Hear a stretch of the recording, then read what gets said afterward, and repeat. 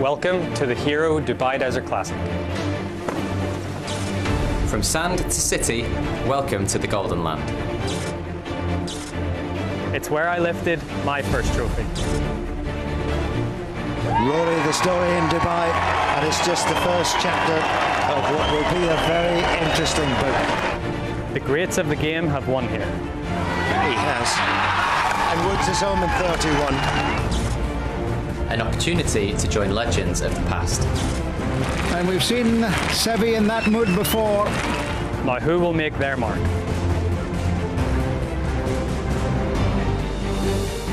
It all comes down to this.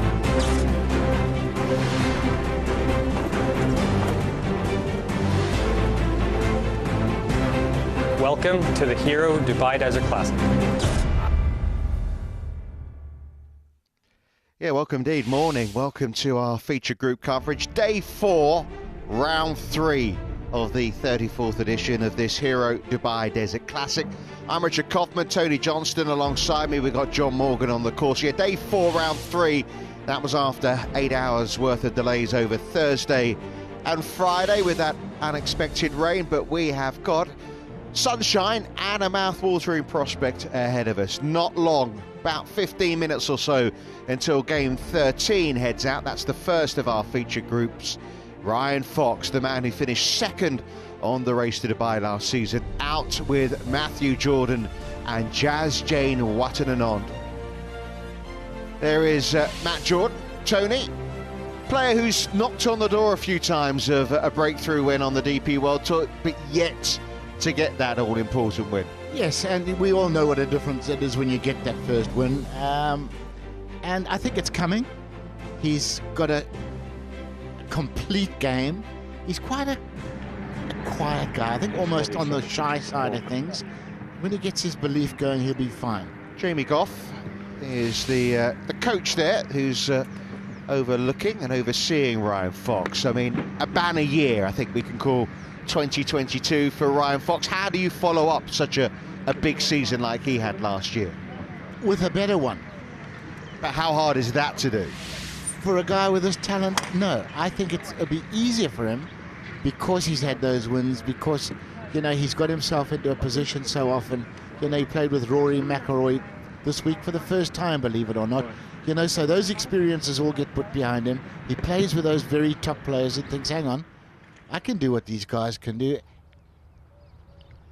And he's a pleasure to watch, by the way. Absolute pleasure to watch.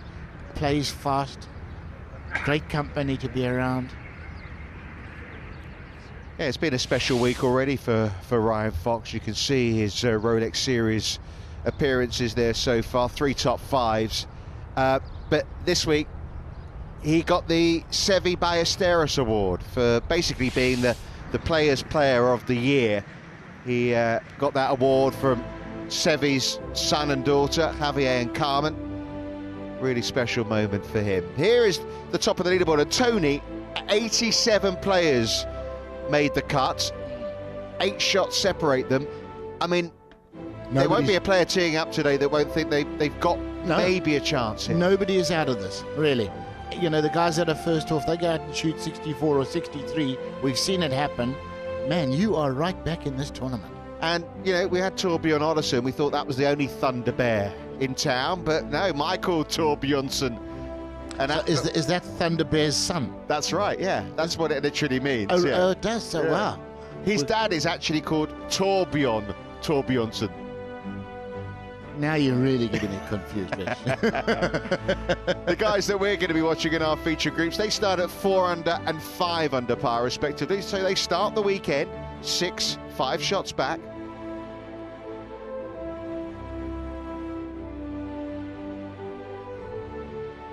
And you can see some early scores just about creeping into the leaderboard there. Jamie Donaldson, the wily veteran now, the Welshman.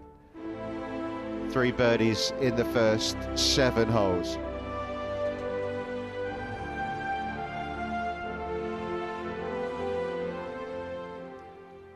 Ryan Fox now on the putting green and keeping his... Thursday was, well, first round was okay. Yesterday.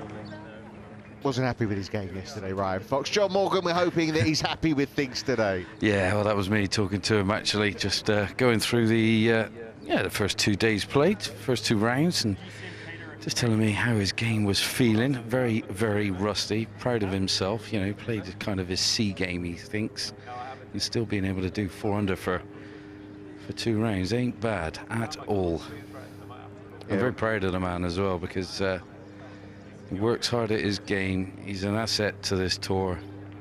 He won umpteen times, could have won an absolute handful of events last year, and picks up a very well-worthy award by Asteros one. And yeah, he's played with 2 good guys as well. And Moxie, it's not a surprise that he got the Players Award, is it? He's so approachable, so amenable. He's such good company, gets on with everybody, heck of a player. No surprise the players voted for him. No surprise whatsoever. I mean, he'd have got my vote, even though I'm not a player. You know, just the way he is on the range, the way he talks, the way he goes about his business. He's a very understanding character with all the shenanigans that have gone over the last 2 years, 3 years. So, yeah, he's just putting away, getting a good feel for the greens.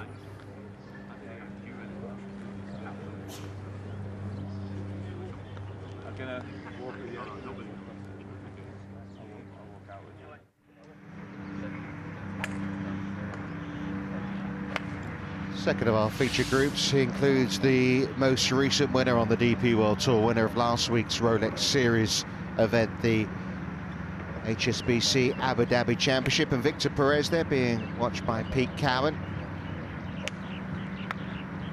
I mean, Perez has set himself up after that win, Tony, in Abu Dhabi for a very memorable 2023. Yeah, you know, nice that he came off a win last year as well. You know, that sort of set the stage. He's gone out and won a Rolex event now.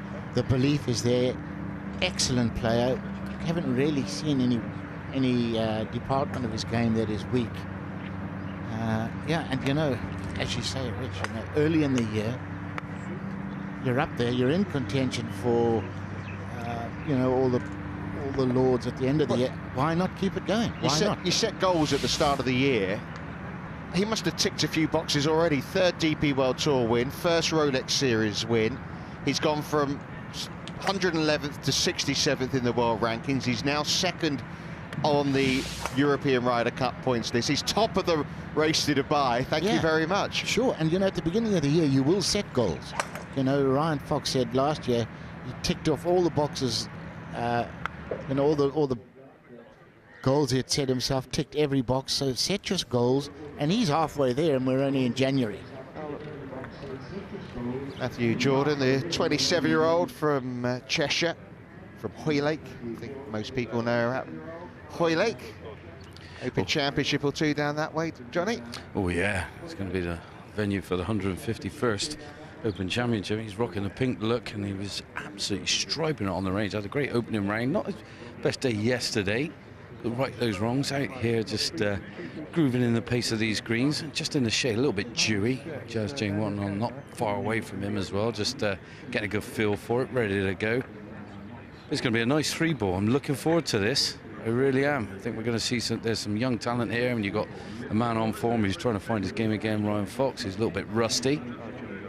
But yeah,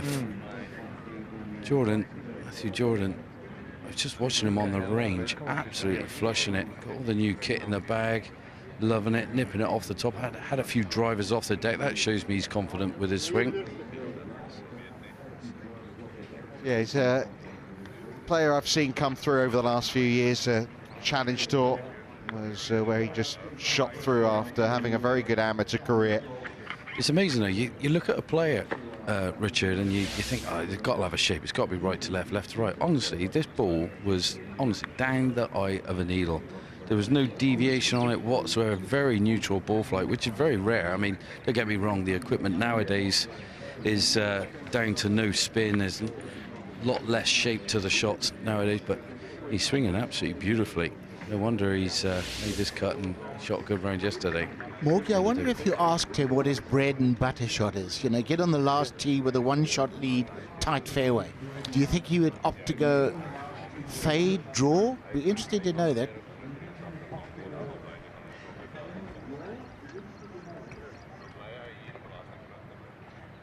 So Matthew Jordan just going through some last-minute routines. 9:20 the tee-off time for that group. 10 o'clock for the one that's involving Romain Longasque, Nicolai Højgaard, and this man, Victor de Brez, the early leader on the race to Dubai.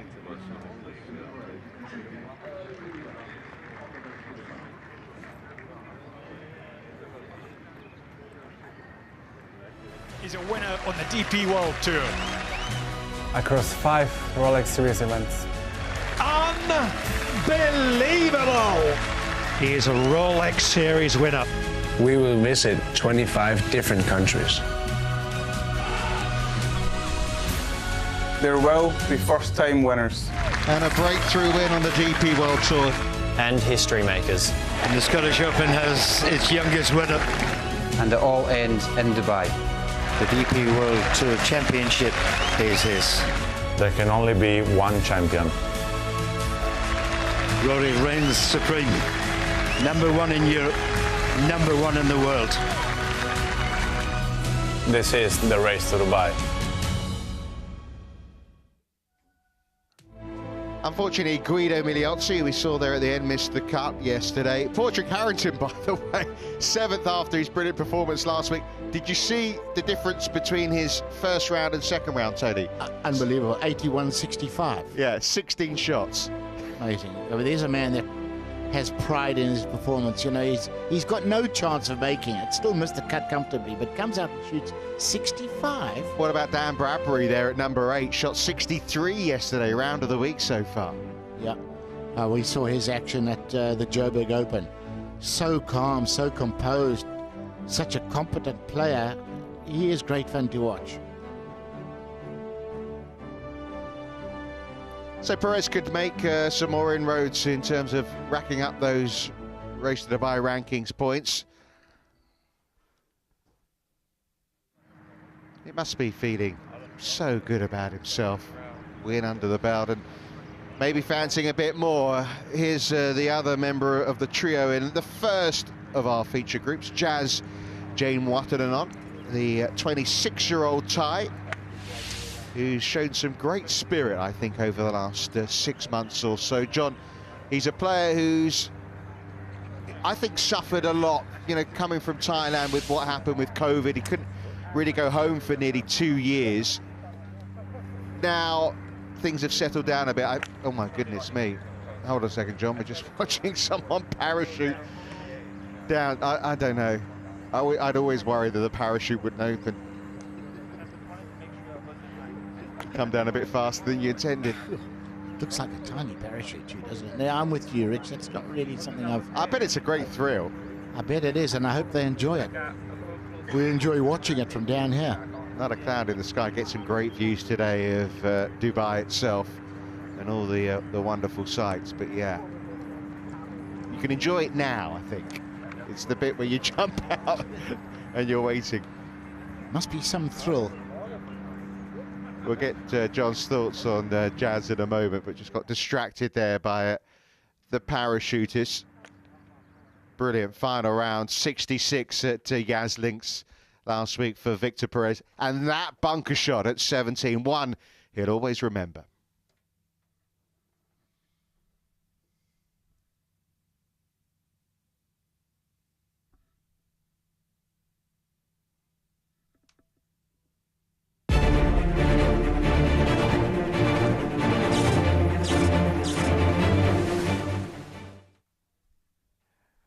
Well, we're trying to take you back to what happened. It is 7 days ago. I get confused with it being round 3 today on a Sunday. But it was 7 days ago that Victor Perez lifted the first Rolex Series title of 2023.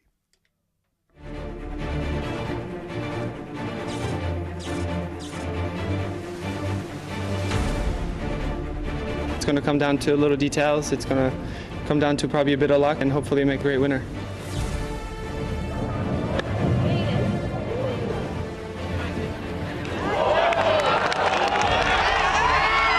What a shot from Victor Perez. That is the stuff of dreams, isn't it?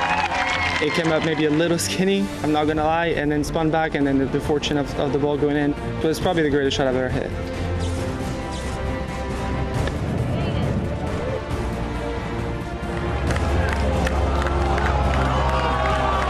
Surely not. No. Drama right to the end. Victor Perez has won here in the desert, the first Rolex Series event of the year.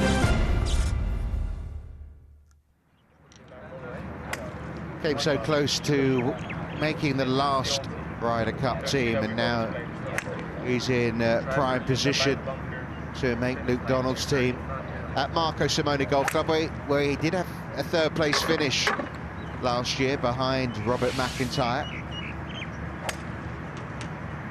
Yeah, he had a couple of top fives as well in the Rolex Series after winning the Alfred Dunhill Links Championship in his home of Scotland. He's now based at the Renaissance Club, which is where they host another Rolex Series event in terms of the Genesis Scottish Open. Pete Cowan, he's got a renowned coach there, keeping a watchful eye. I know. Pete must be thinking, you won last week. I mean, this is just a comfort thing, you know. The guy just wants to have his coach cast an eye over it and have a look at the finer details. But you know, if you won last week, there's not much that can be wrong, is there? Hard to believe it was cloud-covered, wet, rainy, very un-Dubai-like. Now, this is what we come to expect when we come to this part of the world. Beautiful blue skies, early morning sunshine. It's warming up, just gone 9:15. Sun's starting to rise. It'll feel a little warmer than the 18 degrees. But the wind is normally a factor here, but it's not going to get too breezy. I think maybe a little this afternoon it might prove a little testy. Right now you can see the flag there's hardly moving at all. You were here, Tony, for edition number 1, 1989 of this Hero Dubai Desert Classic. Sure, what a difference. Rich, when you look at those buildings there now, we've said it during the week, you know, we stayed at the Holiday Inn on the outskirts of Dubai, which was a tiny little city, and then drove 20 k's through the desert. It was only a 2-lane road, one each way.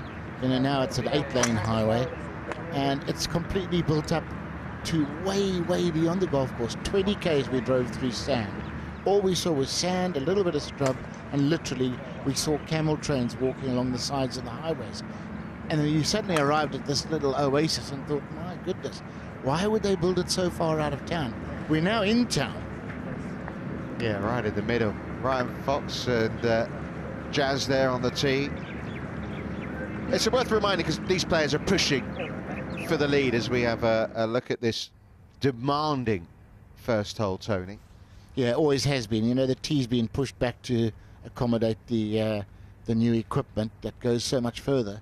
But it's always been a really tough opening hole. You know, the safer you go away from the corner bunker, you hit it down the right, it makes the second shot so much longer uphill.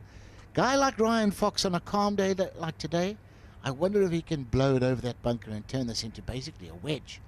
Yeah, it's just worth pointing out at this point, we're keen for someone within our feature groups to take a chase and get closer to the lead at 10 under par, but more than 78 players qualified for round 3, so that means there's a cut today as well. So anyone who goes in reverse gear might not be around for Monday's final round. The leading 72 pros, so there are 2 amateurs near the top of the leaderboard, but 72 pros get to play in Monday's final round. So that's something else to keep an eye on as the morning and the afternoon progresses here in Dubai.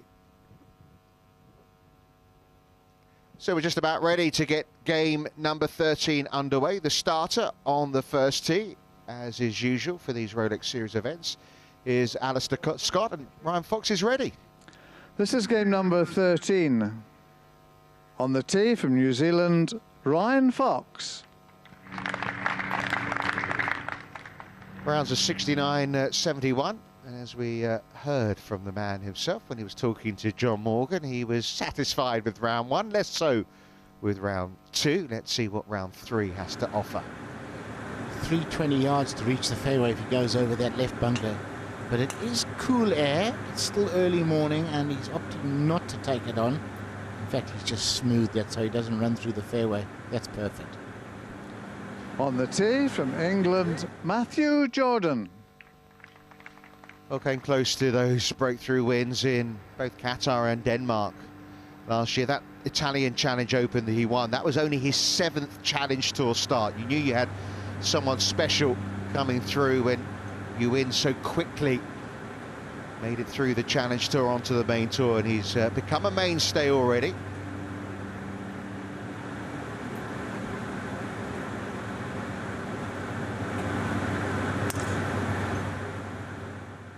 Nice little power draw.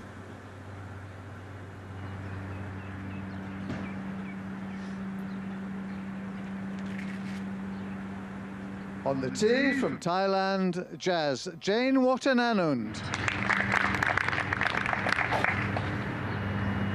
Well, Jazz, player who, just before COVID hit, was a winning machine. Dramatic end to the 2022 season, just about held on to his full playing rights.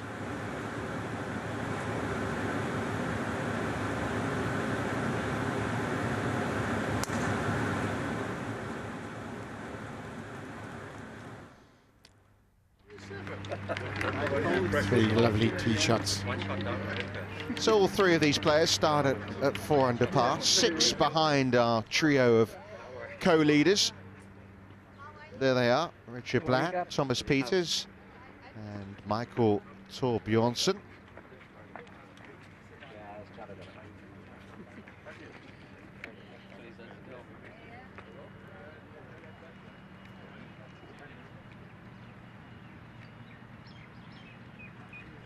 Looking for a Sunday move up towards the upper echelons of this leaderboard.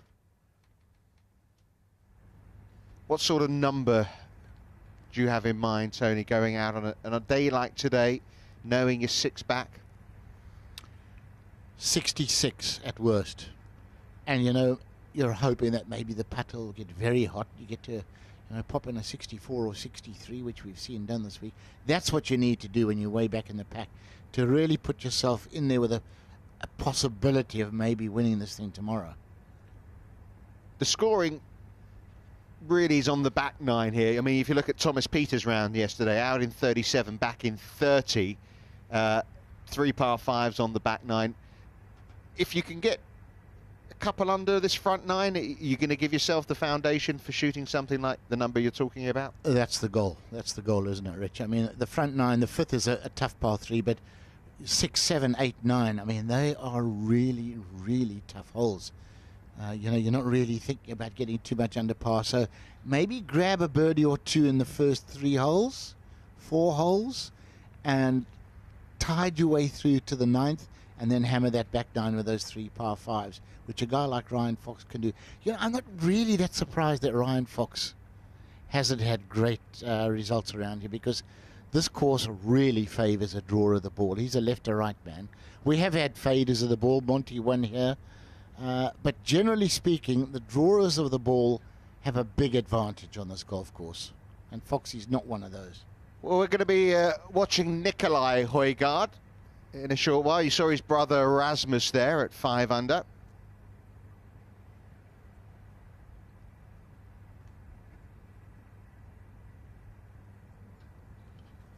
Here's where the tee shots finish. Ryan Fox will be last to hit in. That may well be the way as the morning progresses. Uphill to this green, you can't really see the surface, can you, Mogsy? No, you can't. It's all uphill. Tony, beautiful start for all 3 players finding the fairway. It's going to be Jazz Jane wanting on to go first, and Matthew Jordan, and the big hitting Ryan Fox, which I think would be a pretty common thing. He'd be going in last pretty much every time around this golf course, the length he hits it. Well, Mogsy, can you see any of the surface of the green? Because I'm seeing it from my angle, which is very low to the ground. Can you see a little bit of the green at your height? Yeah, I've just come up. Probably I'm about 60, 70 yards short. I can just see the top, just over the bunker that guards the front portion of this green. And yeah, from where they are, they can't see the putting surface. No way, Jose. So yeah, the pinned at 8 on 23, just the 5 off the left-hand side. And it's going to be Jazz to go first. Very happy, so I must admit. I was taking everything on the chin. I was just wandering on down from the range to the putting green, and a nice spring in his step for the young man. Are you a Jazz fan? Yeah, of course I like Jazz. I like Jazz, I like the blues, you name it, I like it. You know Jazz doesn't really like jazz. That's all right, each to their own. You'd think he'd get into it, wouldn't you? Well, you would, but it's his dad that likes jazz. That's why he's got the name. It's his nickname, basically. It's not his real first name. I get that. Well, here we go, just shy of the 200-yard mark, 198, but it is playing a couple uphill, so just playing over 200 yards. A little hint of breeze off the right, if anything.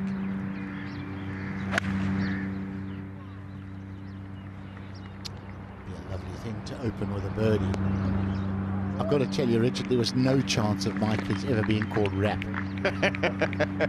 Absolutely no chance. I could see you being into jazz, though, Tony. I quite like jazz, I do. Wouldn't say it's my favourite genre. Rock and roll for me. Rock and roll. Get those hips moving. Oh, man. 50s rock and roll. Well, the stories you've told me about the Wurlitzer you got at home, my goodness, and all the tracks your kids play. Grandkids play, can't be bad. Grandkids love it, with the old valves and the lights on. You're a mover too, aren't you? Oh, you're like a mover jive on the dance floor. I like a jive, I do. Doesn't have to be the dance floor for John either. Could do the worm pretty good now. 189 yards for Matthew Jordan, come on. Great shot in there from Jazz Jane Wananon. Can he follow it? Very simple, uncomplicated action. What can go wrong with that? And that is a delight. Dead pin high. I think we're going to see some good things from Matthew Jordan this year. I really do. It's about time. He might get into the winner's circle. Now, Ryan Fox, last but not least, 182 yards. This is just an 8-iron. It's so far, guys. It's ridiculous.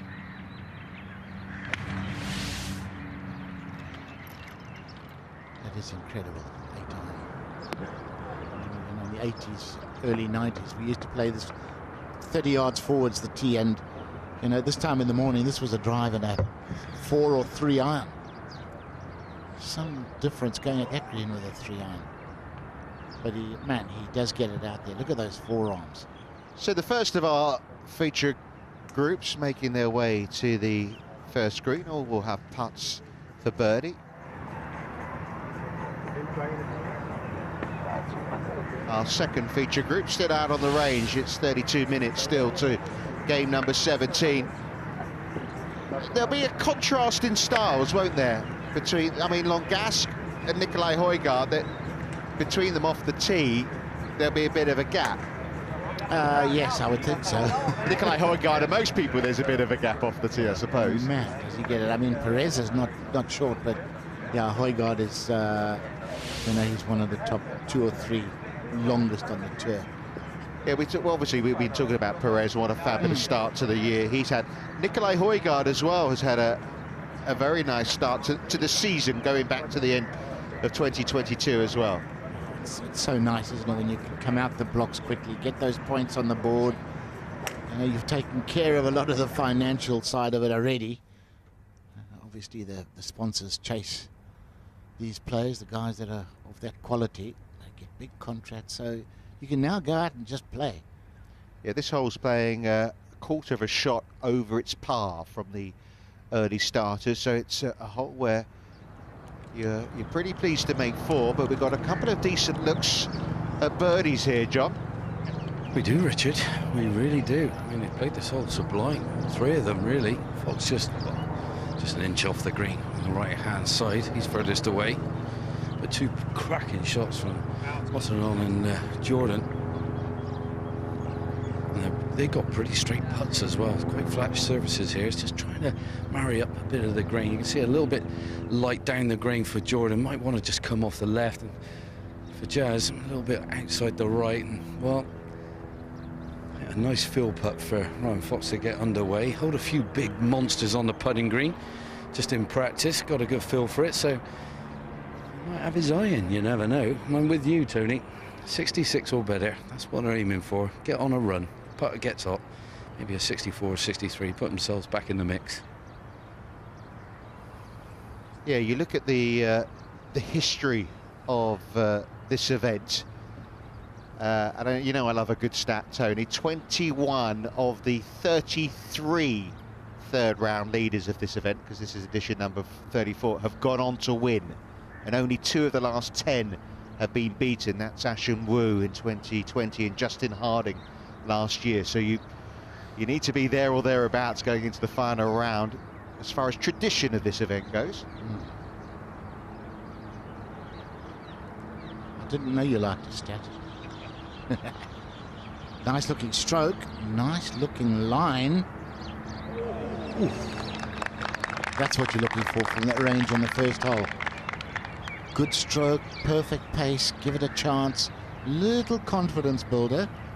Yeah, John, do you feel like the course has dried out given the rain that we had over those first 2 days? Oh my goodness, yeah. I mean, it's chalk and cheese compared to the first 2 days, without question, Richard.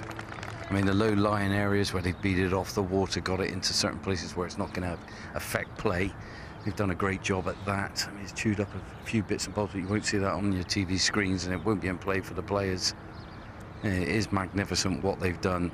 Matt Perry and his crew, 100 of them, working tirelessly, coming in at 2 in the morning, lights on, getting it prepared for the players. Top job, top job. Mogsy, it's quite a rarity, isn't it, where spectators are not allowed in to the course on day one, and in the desert particularly. I know, crazy, crazy. Now, wasn't on here, up the hill, little hint of right to left. He's got to fancy this one.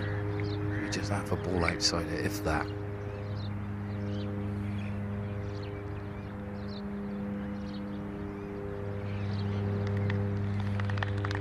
Just chasing that opening birdie. A little bit boisterous with that first putt. But you've got to have a go. Well, you were just saying, you know, you think he's 66. Yeah. So you leave them short, they're not going to go in.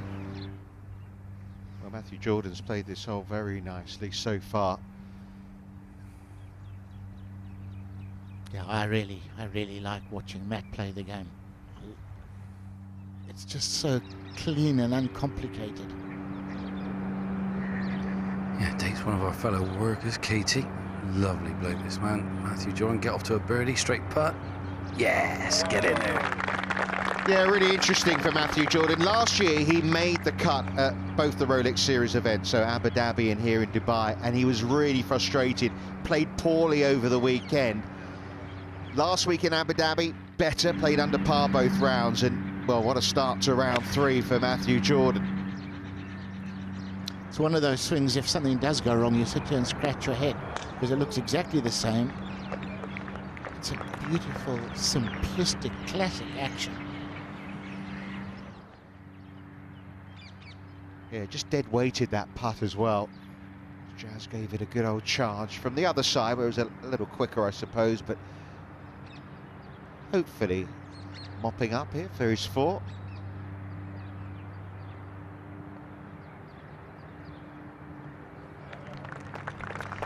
I'll always be grateful to you for teaching me how to say his name years ago, because the first couple of times I looked at that, I thought... But the thing is, in Thailand, if you looked on the leaderboard in Thailand at the names, they just go with the first name. So they don't bother with the Jane Watton and on. It's just Jazz or Kiradek. Tell you how glad I am that you've just said that, because for me it's Jazz, end of story. So you can, but that's how it would be in Thailand. So you're more than... I'm within my rights. Within your rights, just to go Jazz. I'm not going to have the bosses coming down on me. Well, I don't know about use that. first names. I don't know about that, Tony. Just saying how it's done in Thailand. It's Roman Longask. That's a very Hawaiian-ish shirt, isn't it? Very colourful. Got the palms out to match the surroundings at the Emirates. Yeah. He's thought about that, hasn't he, Roman? Like?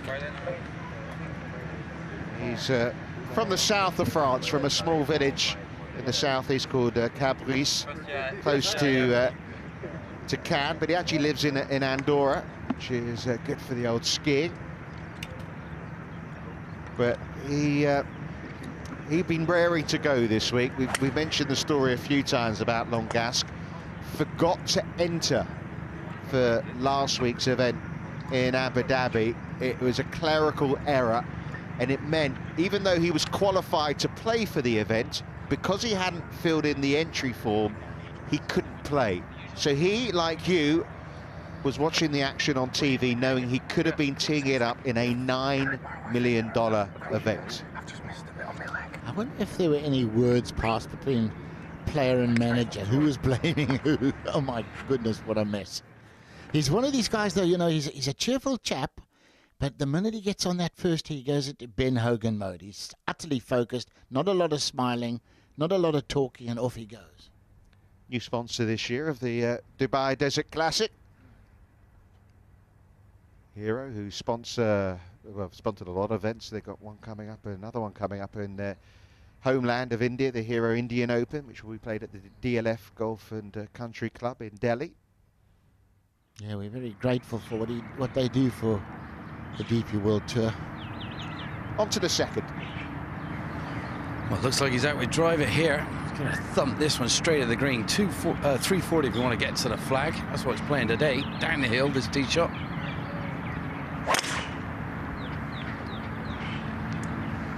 Flag tucked tight right, so you want to keep this down the left wing, and that is, he's getting the thumbs up from the spotter, but that is absolutely not where you want to be. I really do think, and we've said this in the week, Mogsy, with that flag tucked right, why would you mind coming in from 110, 120 yards with a wedge where you can control it and you've got a massive target off the tee? But they all seem to be doing it.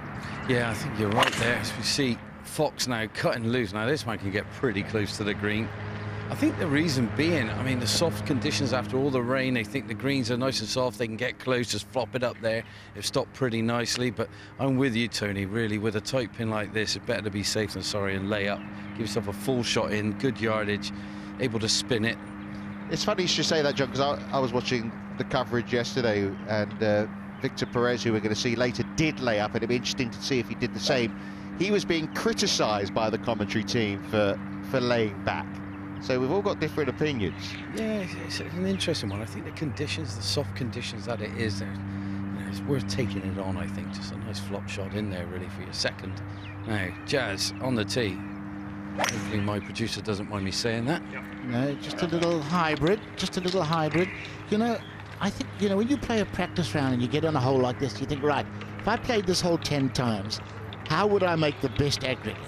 You know, if I lay it down the fairway, the worst I'm going to make is par. Well, Jazz has done that, hasn't he? That's it. You know, I'm going to probably make 4 or 5 birdies. If I go for the green, I'll make 4 or 5 birdies. But I bring so much trouble into play. By the way, Perez did make birdie, though. He made par by laying back. There you go. Yeah. It's tightly bunched, isn't it, at the top? Yeah, risk and reward holes. You've got to do your homework and think it through in the practice rounds. You know, what would be the percentage of making the lowest total if I played the hole 10 or 20 times? I think on that hole, I think a layup's as good as anything, maybe better. Well, there's been plenty spoken about, written about the Højgaard brothers. Nikolai starting the round at 5 under. Rasmus, who started the year with a bit of an injury, is out on the course at the moment at 5 under par. Absolutely clunked that one, but you know what? If you're going to clunk it on the range. It's amazing how often when you're on the range and you don't strike it well, you go out and have a great day on the course. Another one there. And another one there. But I think it focuses your mind. By the same token, you can go out, flash it on the range and think, oh, this is a piece of cake today, and don't focus on the course and have an indifferent round. I never really minded hitting it indifferently in a warm-up session, because that's all it is. Now, Ryan Fox won in Ras Al Khaimah last year. He won twice. Nikolai Højgaard, you can see, got 2 DP World Tour wins. He won in Ras Al Khaimah as well. We were debating who's defending champion next week. And Tony, you've been doing your homework, haven't you? I have. Well, it's the championship, the Ras Al Khaimah Championship next week, which was the version that he won last year, so he's defending. Because Ryan won the Ras Al Khaimah Classic. Exactly. Okay, exactly. so trust you to come out with something like that, Richard. Well, what are you like? We need to know who's defending champion, don't we? I know, but you had me there. You had me there. Well, Morgie, and you knew you would have me as well. You know what? the difficult thing is, Morgie, he could have worked that out on the laptop in 4 seconds, left it to me, and it took 4 hours. Well, I just wanted to give you some homework, Tommy. It's a way of keeping you quiet for 5 seconds. That takes some doing.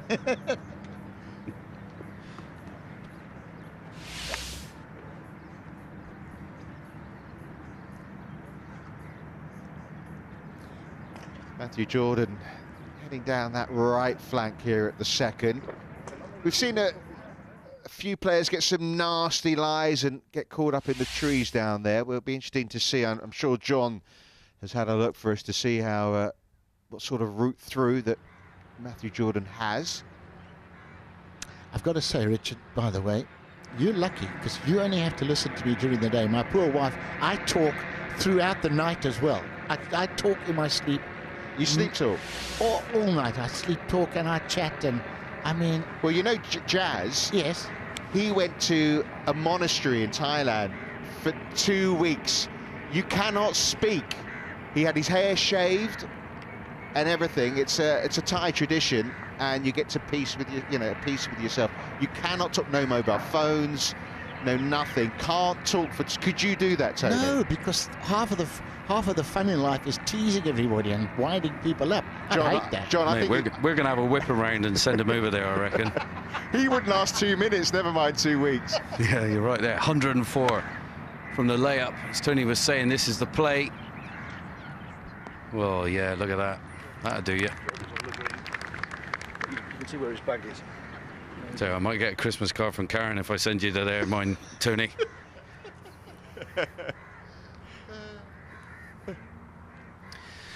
Oh, Matthew Jordan in the trees down this right-hand side in the waist area, and the root system of the tree nearby is going to be causing him a bit of havoc right behind the ball. He's going to have to trap this one. And the trouble is he has to come out low under the branches, and he's got this whopping huge bunker that is between him and the flag with the pin tight to him. So I just wonder how he's going to play this. I wouldn't be surprised if he just admits defeat, plays for the bunker, try and get it on the upslope and give himself a chance to make up and down a safe par. I mean, there's no way, I don't think he's going to hold the green if he flies it all the way. And Morgie, you would think from that bunker's got to be an easier shot than if you blow it over the green into the long stuff. Well, has to be. That's my thinking. That's exactly my thinking. I think you would be your game plan. He's got about 50 yards. I mean, it's near or here or there. I mean, he's got to hit it head high under the branches. And you've got to be careful of the wrists here. Early doors in the season. Big root there, right behind it. Did see him working his right wrist there as well. I wonder if he's got an issue. Got to be careful. You don't want to ruin yourself for a season. Be smart.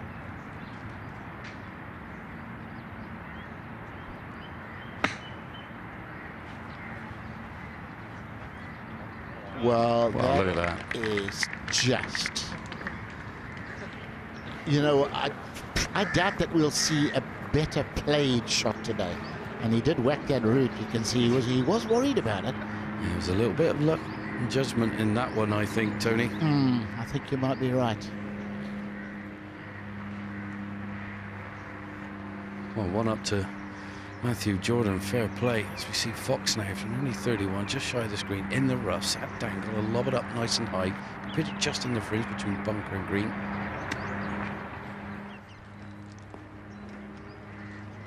Very nicely done from Ryan Fox. But interestingly, who's closest to the flag in two? And that's about as good as Foxy could do there. You know, there's a risk of knocking it in the bunker or knocking it over the back of the green. Worth a look at this. I mean, couldn't have done any better. You could hear the root there, actually. No, he couldn't have done any better. Absolutely. Just a brilliant golf shot. But I'm saying Jazz is the closest of the three. We've seen it all week too. Often the guy that lays it down the fairway is inside the other two. These guys are so good with their wedges too. You know, 110 yards is, you know, you're going to get it up and down 50% of the time. Well, I got to admit defeat here. Tony, I mean, you're right, buddy. You're right. The layup is the play. Jazz has pretty much proven that. Closest out of the bunch, and he was over 100 yards out. I hate being wrong. Well, no, I mean, it's not a case of being wrong, Morgie. We've seen guys, you know, the hole is just that length where you think, oh, I can get within 20 yards of the screen and have a little chip. And we have seen guys miss it left and right and hit great shots, but I just think overall, out of 100 times playing this hole, I would think it's shorter. A lot of guys think, no, let's have a go. It's just how you see it, isn't it? It is, definitely. You're an intelligent player. Played it right, just like this man though. Imagine if he knocks this one and makes birdie now. What an up and down that would be. And then you're going to say you were right. So go in. Settle, settle. It's a cracking green, this one. For a short little par 4, it goes away from you. So, you know, anything in the rough and you're chipping over, you know you're going to land and it's going to release on you. It's not easy. So, like you say, laying back, getting the height and spin to boot to control it is a must. This one just kept going for Ryan Fox. He's had a little free kind of read from Matthew Jordan. Good pace on the first putt he had on the first hole. Can he do it here?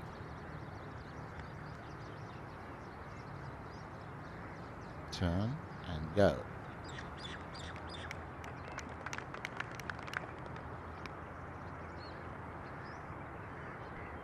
Yeah, you look at 2 and 3, particularly opportunities to make birdies. Jazz the only one who has a chance of walking off here now with a 3.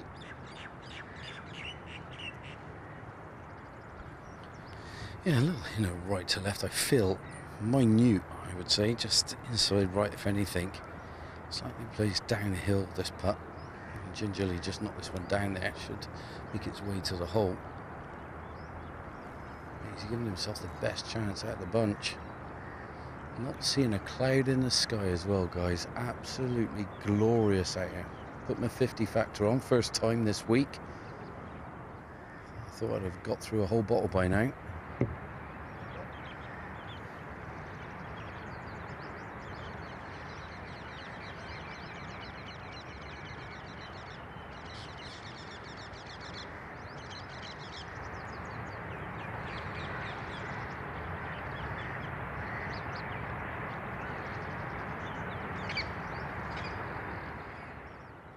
Not to be.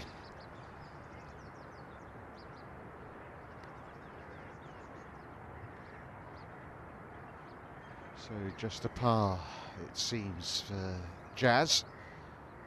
Ryan Fox had birdied this and the third both days, so just feel like you've missed out a little bit.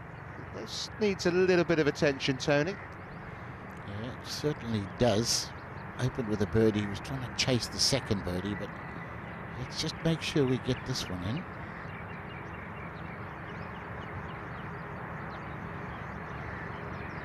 Okay, survived the loose tee shot. That's okay. Actually a very good par. Par 5 to come. Good chance of being 2 under after 3. See this, I just don't get this. Standing astride a putt on a 4-footer. You've just putted from the other side of the hole. Seen exactly what the putt did. You can see the grain. You know which way it's going to go. Why would you be standing astride the line of putt, wondering what the slope's doing? I mean, Keegan Bradley was runner-up yesterday to Max Homer last night in Torrey. I mean, he even in these putts, he turns the other way as well, and it can be a little excruciating.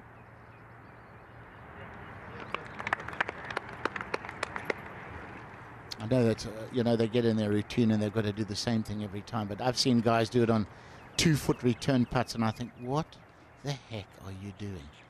Why did God give you eyes? Well, a little while until the leaders head out. 12:15 local time is the last tee-off time. 2.5 hours away yet. A lot of good action to come before then.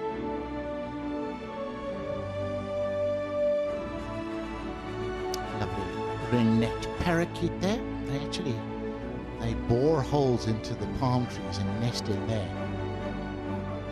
Beautiful green, very noisy, and they can be taught to speak extremely well, I've discovered. In fact, one of the best talking parakeets, they reckon. Really? Yeah, and that's why they were imported as pets all around the world, and the escapees have led to, they breed like crazy, huge colonies all over Europe. We've got them in South Africa, they've got them in America now. It's hard to control them once they're there.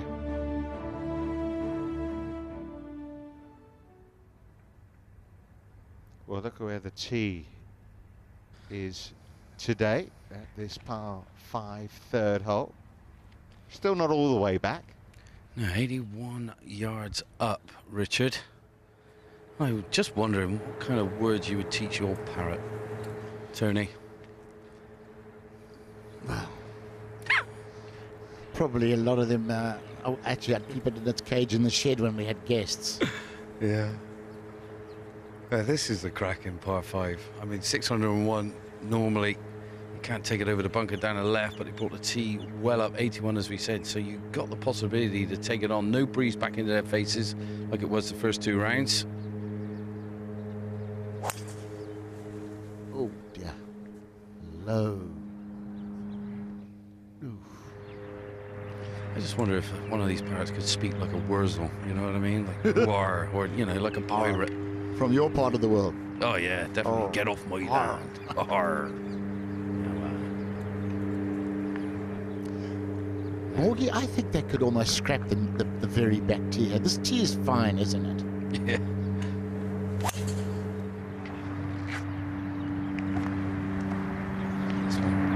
One left, one right so far.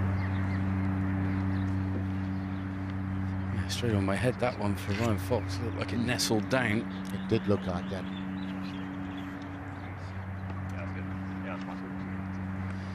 Jazz steps on the tee, in the sky blue top, blending into the beautiful crystal clear blue skies around Dubai.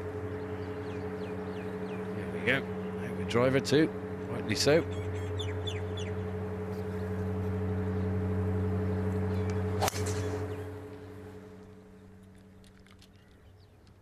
Also, headed left. Bunker, I believe.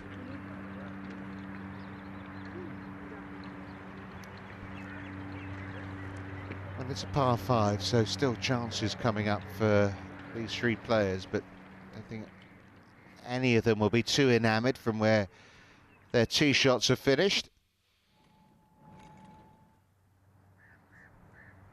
There are 2 feature groups for you this morning. We're watching Ryan Fox, Jazz Jane Watanabe and Matthew Jordan head out. We'll be watching Perez, Longasque and Nicolai Højgaard shortly.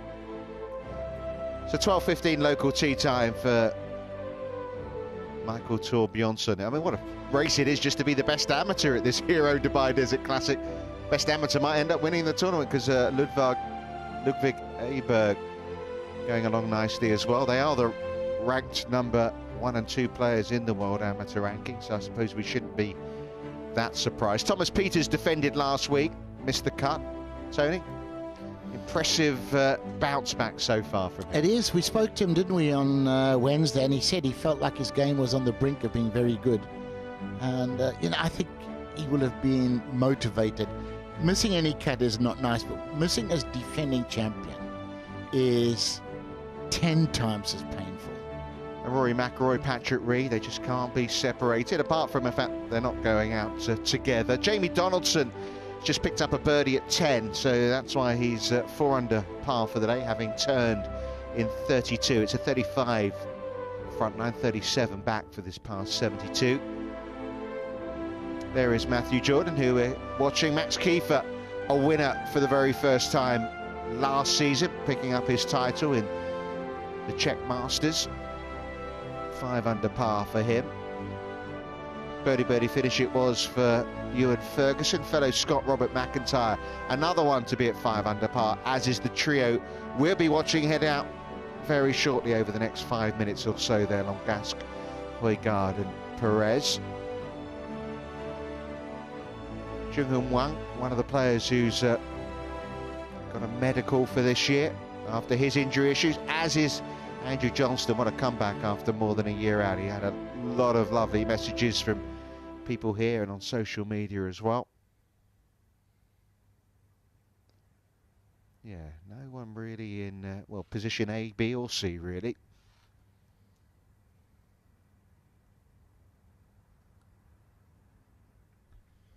Yeah, it's irritating for all of them, because if you hit a half decently struck drive on the fairway here, it really is a par 4.5. And you would be certainly thinking birdie from the fairway. Well, this hole has been ranked the second easiest on the golf course this week so far.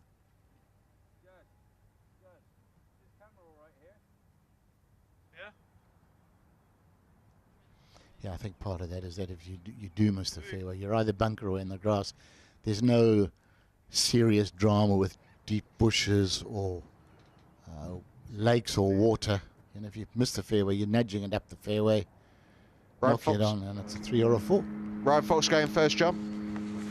Yeah, Fox is going, drawn a nasty lie down the right, sat well down, so he's going to gouge this one up, try and get it about 60, 70 yards from the green, give himself a nice little yardage for his third.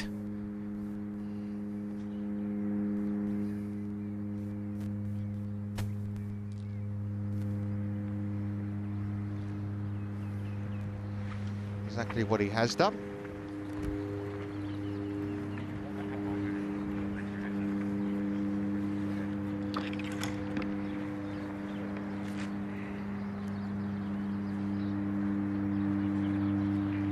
Looks like it's sitting okay for Jazz. It is, actually, down this left-hand side. He's just had to move our cameraman. He would have taken his wig off. So yeah, just coming over the brow of the hill. Can't see where the lie of the land. He won't see this one land. So he's just taking a little skip up to the top, get a good little aim point. Picking a bit of grass or something in the bunker in front of him. Just hit it straight over that. Nice clean lie, punch this one out.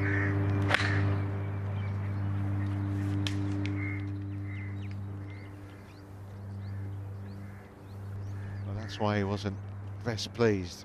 Not the layup he was looking for. We got an interesting shot coming your way now. Matthew Jordan down his left-hand side on the hard pan, on a little upslope. No restrictions in the swing, what I feel like there is, but he's going to have to aim this down the left, squeeze it a bit, get this high, big left to right to bring it back online to find the fairway. I mean, it's one of those, if he really catches it, he could get pretty close to the green.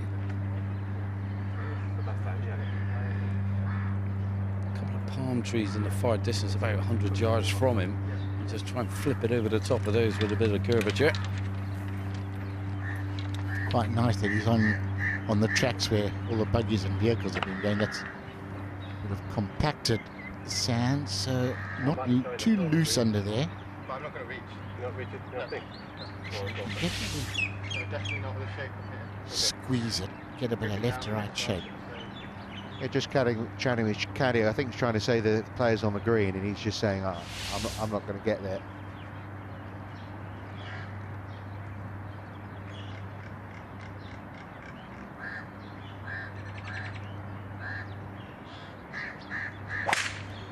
Go, nearly had our cameraman. Needs to clean his underpants, I think. He did apologise. Scare the daylights out of him, did he? Oh my goodness, that shaved his left ear. Matt was having a chuckle when he hit it. Oh dear. Danger pay.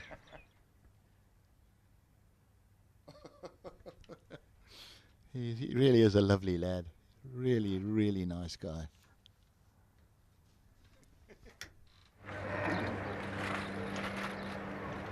So the clock is ticking close to 10 o'clock now, which means we're almost ready for game number 17 to get underway.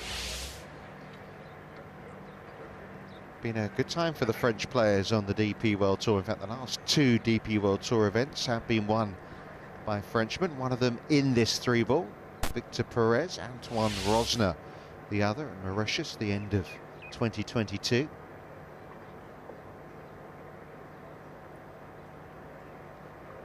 So a game on the fairway there, so they're just holding them momentarily.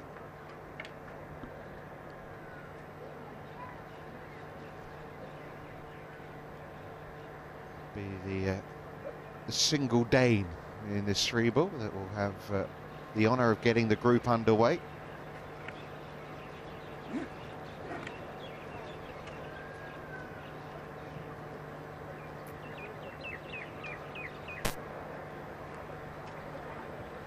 Now, if anybody can blast it over that bunker, Nicolai can with his length. He might not opt to. Well, first shot of the day, and suggestion was he wasn't quite feeling it on the range from what we saw. Trouble is, if you try and take that bunker on, if you pull it slightly, you know, you can ricochet in the trees. There's an out of bounds there for the range. So maybe I might just feed it just right of the bunker, avoid going into the second bunker down the right. When we talk about the 2 9s here, he's actually only had 1 birdie so far on the front 9, 8 on the back 9 so far this week, Nicolai Højgaard, in his rounds of 70 and 69. Then if you saw, there was quite a funny moment yesterday at 18 where he put his second into the grandstand, the hospitality at the back of 18, and there was a guy in there that started to run off with the ball. And Nicolai had to go up and said, I might still need that. And I don't think he was quite keen to do it, but he did get the ball back. Well, I've paid my money to come and watch the golf. Why shouldn't I go home with a memento? But he's been in good form, Nicolai Højgaard, good to see. He'll be looking to continue that over the 2 rounds here, starting 5 shots off the lead. This is game number 17. On the tee from Denmark, Nicolai Højgaard.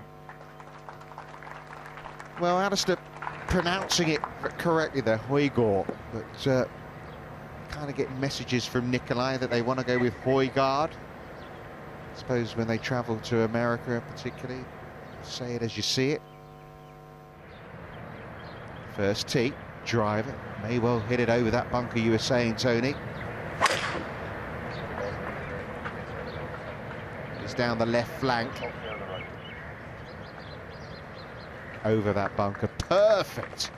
Oh, perfect, perfect. He's turned that into... On the tee from France, Romain Langasque. He turned that into a nothing par 4. Yeah, follow that, Roman. Might play it slightly different, aim at that right bunker. There could be a 50-yard gap between Højgaard's tee shots on the other 2. There's no way he's going to take it on. There's no way. He's going to nudge it down there, get in the middle of the fairway and be happy.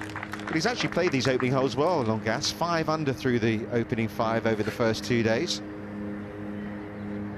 Different hole. On the tee, the Rolex Series winner at the Abu Dhabi HSBC Championship last week, from France, Victor Perez. He won't get tired of hearing that. Bogey-free 67 on day 1. He was part of our feature group coverage then. It was a 72, birdie the last for a 72 yesterday.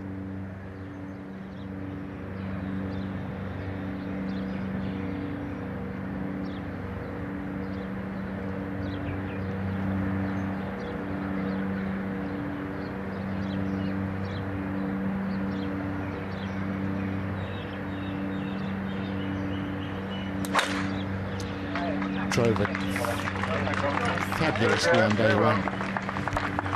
He was kept splitting fairways and he was getting it out there a long way too.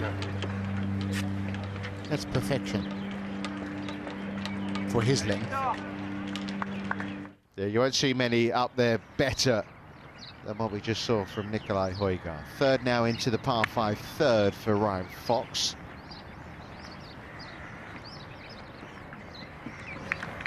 Delightful. Superb control.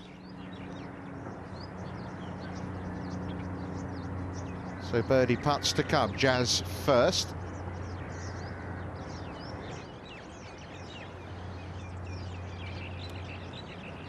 Expect this, I think. Probably not a lot in it. Maybe a little right to left. At a guess.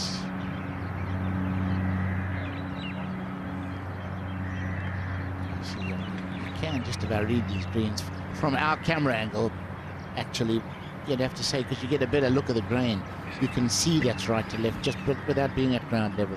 When he won 4 times on the Asian Tour in 2019, he used 4 different putters. Long handle, short ones. He said he tried 240 putters that year alone. Is that a little... Yeah, it's not indicative of a brilliant putter, is it? You know, you see the guys that have been brilliant putters over the years, the McNultys, the Lauren Roberts, the Crenshaws. You know, they use 1 or 2 putters in a career, a lot of them.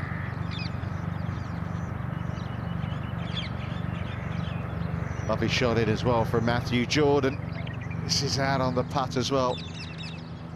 The less efficient putters are always searching for something, aren't they, to get better, whereas the great putters, they know they can do it. They don't have to mess around. If it ain't broke, there you go.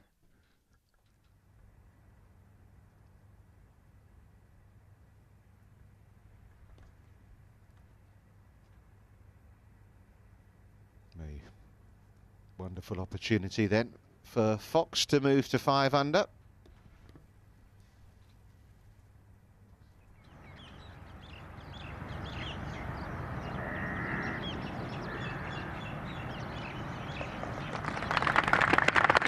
Nice.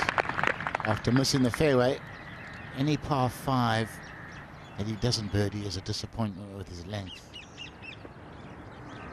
So Fox and Matthew Jordan both 1 under for the day. It's been pars to start for Jazz, assuming this goes in.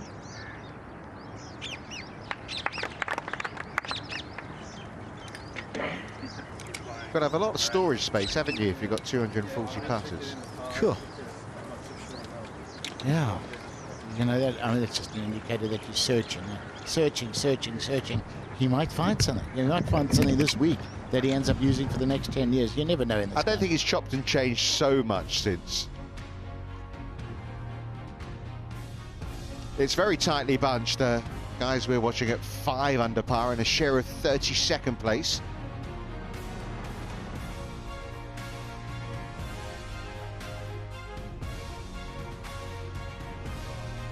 Torbjornsson and Hidalgo teeing it up for the first time here this week. Player who made the cut, having teed it up 29 times at the Hero Dubai Desert Classic. Miguel Angel Jimenez made the, the weekend, made the final 2 days, because you can't really count Monday as the weekend. And Miguel out on the course is a couple over today, so back to level par, which means he's more than likely not going to tee it up on Monday, because there's going to be another cut to come. He's a legend, isn't he? Jimenez, he really is. gets better every year with age. It's astonishing. There are some of the players that we're watching at 5 under. Some good German talent coming through. Nikolai von Dellinghausen, certainly one of the young guns from Germany, the new wave.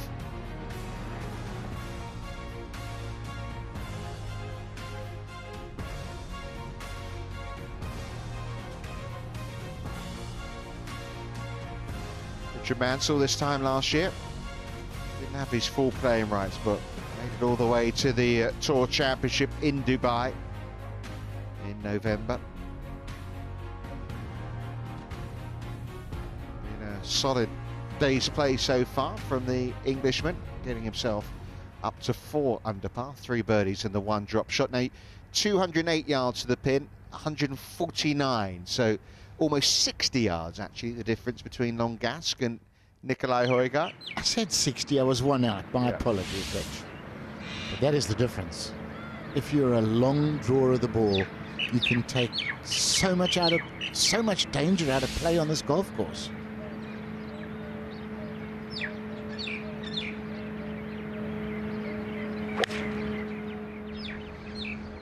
So 59 yards further away than what we see from Højgaard, but very nicely played from Longask. Someone said just there, great shot.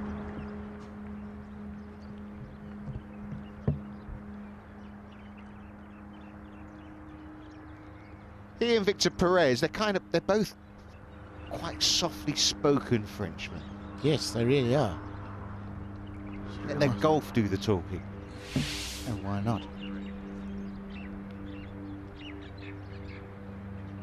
Yeah, all of his wins have been pretty spectacular, from Holland last year as well, and St Andrews for the Alfred Dunhill Links Championship.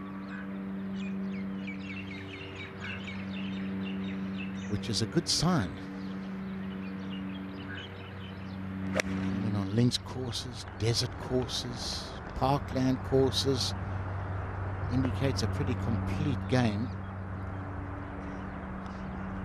You see, from where he was, that's not that bad, whereas from where Højgaard is, you know, he's looking to get it inside 10 or 12 feet with that massive drive. Outrageous drive.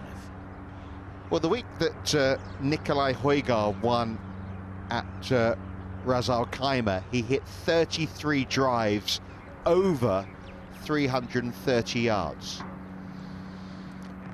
That is unbelievable. I never got one that close. You're going to in a Al Hamra. 35-year career, I never hit one. Well, you're going to Al Hamra next week, and I mean, on a golf course like that, that's a huge advantage. It's a big advantage at this first hole as well. Isn't it just 149 uphill? Tell you what, just about a wedge for him. Disappointing. And he can't see it, even as tall as he is. He'll be aware there's no applause, though. Par 3, 4th hole, where we've seen some issues actually over the first couple of days. Misjudgment of the wind. Yeah, on day one particularly, the flag was front left. So many guys. Oh, no. Uh-oh, there is a strip of rough, but it's not going to help him. This pace that went down the slope, that must be great, you'd think. Well, we'll get John to check it out for us, but oh, yeah, needs a bit of luck there, Ryan Fox. I mean, that is so far offline, isn't it? Left flag. The water shouldn't be really anything to be diced with.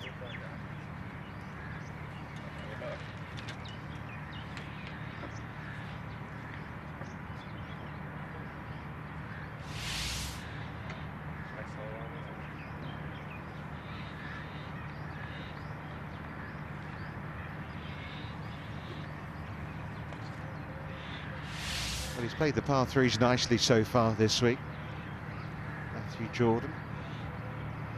Just a little eye-opener when your playing partner's just knocked it in the water. You weren't really thinking about the water with that flag, but you might be now. 15 feet, 20 feet pin high right of this flag would be the goal. Yeah, he birdied 3 of the par 3s on day 1, including this one, Matthew Jordan.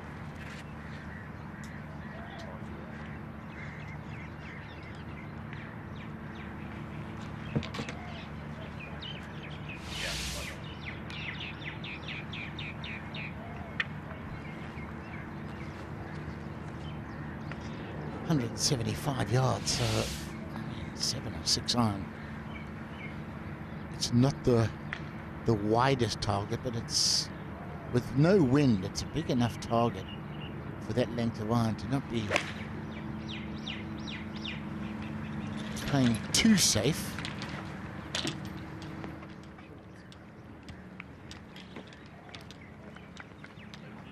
All fairly well short for some reason.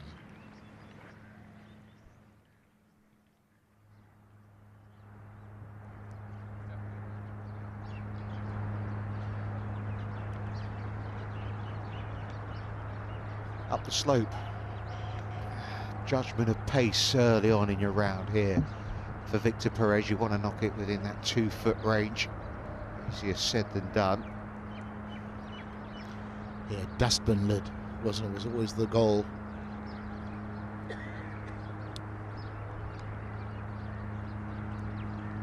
It's outside of that.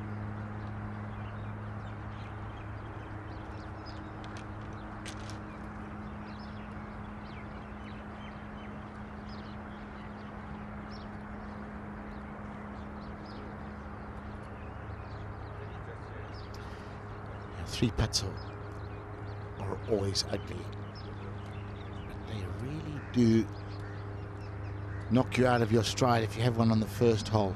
Just the seed of doubt is just planted. You need to hold something quickly after that to shed it.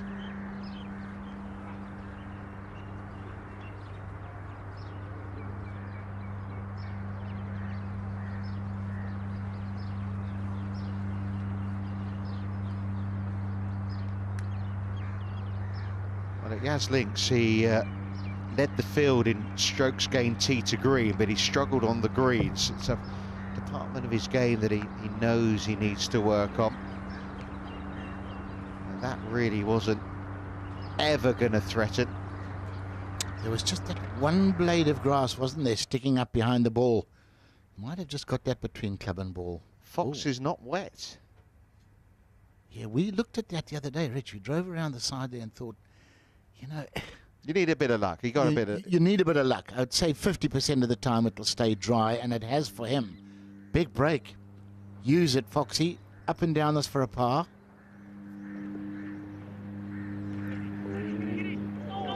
He did catch a little bit of the hole. Come out so fast, hasn't it? Langask. Can he open up with a birdie? No, missing left. Making quite hard work of that hole. But it is a tricky opener. You know, we're going to follow 6 players here. There'll be, you would think, one of them that will end up not playing golf on Monday, missing the cut, and there may be one of them as well that might get close to the lead. We don't know who it's going to be. A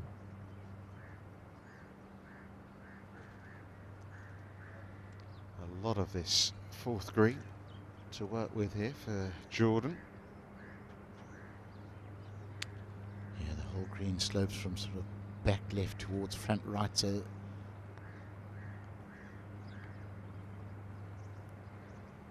left to right, up the slope, nicely judged. Wow. Didn't expect to see it roll on quite that much. Well, you'd expect the greens to be firmed up a little bit with the drier weather the last 24 hours or so. Maybe we're seeing a little bit of that. Perez went a little further past than he wanted. Well done. Nice feeling, that. Nice feeling when you can putt like this, man. And he's a good putter.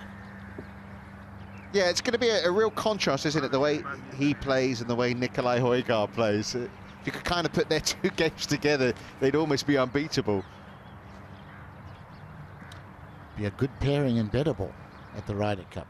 Well, Nikolai partnered Francesco Molinari, didn't he, at the Hero Cup? They were a pretty decent combination. But similar kind of combo that you're talking about. Would have learnt a little, Jazz, from the putt prior from Jordan, certainly with regard to the pace.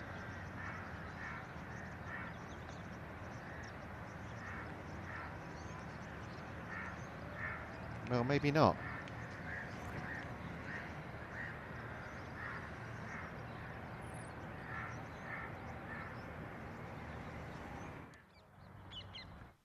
For his par. No issues. Nicely done. But he will be disappointed. Off that tee shot, you know there's probably not going to be a better one in the field today.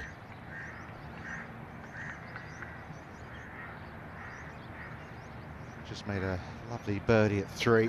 Danger of giving that shot back here. Fabulous. Oh. Absolutely superb.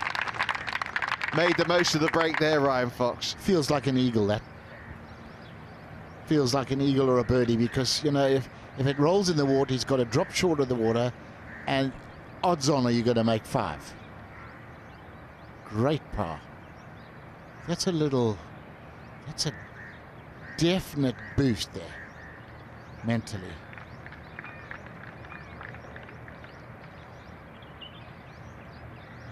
Yeah, tough little stretch of holes, 5, 6. Par 3 7th, well, maybe a little easier than those around it, but 8 and 9 as well, tough holes, unless you're Rory McIlroy on a Friday morning.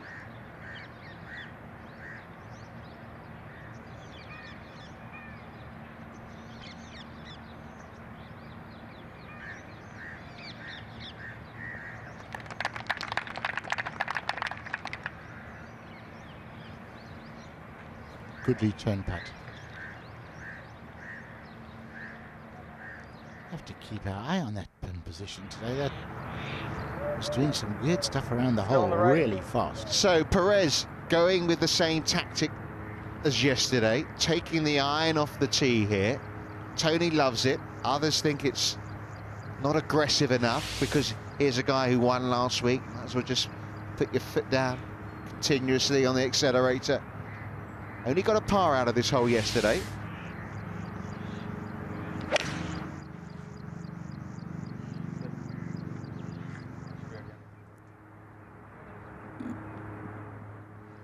Beg your pardon, made bogey here yesterday. Birdie here on day one, but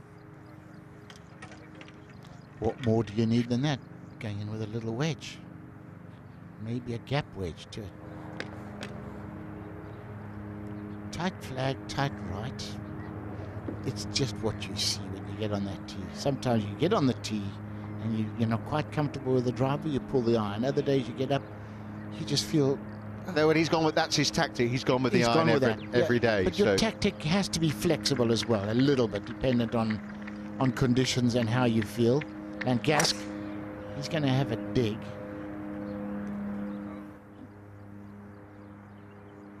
You know, it's the wrong move for Perez yesterday and got criticised because he made bogey. Did he find fairway with the iron? I can't remember. Yeah. Did he hit iron? Yeah, he hit iron. He did hit, definite. Yeah. Okay.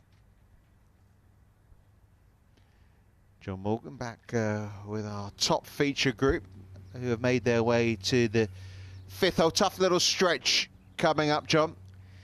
Yeah, you'll take level par, maybe one under as a bonus around this little stretch of holes coming their way. Beautiful par 4 with a big lake in front of this green here at 5. 451 yards. Now you can get it a long way down there. Comes over a little brow down towards the lake. I think majority of the players will be hitting driver. Not a breath of wind off the left like there has been the first 2 rounds for the players. There used to be a big lake with all the water that came down just shy of this fairway down the right and separated it from this and the 6th. That's all dried up now. Good drainage. Another hole that's just crying out for a draw. Just on the left edge of the fairway, little draw, carry it over the trees. Can be quite thick down there. We've seen players struggling. Just need a break, don't you? Yeah, if you can get it far enough down that left-hand side past the palm trees, you're absolutely fine. Get a flat lie. If you miss it right, you get the downslope and then you've got to get it up over the water. Ain't a problem, obviously. It's a bit thicker down that right-hand side. So the miss is definitely left if you're long enough past the palms. What's wrong with a 3-wood off this tee, Morgie? Straight down the middle. Yeah, I mean, you could do. I just see driver. Yeah, but you're fearless. I've seen your action, John Morgan. I'm fearless, but I'm silly.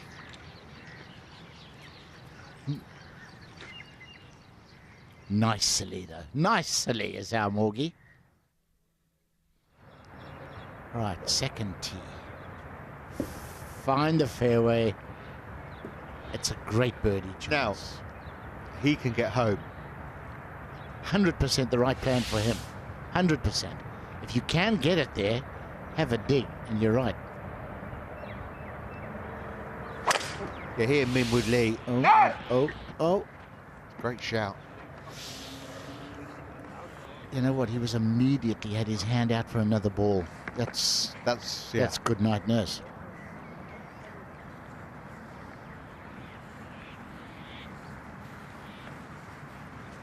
See the vein pumping in his neck there.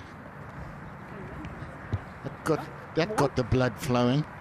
He's going to do it again, though. Go for the green. Well, you know, I mean, that is a horrific tee shot. You know, by normal standards, he's a good driver of the ball. This is the right club for him, but maybe he just feels he needs to be 110% on it. No, I don't think he's even got a leap on it to get it to the screen, and he's had another poor one. Has he gone the other way? Yeah. He has.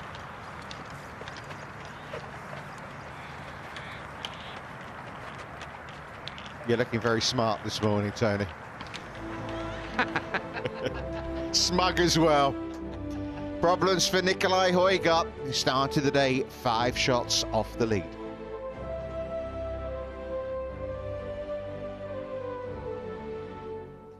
Rory McIlroy not at his best so far this week. He admits it himself, but he'll start round 3, 8 under par. And 2 shots back, 66-70. His 2 rounds. Missed a lot of fairways. Quite a few missed left, so he was heading to the range after the round yesterday. Jamie Donaldson continues his progress. 5 unanswered birdies so far for the Welsh veteran. Part of the Ryder Cup winning team at Celtic Manor. In fact, played that winning hole in the end, didn't he? Julian Guerrier opened up with 3 birdies in the first 5 holes. Just give him 1 back. He's at 6 under. Birdies at 2 and 3 from Van Dellinghausen. Tommy Fleetwood got off to a poor start yesterday, a couple of early bogeys, but turned it around well. Ryan Fox dodging one at that last hole to stay at 5 under. Looking to join the list of names on that trophy in the background there. There's been some wonderful winners, Tony, over the years. Oh, haven't there just? Who's who of superstars. Ernie Els, the only man to have won it 3 times, although Rory could join him this year.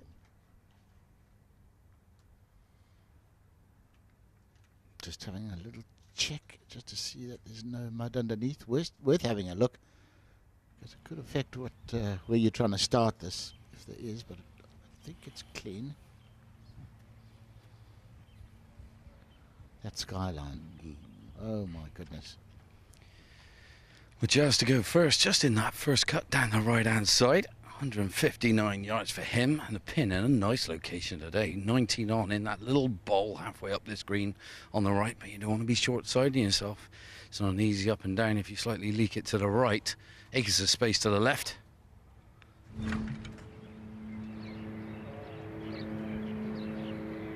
What? That's strange. You're shouting 4 as if it had come out as a flyer. The feel must have completely confounded him. Fox with a horrible light. A bit of a double cross, trying to move it round the palm tree, doing a good job at that. Wow, look at that. That was 156 yards for Fox there. Morgan, not many guys strong enough to get it out of that line, get it to there, are there? Yeah, that was nearly unseeable, actually. The ball's still moving on the green, just going up this little soft 2-tier green, this one. Fox got a gauge. Matthew Jordan, sorry, hit this one pretty hard himself. Nestled right down, a little bit of mud on the ball. He's got 153 yards to go. I reckon this is a 9-iron, everything he's got.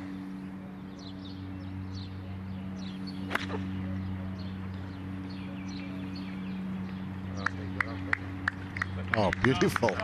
Beautiful. Threw himself at it. What a golf shot. Yes, there is an element of luck coming out of that stuff, but you've still got to have the right idea. Oh, he's so pleased. He's so pleased with that. That would be some bonus birdie. So it was £5 a beer? How much is £5 in the 25 there. Yeah, well worth another look, isn't it? Gouges it out. He just knows, doesn't he? He's just got to give it every ounce of energy. Man, did that turn out well. And off the backstop. Brilliant. Great result.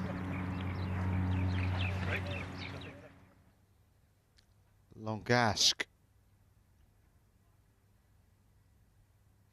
Well, that's worked out rather well. Got a good break, didn't he, really? Yeah, no question.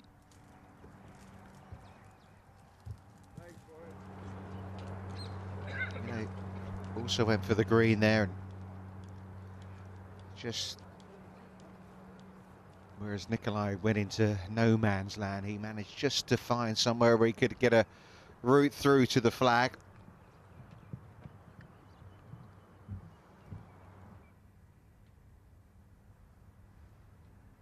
Yeah, it was a poor miss from Jazz Jane Watton and Nund.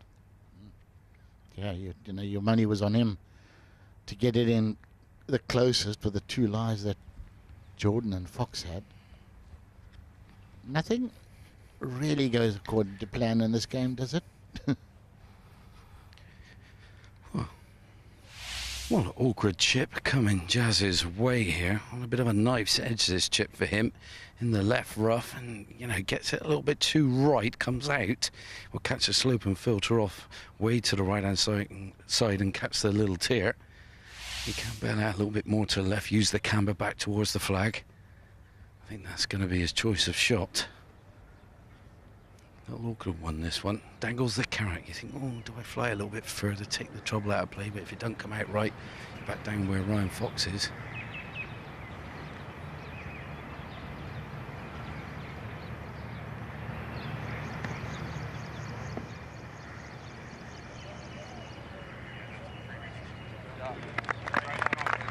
Wonderful.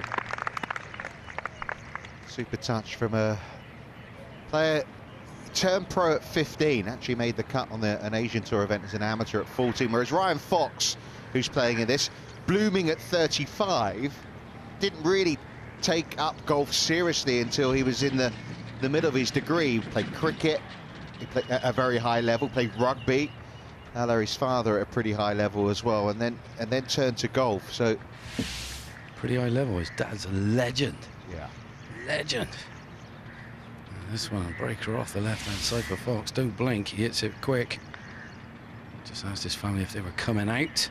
He said no, his good lady is 26 weeks pregnant. Another one is on the way. Little baby Fox. Fox cub.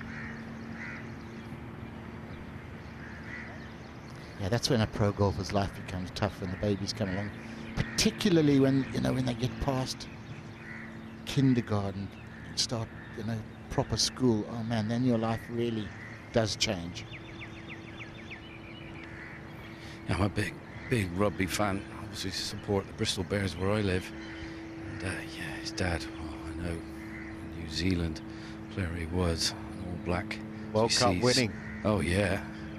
Well, Jordan Smith, Matthew Jordan downhill, breaker off the right for birdie. It was a slick putt, that was.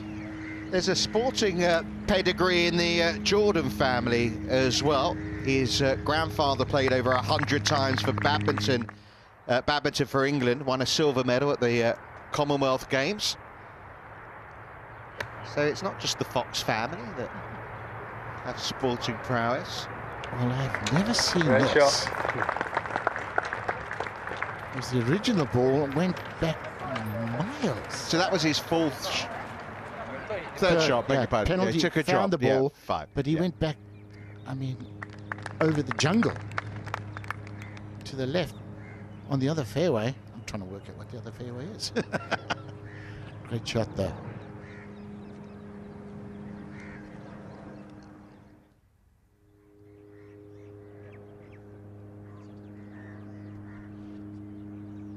Wasn't that a tasty little chip from Jazz? That was just golden touch. So this for the par.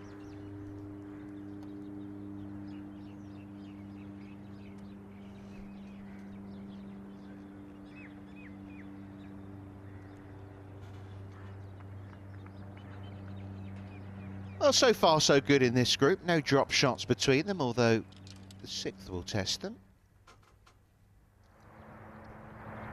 Well, laid up, put his 2nd in the bunker. Bogeyed this hole yesterday, doing the same. That to avoid another one. Must have been some lousy 2nd, Rich. He was in perfect shape with a wedge. Yeah, not good. Not good. Good shot there, though. Yeah. So who's going to make a Sunday move? Round 3, don't forget. round 4 to come on Monday. But if we creep down another page on this leaderboard, you'll see that a certain Jamie Donaldson has picked up another birdie from the cut mark. He's now within 2 shots of the lead. You called it this morning. You said there's only 8 shots between the leaders and the guys going out first. Everybody teeing off this morning thought they were in contention. The only thing you'd say is it's not like the weather's going to deteriorate this afternoon. You've got 3 players there at 10 under, Rory at 8 under. Someone's going to shoot a good number between them. Yeah, but you can halve the gap, can't you, and set yourself up for tomorrow. Yeah. Well, this would be some par. Horrible tee shot.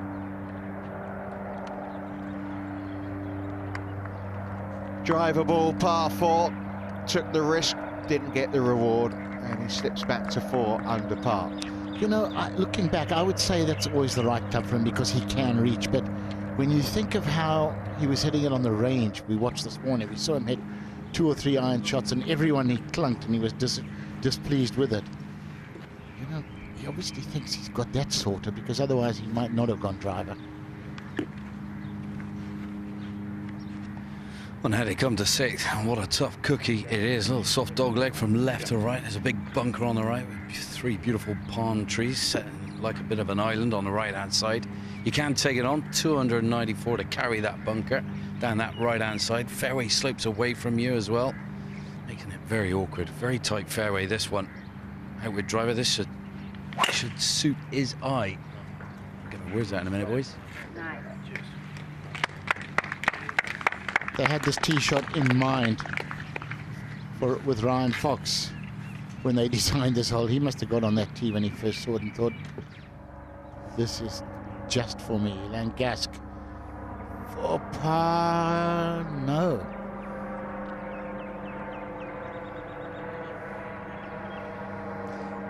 Yeah, just firming up a little bit. That ball of Fox extended up the fairway a little bit. Now Matthew Jordan on the tee, suits a nice little left to right outward driver. 485 yards is par 4. Yeah, happy enough with that. By the way, that was a birdie putt we just saw from... Yeah. It was a birdie putt for Langask, so that was a par he made in the end. In case anyone's a little confused. I was. But we get there in the end. I'm pretty sure we saw every one of his shots. This is for another par.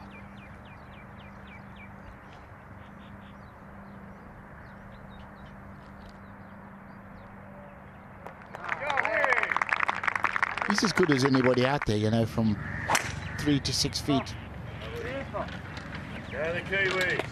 This one flying high. Can he make it 3 out of 3? In the fairway. No. Oh, shake.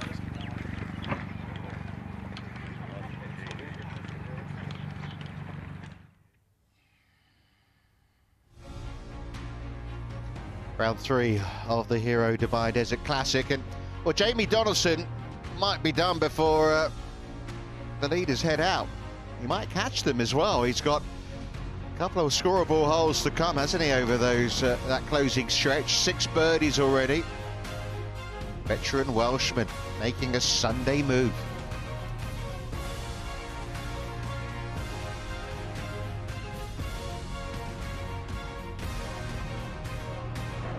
It's quite hard, you know, we've been doing this for so long, Rich, when you see guys like Donaldson, are we calling him a veteran? Because it feels like the other day that, you know, I first saw him come out on tour and I was still playing, and now we're calling him a veteran. Amazing. Well, he is in his mid-40s. Yeah, so, yeah. No, you're right, but it's frightening how fast time goes, isn't it?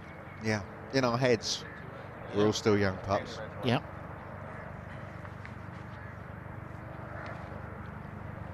Langask has already hit his tee shot. He's down the right-hand side in the native area.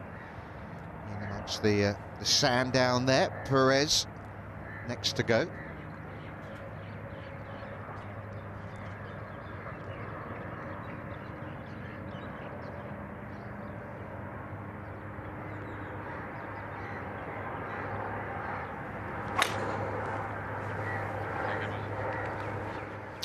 Another one of these young 6'5" giants.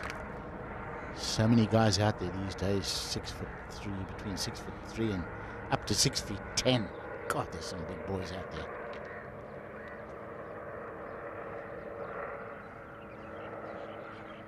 Well, he hit a great drive on 1, hit a terrible drive on 2. Twice. See what 3 has to offer. His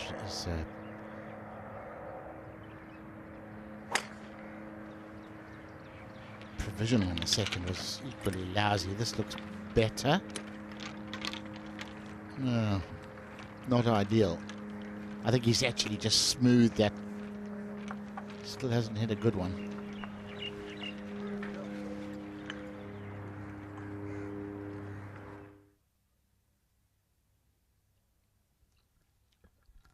Traditionally plays the hardest hole on the golf course, this 6th. Long par 4 that sweeps around to the right. 2 in very good position though, Ryan Fox and Matthew Jordan. Jazz will have some issues from where he is.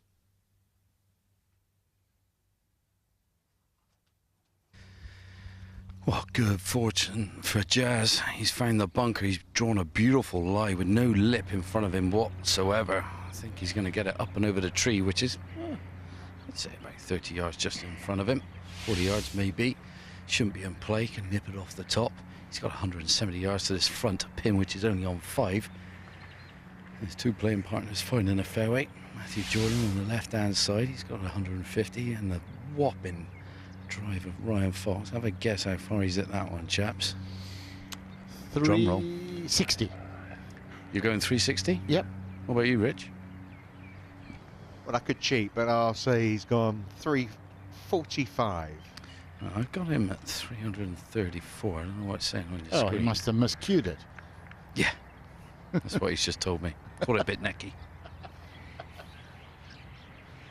I can tell you officially it's 324. Well, you know, see, on the angle, I've given him a little bit more, see. A little bit of a dog leg. Beautiful conditions, though. They're just waiting for the group ahead just to finish off. They've got little small putts remaining, but yeah, this green is a bit of a lengthy number. It's a whopping 51.5 yards long on the pin today, only on 5 just over the bunker. And it's a very slithery bit of green at the front of this. Yeah, Julien Guerrier's in the group ahead, another Frenchman. We've got a couple of French players in our other group. He's going nicely, 3 birdies in the first 5 holes, Johnson. Maybe one to keep an eye on as you're walking around. I mean, looking at him, he looks like Desperate Dan at the moment, the way he's dressed.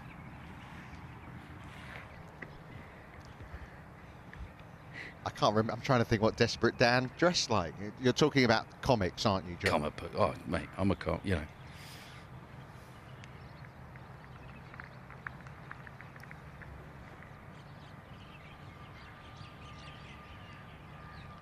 So while they wait, we'll pop back to the par 5 third hole.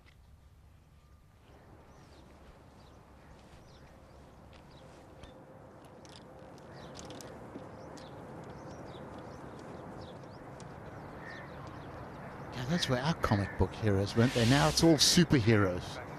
Don't have sort of normal people doing funny stuff. You know, it's got to be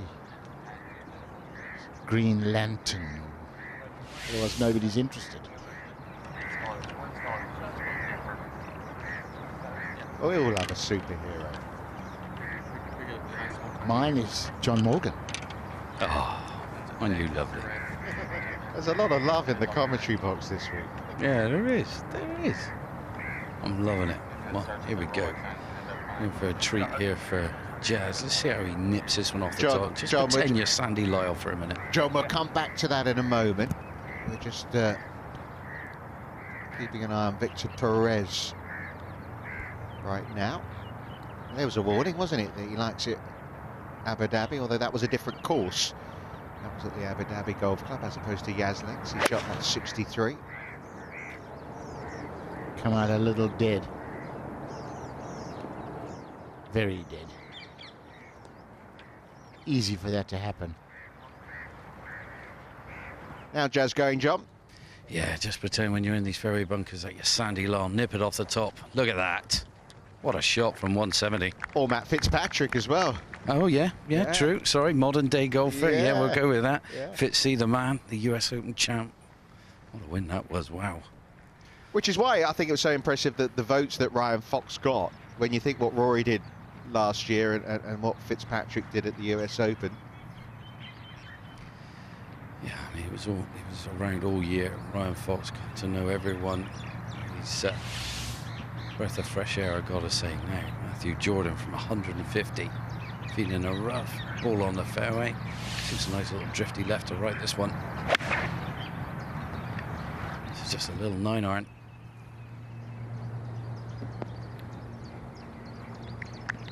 Yeah, pretty good. Well, here we go, 133 yards. This is just a gap wedge for Fox. Making mincemeat at this hole. Hopefully capitalises on a great drive. Gap wedge into the I know, crazy, isn't it? Well, I'm going to stick my neck on the block and say no one will be closer than that in 2 today at 6. If they do, they're likely to hold it. But if you're going with, 6-iron from back there to this pin, it's a wicked pin to try and get at. With a lob wedge, gap wedge. What an advantage. Yeah, well, he wasn't in the best position at the par 5 third, went right off the tee, had to lay up to there, but it was a lovely wedge in there as well. And there was a warning sign. He's got his eye in with that club. A big mistake at 4, got away with it. Chip shot was a little speedy, catches a little bit of the hole, but didn't like he was going to give that birdie straight back, Tony. Yeah, and we thought, what a waste of a great break. But it was not. Fantastic putt to save his par. That'll get you going. Yeah, that could prove crucial by the end of the day. Say this is a tough hole, but not when you play it like Ryan Fox has. Booming drive, and then the touch with the wedge again. God, his wedge play has been... John Morgan nearly having coronary in the left-hand rough there, watching that. Very excited. Why not? Super shot. You finished second on the Race to Dubai. He had 4 runners-up finishes to go with the 2 wins. He's got the power. He's got that is a department of his game that has improved. You've got to make the most. Nikolai Højgaard, maybe someone like that, still to improve and get to the levels they want with their wedge game. Yeah, I know, there's no question. I mean, Rory McIlroy is even, he, in the last 12 months, that's where one of his big improvements. Massive change. To be honest, he was pretty iffy with the wedge for about 5 years. Perez.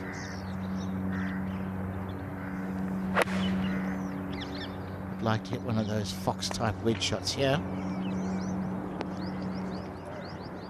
Oh, it stayed. There's a sharp drop off there. If it goes another foot, it's 10 yards down the slope. It's au revoir. Au revoir. How'd you like that one, Johnny? Oh, great shots all round, wasn't it? I thought there was going to be a bit of backspin on Ryan Fox's shot, and I thought that was going to go in. I really did. I thought there was a little bit of delay reaction in it, but didn't spin as much as I thought. Having a gap wedge in hand, which is insane for a hole which is as long as this one. Well, Morgie, how would you like to be going at this flag up the hill with a 7 or 6 iron? How do you get it close to that flag? Well, you're doing well to get it to 30 feet, aren't you? Yeah, you got to hit it as high as these skyscrapers around this place to get it anywhere near it.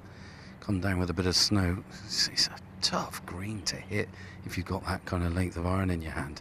Tony, anything in the rough, it's a must-find fairway. Jazz was very fortunate to find a great lie in that right side of this hole. He played a cracking shot. Another good opportunity. Not a lot of movement in this one for birdie. That broke more off the right than I thought.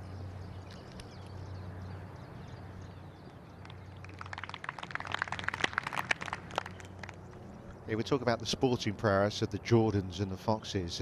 Jazz actually comes from a family of lawyers. No one really interested in sport. They're all intellectuals in his family. Kind of says he's the odd one out.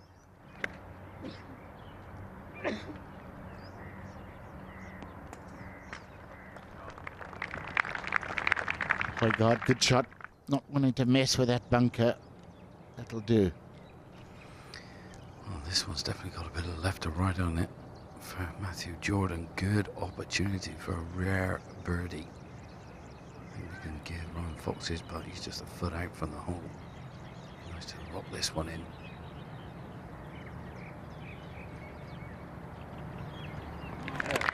Excellent, and what a good start. 2 under par through the opening half a dozen holes. Just the foundations that's required for a low one. He and Ryan Fox moving along well. 5, 6, 8 and 9. You birdie any of those holes, you're doing well. Ryan Fox, he could kick this one in.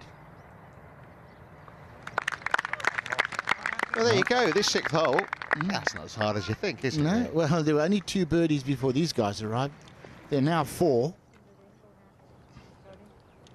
Yeah, this game number 13, so 39 players through. Just 4 birdies so far.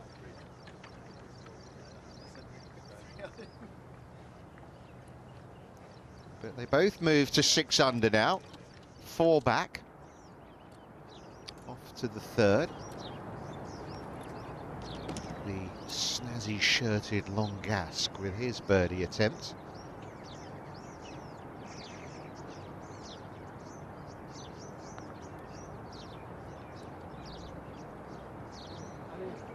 It's online. Alley. Oh my goodness. Half the ball over the hole. Just about. It's cruel. And it gives you an idea of the cosmopolitan area that is Dubai. You know, obviously some French fans have gone out to follow Perez and Longask. We heard when Ryan Fox was walking off the 6th tee, someone shouted, "Go Kiwi." They'll find you.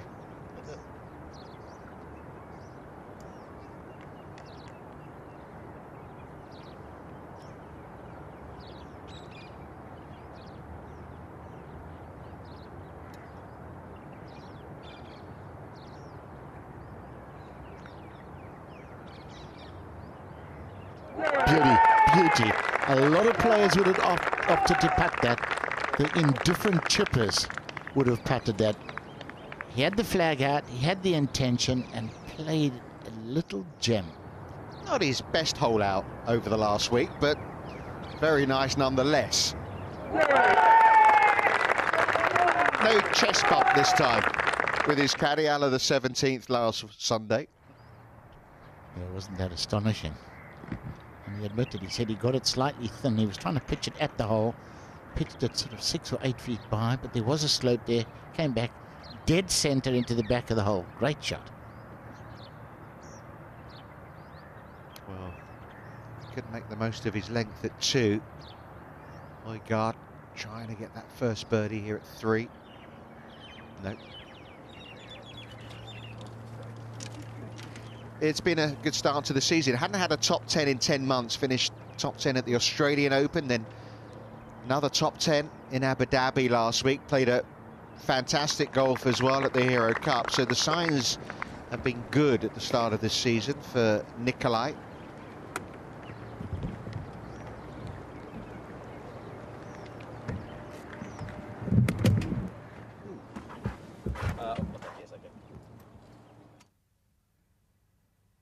Well, we'll be up to the 8th in a moment. Jamie Donaldson from the cut line into the top 10. That's what 6 unanswered birdies in 14 holes will do for you.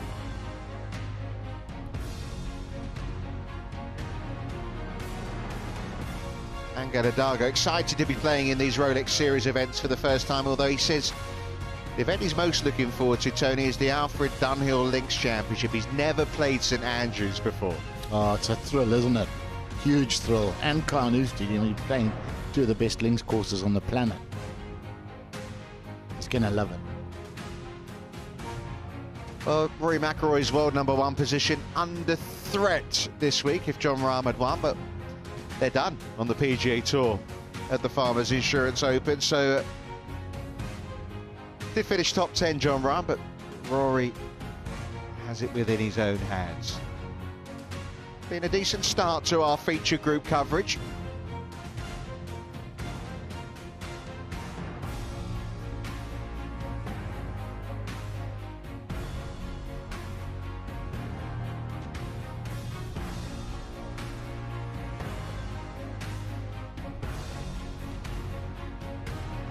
Some of the players making progress there, but 5 under par. Paraguay's finest, Fabrizio Zanotti. Goes out and eagled the third after a bogey at the first. And Beef's progress continues.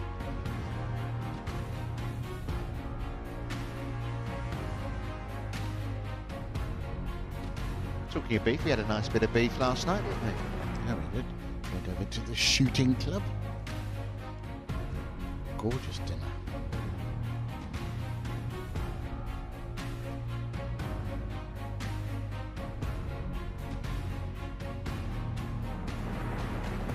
There is Miguel Angel Jimenez. He's turned it back to 2 under par. You need to be in the, which he is at the moment, in the top 72.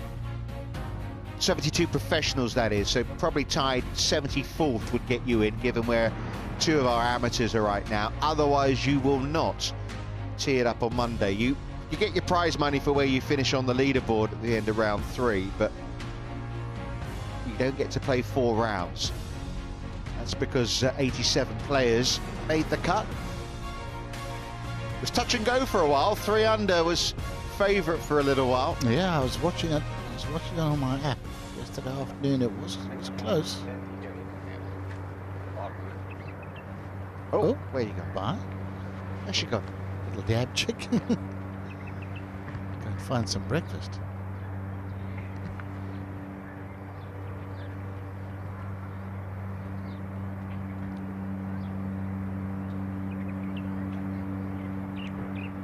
.175. Pin high right is always the shot here. 15 feet right of the flag, you'd be happy. It's going to be a sneaky putt with quite a big left to right break. We haven't seen anybody get it pin high here. You don't want to go long. There's a difficult bunker back there, but there's enough room to play with to try and get it pin high. For 1 par 3 to another. Yeah, move the tee over to the right hand side, all over water. 180 yards playing today, front left flag. That's going back to where Shane was, is it? Hang on. It's hanging on. He's had another break at another par 3, John. Man. He'll take that. He will take that. Might need to run up there. And I'm not sure it's actually on the green, but that's hanging, isn't it? There, that's half a roll for going back, and that is probably going into doing the backstroke. Yeah, from the top of that slope, Morgan, it picks up pace and it's wet, isn't it? I mean, it is. How did it stay there? I don't know. I'm looking at it, just defying the laws of gravity right now. Matthew Jordan now on the tee, just thinking, I just need to club up a little bit here, I think. The lane like a mill pond, proper mirror finish. No one's claimed that hole-in-one prize yet. $50,000, and as it says there, 5 Hero motorbikes. When Ryan Fox came the closest to it the first day when Rory went on that spurt where we came back on air. Birdie, eagle birdie finish. It was about 2 inches from the hole. This is just a 7-iron, guaranteed the carry to this left pin over water.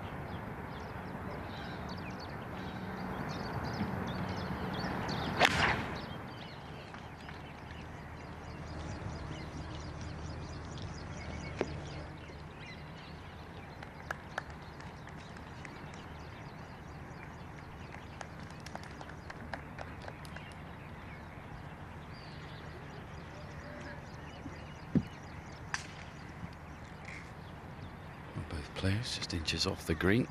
Definitely the better shot out of 2 was Matthew Jordan. Now Jazz runs adjacent to the other hole where Victor Perez is. Our featured groups, the 4th.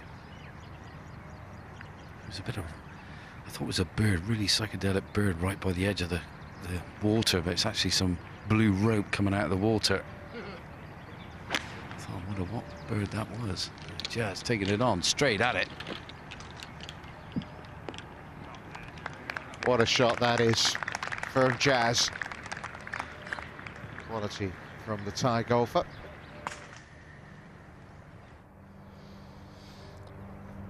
Roman Langask following Perez.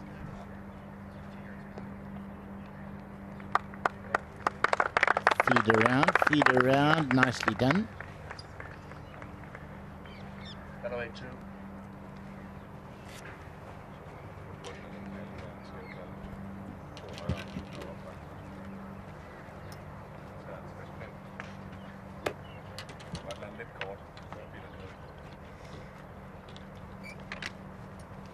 Even with his win, and he finished 71st on the DP World Tour rankings, Nicolai Højgaard. Shows you how he struggled really after that victory at Ras Al Khaimah. Eyeing this one up and down. Had it on line, but just a little shy.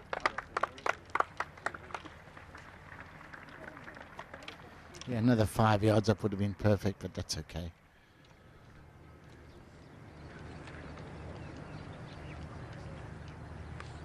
Yeah, they set goals. Ryan Fox said, you look back at his goals of 2022 and he ticked every single box for the first time in his career. Nicolai Højgaard was saying his goals include trying to get top 50 of the world. Did you set out goals at the start of the year, Tony? Were you one for goal setting, writing them down? No, I didn't write them down. Mentally, I did have goals, yeah. You know, I think you have to have goals. You know, we see guys have their first win or win a major and then go into a decline for a year or two. And I think sometimes, you know, they get so excited that they've achieved one of their main goals and they forget to reassess their goals. You know, you've always got to have, a target, something that you're trying to achieve. Ryan Fox hanging on. He got a nice little thing through the post, didn't he, Ryan Fox, just before the new year? Nice invitation to Augusta. Oh, it's the best letter you can get in the post. I wonder who's going to have caddy for him in the par 3 tournament. I reckon a dad might get on the bag. That'd be a hell of a spectacle for them. Yeah, I think you're right. That's a great idea, Morgie, because I'm pretty sure Grant will be there. You know, but he was there when he won at the Alfred Dunhill Links Championship. Yes, exactly. No, you know, I think they'll arrange a little trip over there. You know, you've got to Augusta Masters. Yeah, and, you know, and his dad's played a big role. Yeah. I mean, there was a time, believe it or not, when he was playing on the Australian tour, Ryan Fox, where he said he quit, and his dad said to him, "We've got one more tournament left of the year. Let's go out, just play. Forget, you know, it's your last tournament. Just go out and enjoy." And it was kind of the pep talk. Ryan played well that week, and the rest, I suppose, is history. His dad, one of the most capped All Black rugby players, true legend. That's okay. From where he was, you know. I mean, how that didn't go back in the water, you know. And you've got to ride the crest of the wave with your luck. He's had 2 great breaks and made use of them.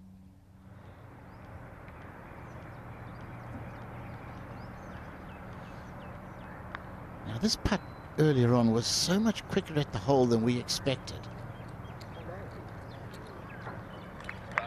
Yeah, there's a sneaky extra 3 feet of pace. Matthew Jordan fancy this one, John? Yeah, I think so. Out with the putter, this green predominantly slopes back towards the water, so it's going to have a little hint of left and right in this. Another lovely shot, just turned it over a little bit, just fed off the green.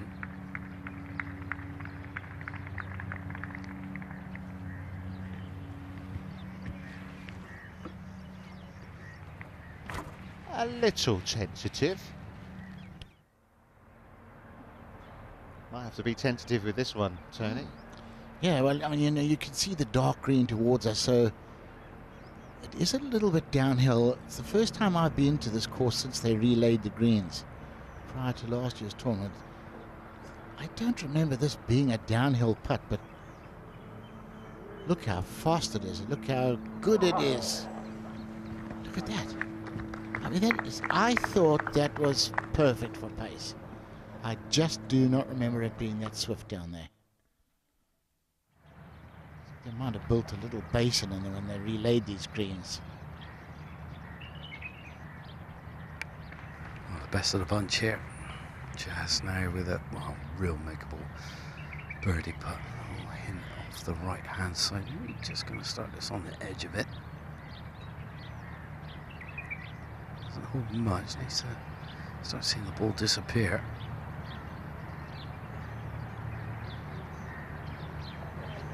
Okay, joins the party, his first birdie of the day. So all three players under par now. Yeah, the greens have changed. They made the greens last year that pretty much 33% bigger on average than they were from 2021. This is going to be a right to lefter. And look at the... You know what I'd like to see? One of the old green reading books that thankfully have been banned from before they relayed these greens. I'm absolutely certain that this whole green went from back left to front right. There was no hollow there, I'm pretty sure. For his par. Nice. Honestly, that tee shot, if that backtracks another 2 inches, it's in the water, and you're looking at 5. So another good break. Those are the rounds where you can actually go out and make a really low one. Playing well, luck's running with you. Wow, this has gone 6 feet by.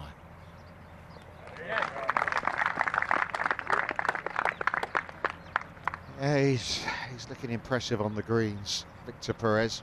Well, when you're as good as he is from sort of 6 to 8 feet and in, you know, you can be a bit more aggressive with the putts. And, you know, if you hit an indifferent chip, it doesn't really matter because you know you're going to hole it. He is so good with that short stick. Golf fans must be very confused, mustn't they? PGA Tour finishes on a Saturday. The Hero Dubai Desert Classic finishes on a Monday. Well, golf fans won't know what day of the week it is. Well, I'm working here and I'm confused.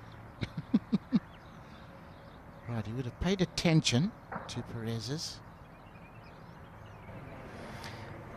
I step on the tee here at 8 with the beautiful sky line behind.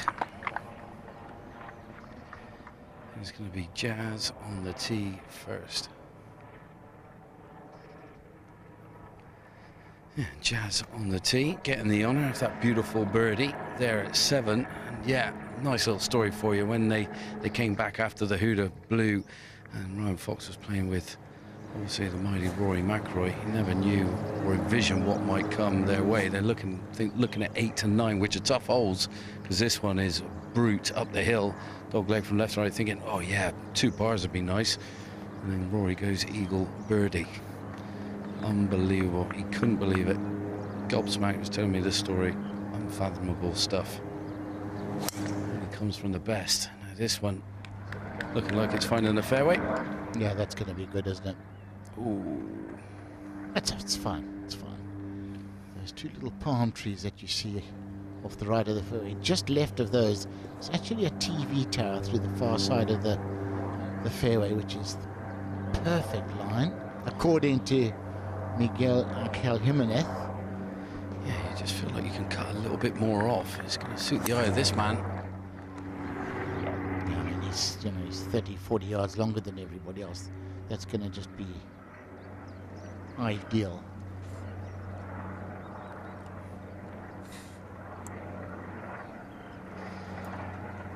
Now, Matthew Jordan bringing up the rear. This 3-ball here at 8. Now, which skyline are you aiming at in the distance? Pick one. They're all beautiful and massive. Pick a window. Be really fine. There's gazillions on them. I like his game. I really do, Matthew Jordan. I think a win is round the corner for him. The style of game, the patience, and also the mentality. He's very calm.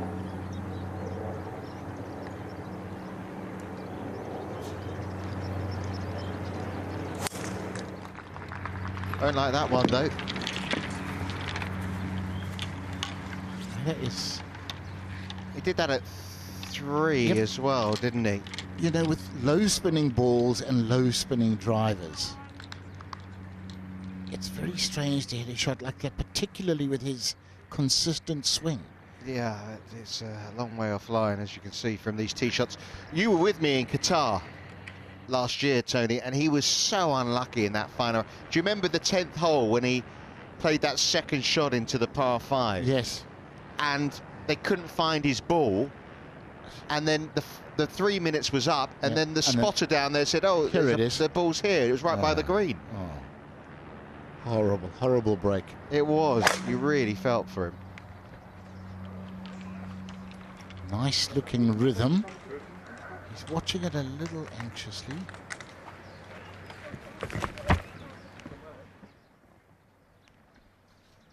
It's in the left rough down there. There is the Dallar Trophy. Birdie start from Pablo Larrazabal, who has been talking up his game the last couple of weeks. He's feeling it. If you saw him playing the 18th yesterday, hit a lovely wedge in there to finish with a birdie, and he started Sunday with 2 birdies.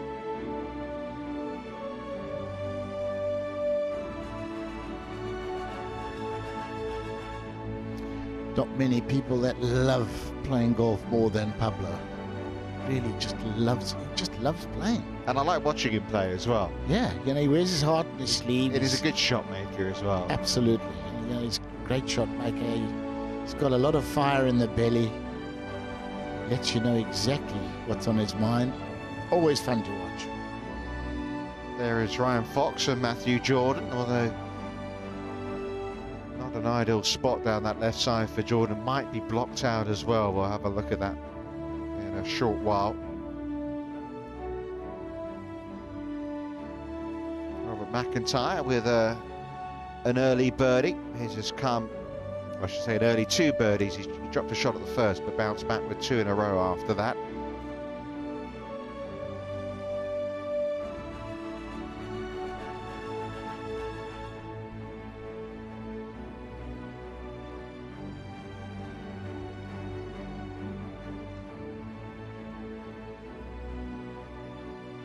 Marcus Armitage put a good round together yesterday. Tommy Fleetwood underway, as is Minwoo Lee. Playing together they are with Justin Harding. 3 players starting with a par at the first. There's Ludwig Aberg, who bogeyed the first hole. He was the amateur who lit it up on day 1. Tor Bjornsson took over day 2, or I should say round 2.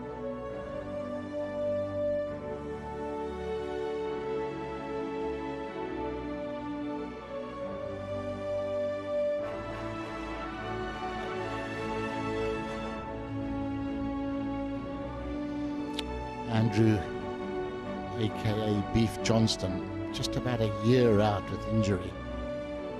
First week back, made the cut. Great to see. It's always a...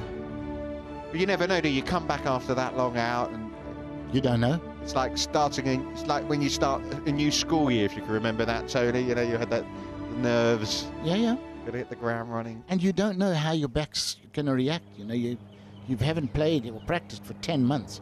You know, will it stand up? Is it going to work? You know, is it going to be the same swing that was it a thumb injury or was it a back? Oh no, you're right. Actually, yeah, I think it was thumb and hand. Yeah. He's had back injuries in the past. But, yes, he has. And you know, you just don't know. Will my swing be the same? Will I have to grip it slightly differently? Will I have to swing it differently? So it's great. He's always welcome out here, Beef. Much loved character. So Perez just checking out the breeze here at 5. It's 333 yards to reach the water down there.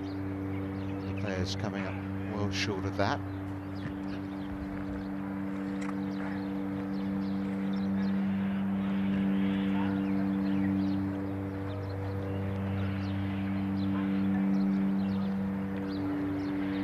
Romain Langasque has already played his second hole here. Second shot here, I should say. He's about 50 feet away.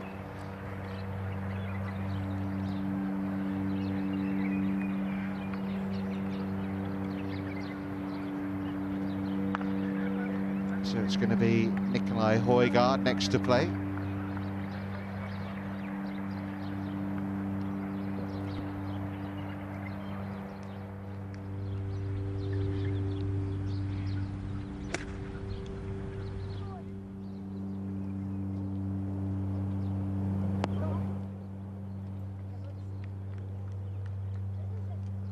It's going to be a tricky putt coming up for the day. Nicolai Højgaard from Billund in Denmark, which is where Lego was invented. Oh, was it? Ah.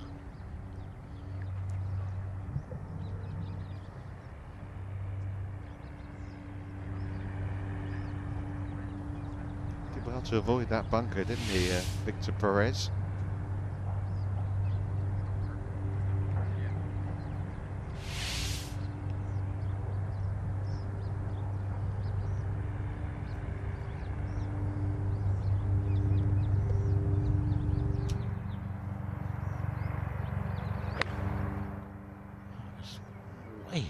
Way offline with a tee shot.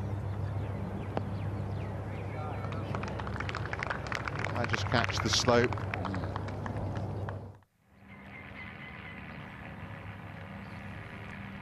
Yeah, good fortune here. Matthew Jordan down the left, just shy of the bushes. In the wasteland, nice light. 174 up the hill.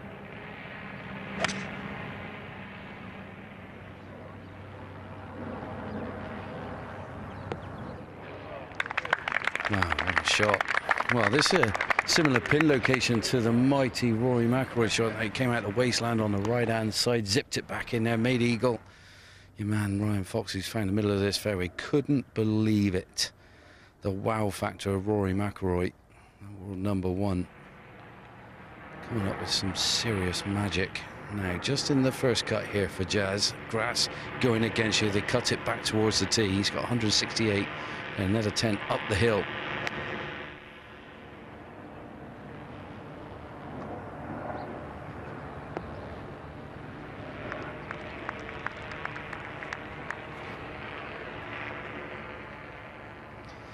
Yeah, this man couldn't believe it. He really didn't.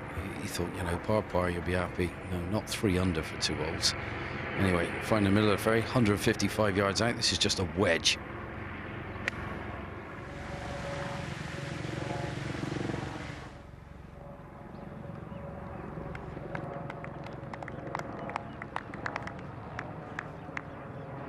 It's interesting. As a golfer, you can stand back and you can watch your playing partner come opponents, Tony. You would think you'd need to be in your own zone, but Ryan Fox was able to suck in the brilliance of Rory a couple of days ago. Yeah, no, you know you are, unless you're playing with the likes of a Rory or a Tiger. Well, you played with Seve, didn't you? Yeah, and you know you had to just play your own game. You would admire some of the genius that you knew you were going to observe along the way, but you have to just buckle down, play your own game, except that there are guys in certain departments better than you are.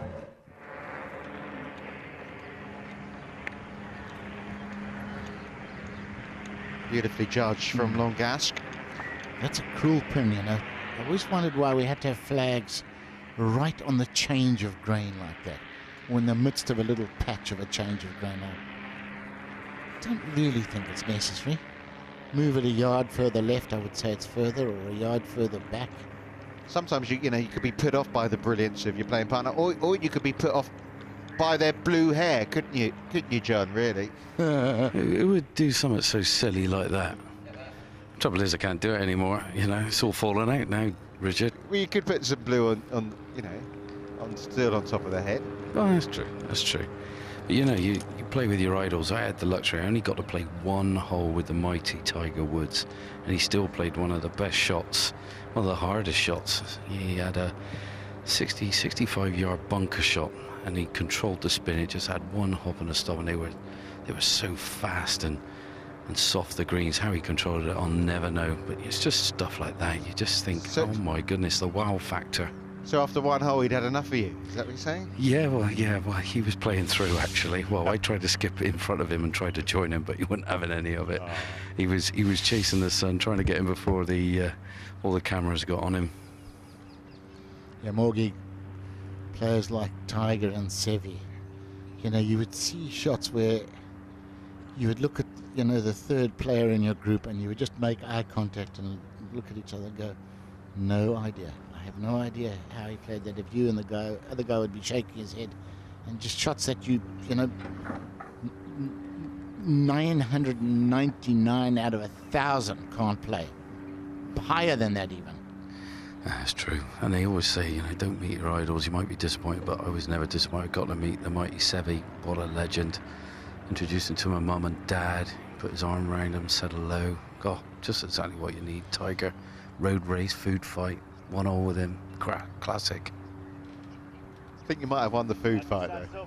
Oh, I did. Pebble dashed him. With gooey grapes. Now, here we go. A little bit of movement behind the green. Jazz straight up the hill. Giving Ryan Fox a free read.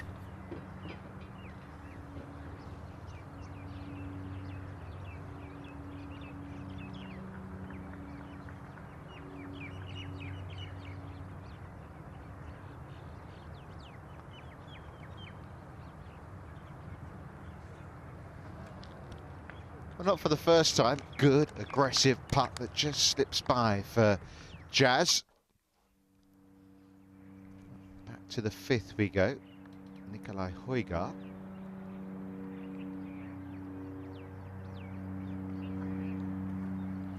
That's a good putt.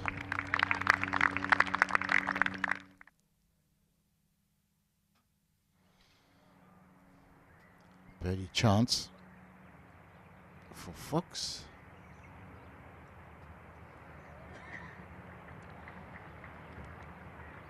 It's a pity. Matthew Jordan still with his opportunity for a 3 there. Back with that in a moment.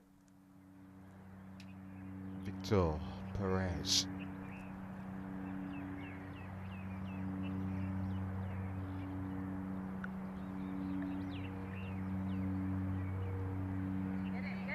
Oh, great try. What a second shot that was from over by the 6th fairway. I mean, you're sort of guessing the yardage. Good par in the end. Well, what a shot out of the wasteland down the left from Matthew Jordan. Ah, that's a pity. Greens were 12 feet 4 yesterday. We haven't actually been given the official speed today, but they are definitely faster. They've got to be very close to 13 feet. They're slipping by.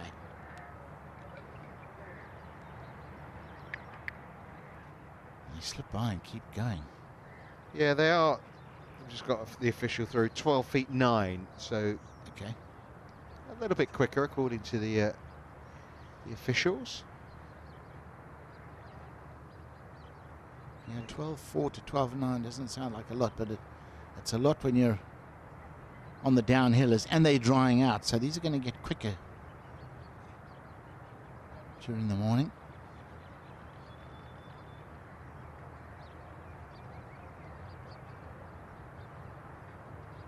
Jazz for his par. Par's never a disappointing number on 8 or 9. Well done. You got to take on and beat Seve, didn't you, Tony? Yes. We had a couple of bunker competitions. We had some great fun together. I mean, he was just a delight. I was destroyed, to be honest, when he passed away, as were most guys on the European Tour who knew him. The most naturally gifted golfing genius that ever lived, in my mind, and most people who met him or played with him. We miss him a lot. For the par, well done. Yeah, which is why it's so nice to see Javier and Carmon Ballesteros in Dubai this week.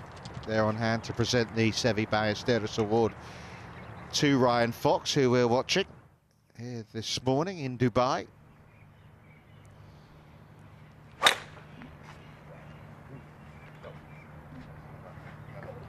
Oh, it's going to go. He's hoping it'll carry the rough on the right-hand corner.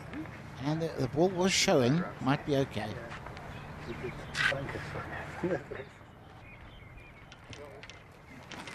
Same story. Go, go. Everyone asking him to go. Oh, no, buried. To that front right pin. That is just nasty. Now, Nikolai can get it out there, you know, a la Ryan Fox distance, so he can take this corner on and just punish one. Although he hasn't really found much of the middle of the club face so far today.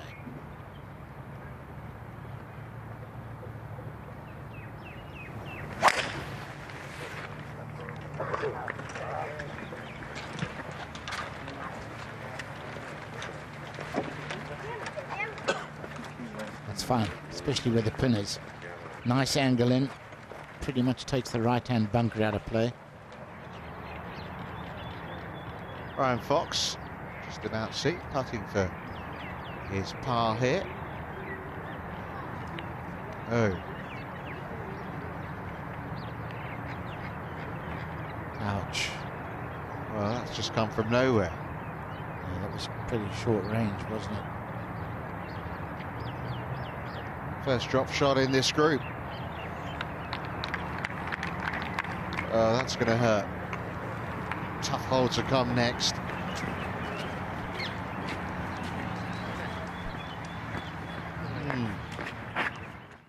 So Ryan Fox slips back to 5 under par. A reminder that it's 10 under. The targets right now. Richard Bland set the pace yesterday morning, caught by Michael Thorbjornsen and Thomas Peters.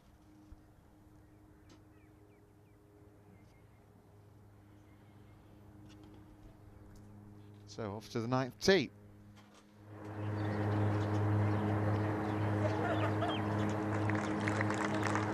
This tee also been pushed back over the years. Oh my goodness. He's hit a couple of those. I mean, that is just... Considering the modern equipment, that is an utterly horrendous tee shot. Doesn't need me telling him that though, does he? That is just horrible.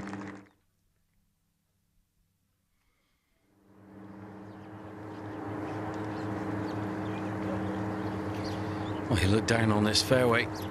Lovely little dogleg from left to right. Big bunker on the right hand side. If you want to take it on, it's a whopping 324 yards to carry water through the fairway.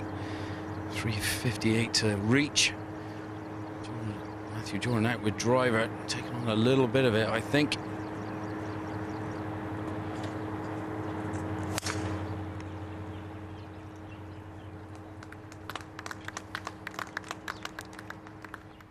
Oh, that is gorgeous.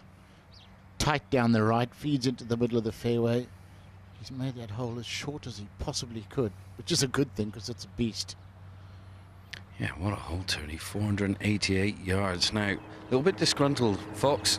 3 putting from 20 feet for bogey. He's crunching one off here. Oh, that's down by towards the first fairway, isn't it? You've got a group of guys. Didn't hit anyone, thank goodness. They shouted 4, thankfully, but oh yeah, that would have hurt. A provisional for Jazz. I mean, his first tee shot is about 30 yards from our commentary position. Over on the left there with the... Shall I step out and see if we can see it? You can get a little, memento there, Rich. I presume it's out of bounds. Where's my rules list? Down the left side again.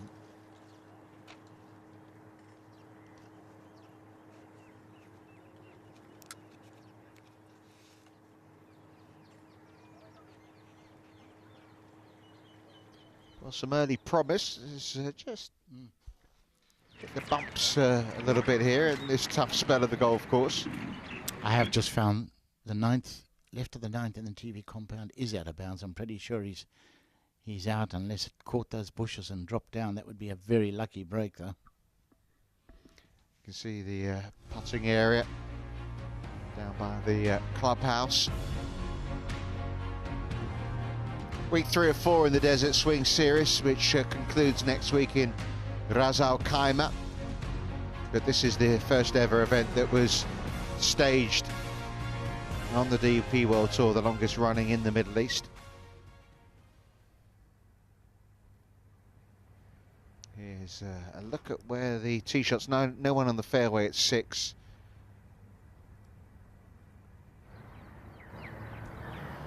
This looked like it was buried.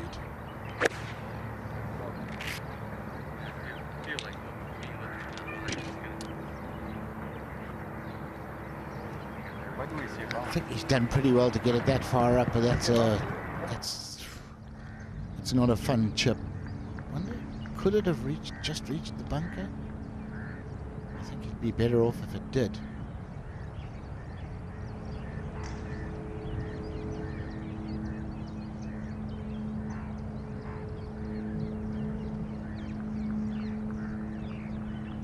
Well, it's sitting up okay for, I think, both Perez and Højgaard here. You can see the golf ball, which is always a bonus.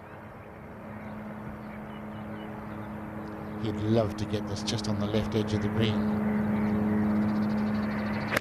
See the pin high left, just on the edge of the green. Not an outrageous chip. If you miss it just left, that is just beautiful. Could not have asked for more.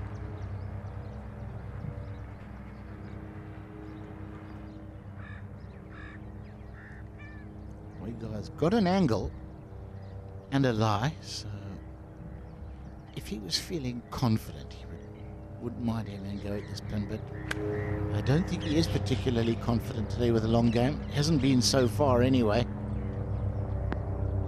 Oh, maybe this is where things change. Very good.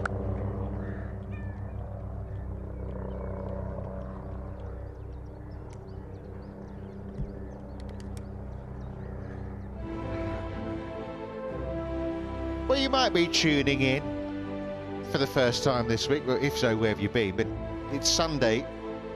You see in the left-hand corner of the screen there, it says round 3 of 4. Round 4 will be on Monday. Pablo Larrazabal birdies at the first and second, par at the third. Where's Jamie Donaldson disappeared to, you're asking? He's not there either. Double bogey 6 at 16. Just taking the momentum out of what was a fabulous round until that point. Julien Guerrier continues along the way. Watched a fair bit of Jorge Campillo yesterday, chipped in at the final hole and picked up a couple more shots now to get to 7 under. And there is Donaldson now outside the top 25. Talking of big hitting Danes, as we have been with Nicolai Højgaard, Niklas Norgaard, another of the big hitters.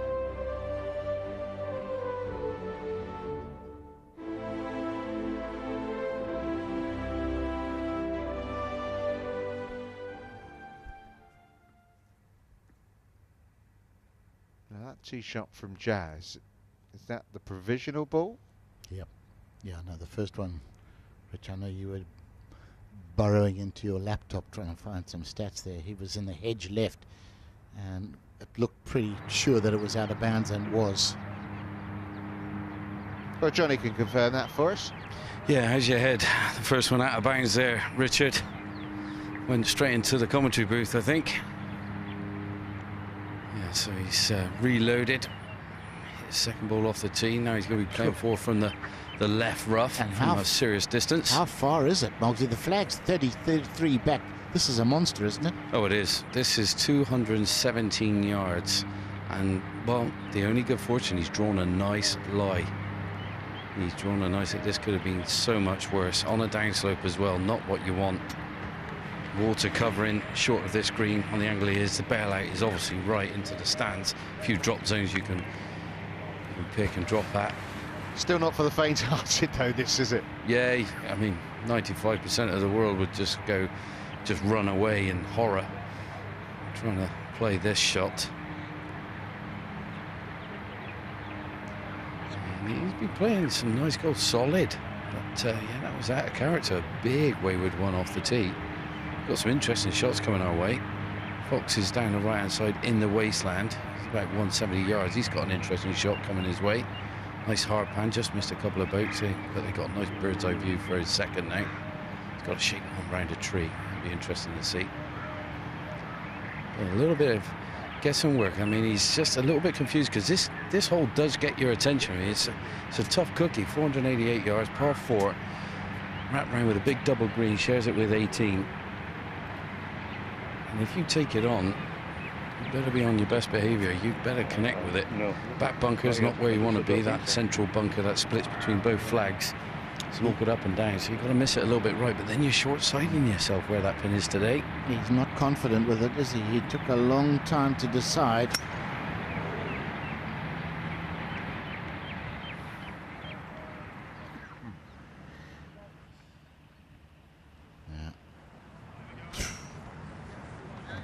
He's going to be playing 5 from there, and that's not a fun shot.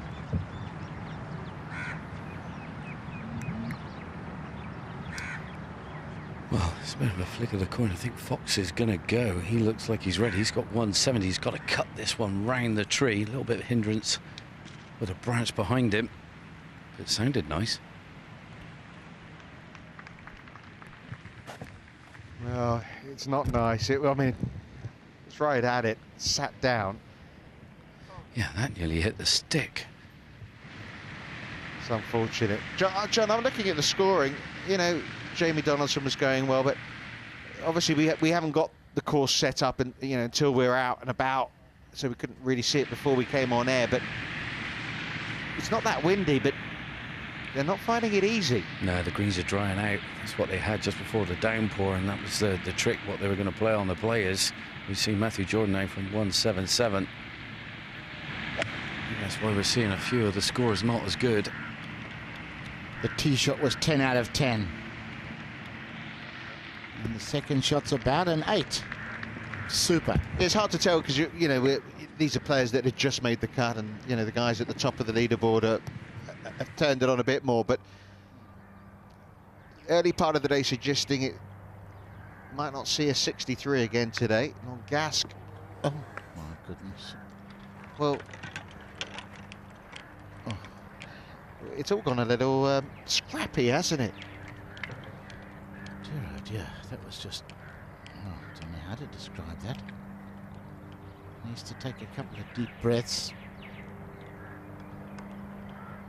Now, this would be a way to make a par.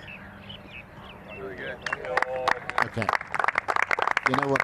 5 was pretty much on the cards. That lie he had off the tee was brutal.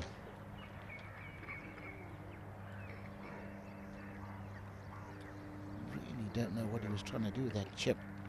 Obviously trying to hit the little floater, but it got it completely wrong. Well, there's the 9th green down there where we're watching Ryan Fox, but we're off to 6 where Oigard made a really nice shot in here. Right to left. Birdie attempt.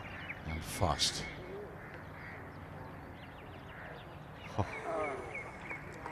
Great angle to look at that putt.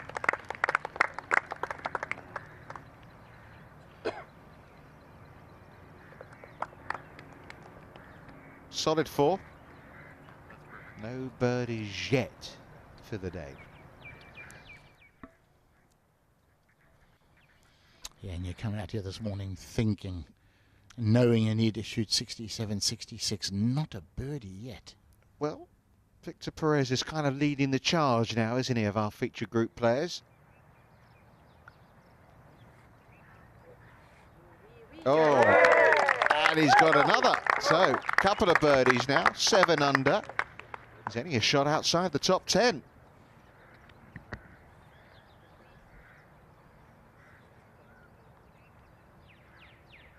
That putter is staying nice and warm.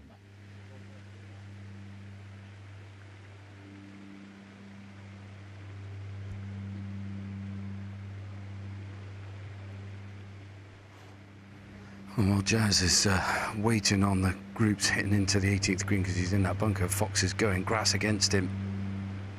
Let's see what the short game's like. Whoa, whoa, whoa, whoa. So hard to control. So hard. The second shot must have looked unbelievable when it was in the air. He came up to me, he said, "Oh, I thought I nailed that one right next to the stick." Yeah, he loved it. This is going to be an interesting bunker shot for Chess. Mogsy, when the time comes, is he waiting for the guys on 18, is he? Yeah, he's just waiting in. People having a go to this tight pin on 18, which you'll see later. There isn't much room for error. Going for it in 2 today, 18. So we'll be in for a treat. These guys hit the fairway coming down their last hole, if they're going to take it on or not. But Jazz is in that big bunker that separates kind of both the greens in a sense. He's drawn a lovely lie, a little bit of an upslope. He's got to get some height and spin to boot. Pin's quite tight to him. He's got the lob wedge well open. Some speed into this one. He needs to spin.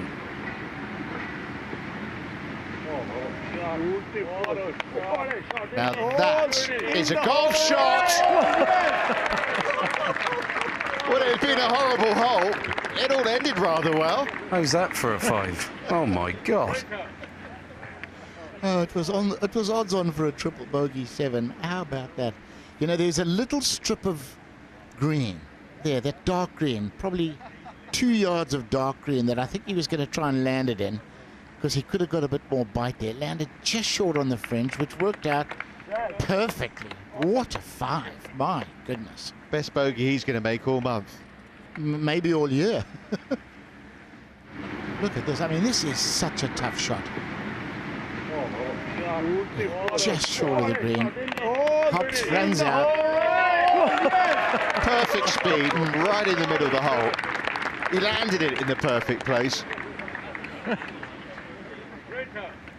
Ah, fabulous.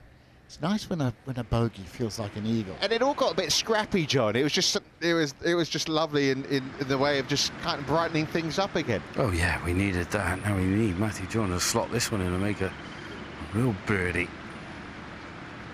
Down the hill, got a hint of right to left. This green slopes towards the water. Here it comes.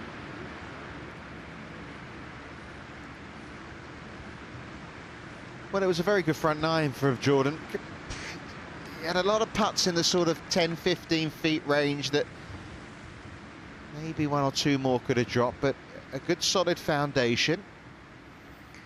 And this one raced past a little bit more than I thought. He played quite a good chip. It wasn't easy though. Just to save his par just inside the hole. He started it. Yes. Yeah, very nicely done. Had to avoid back-to-back bogeys. Yeah, it felt better after what happened at 8, really, holding that one like that. No, right at 34. Mine too. That's a decent 9. Yeah, beautiful birdie at 6 from Perez. Over the water at this par 3 7th. Holds the pose, normally a good sign. Well, he wasn't flirting with the water. Might have been between clubs, over water. Take the longer club. Go long, be safe. 180 yards, still a short iron for Højgaard. Same plan. A little closer. Front flags on 7. Don't mess with him. There's no point. You can walk off with a 5 or a 6 in a heartbeat.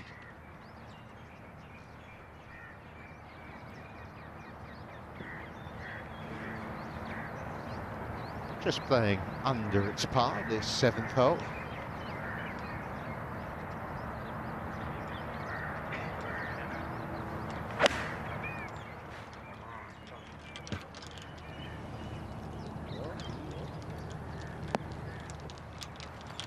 Well, the good news, it's on the green. That's where the good news stops.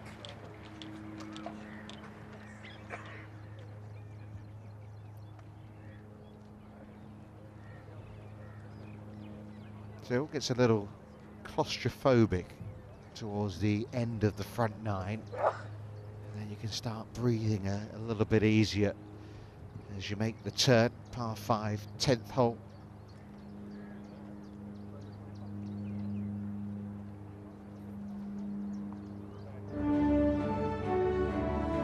There's the top 6 players. And they'll be heading out shortly.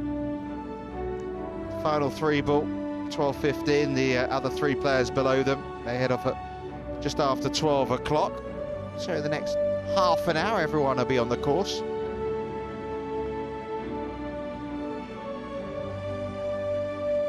Callum Shinkwin with a birdie at the 2nd, Julien Brune with a birdie at the 1st, joining the group at 8 under.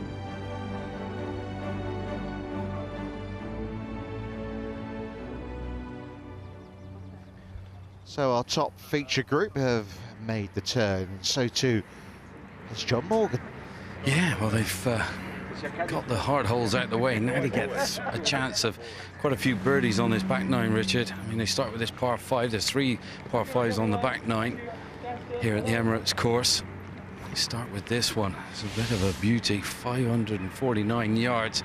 Camber, the fairway slopes a little bit from left to right. Bunker left, bunkers right, wasteland down the right hand side, out of bounds if you really do hit a wide. So it's tee it high, let it fly. Not a breath of breeze out here now for the players.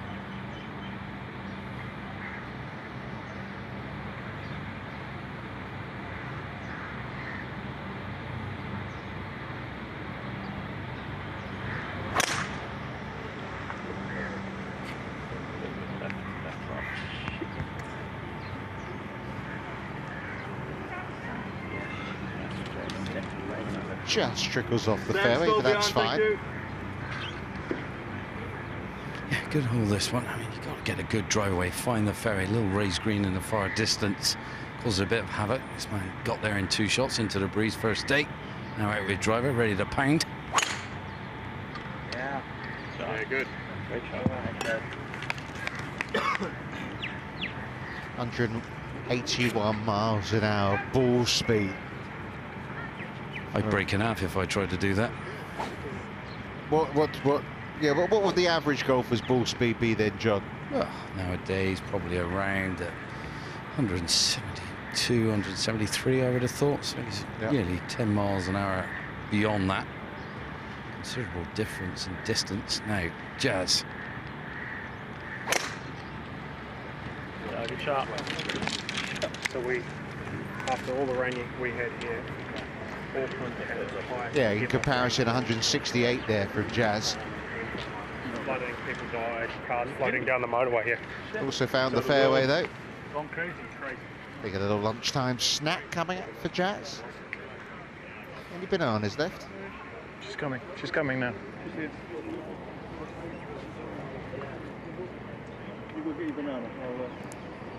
I didn't see all those chockies there earlier in the week. They hid them from you, Tony. They know that you're on a diet. I'm on a diet, Rich. Oh, it's hard work. Hard work when you're You've done very well. I've been impressed this lover. week. Normally the biscuits have disappeared before we go on air. True. Van Gask, long birdie putt. 2 putts would be gratefully accepted. Yeah, not bad at all. Very good from up there.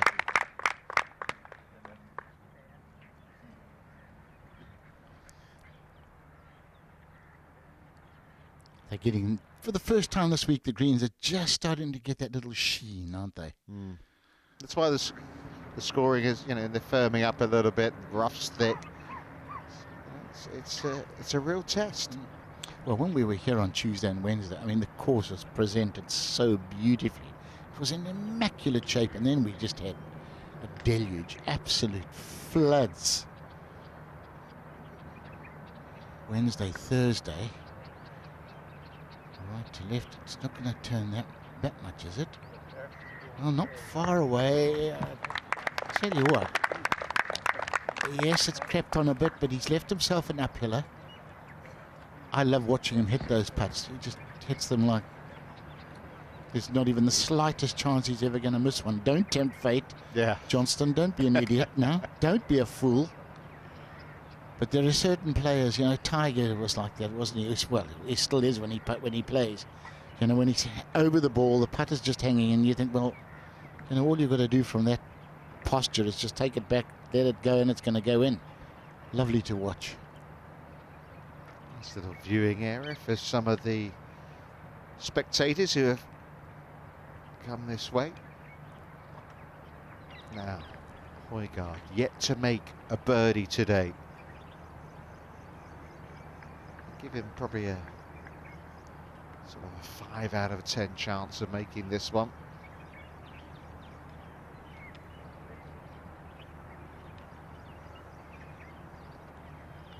He might have learned about the pace from Perez. I don't think Perez's line would have helped him a lot. Ooh, you'd rather be the other side of the hole. All a little flat for Nicolai. Started so well, he had a fantastic tee shot at 1, but hasn't quite lived up to it since now. Nicholas Kolsart's the player that made the eagle. That's the yellow ball. He was sitting in here last week at the HSBC Abu Dhabi Championship, doing our featured groups. Unfortunately, he did follow that with 3 bogeys in the next 5 holes, but still made an eagle here. Easiest hole on the course. 10. Playing 4.33, nearer a par 4 than a 5. Trouble is, there was just nowhere they could push this tee back. They would have liked you at 10, but it's right up against the boundary fence. Can't go any further back. So you get a good tee shot away here. Yeah. Who's to go first, John? It's a flip of a coin there. Exactly the same yardage. 254 yards left in for Jazz and Matthew Jordan.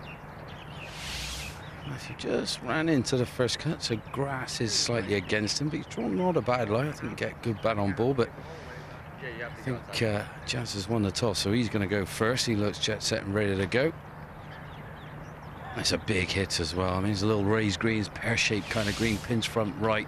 Got 3 whopping bunkers around this green as well. Not a breath of breeze there, like I said, going straight at it. Maybe just aiming at the heart of the green. Try and drift it towards the flag.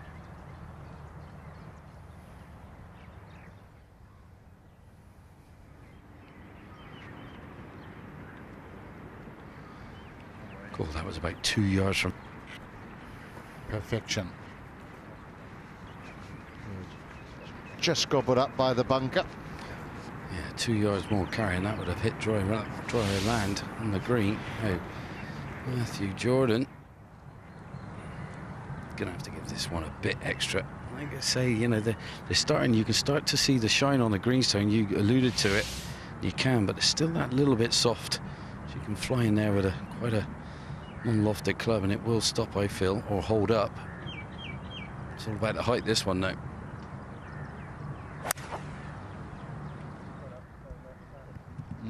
This has got to go. Low on the face. Low on the face, not going to get there. Well, Brian Fox don't mess around. He's hit it 307 off the tee, 233 yards in. He's got the iron in his hand, making mincemeat at this hole. What an advantage to have to hit an iron into this.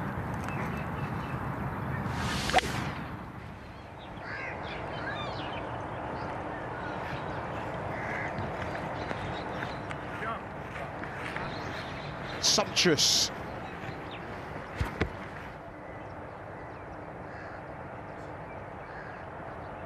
Tony shaking his head in awe. Oh, it's mind-bending. Driving an iron with almost no run. Wake up, Tony. Oh, you're dreaming again. Considered quite a nice long par 5. No gas. Superb two-putt. That was no guarantee, and also waiting for his first birdie of the day. Maybe saving a bunch of them for the back nine. Well, this is the chance. You've turned, which is why, you know, Matthew Jordan out in 33. You know, if you can get a little hot on the back nine. But there's the difference in their driving distance off the tee. Just under 340, the longest so far for Ryan Fox. Just over 300 for Jazz Jane Watanabe.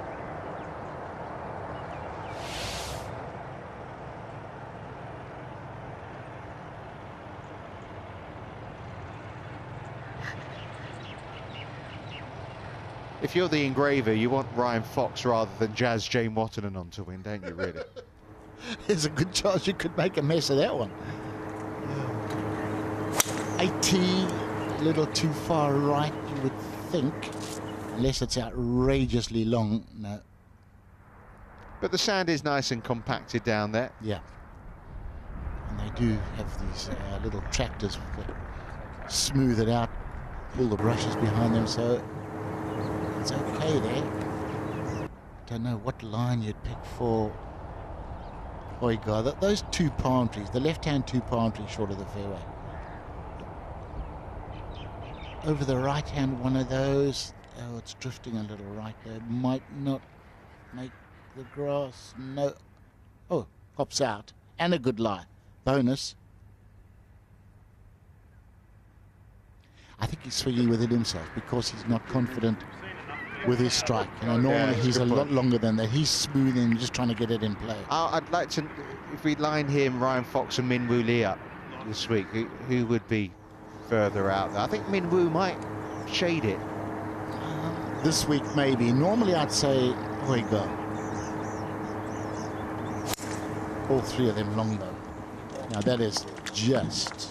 I heard Alison mentioning in commentary yesterday, Alison Whittaker saying that Min Woo Lee, when he was 16, was knocking it past Jason Day.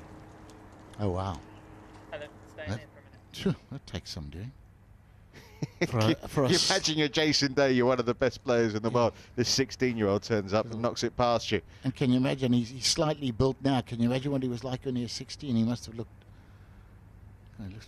like a walking one-iron. I've seen that old photo of you showed me. You look like a walking one-iron as well, Tony, back in your day. Well, I saw some video footage of you yesterday, John. Oh, when I was commentating on you, and you had hair on.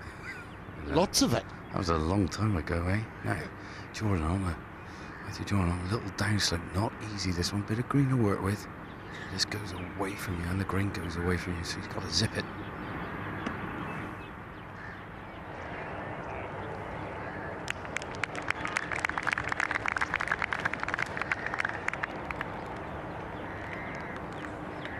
I think he feels he played that better than the result. Yeah. Judging by that reaction. Played that too good, Tony. No, take two. Here we go. The previous bunker shot. Well, he played the last one pretty good at 9. No, he's finding out the lob wedge again up against the bank of this bunker.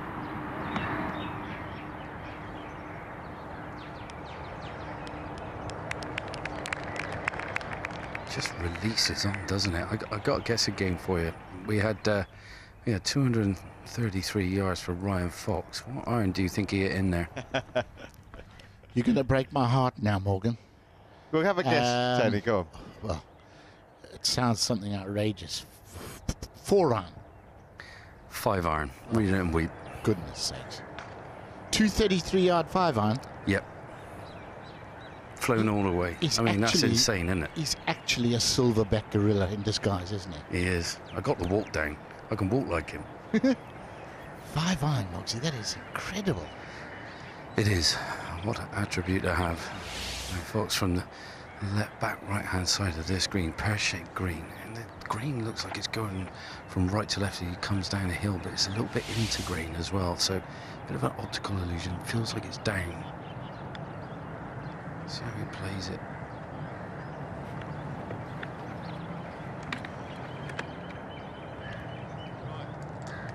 Good try.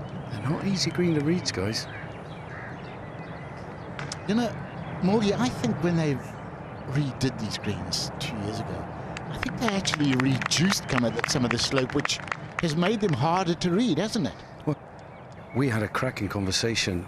Rupert, our producer, was there, and he was, you know, we have Matt Perry, the head greenkeeper, and when they done, they said you're not going to be able to see the nap of these greens as much as you have in previous years. Wow. You try and take that away. They said it's kind of like a bit speckly, you know, what you see, so it's going to confuse the players. So they've done a great job because it has confused the players. We've seen Tyrrell Hatton yesterday, couldn't buy a putt. Yeah, very true.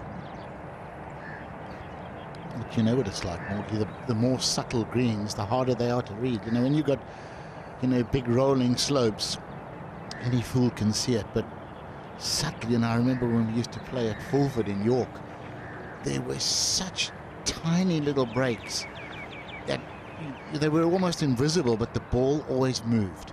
Yeah, you end up over reading them. Now, Jazz for his birdie coming back, had a free read off of Fox. Nice. Very nicely done.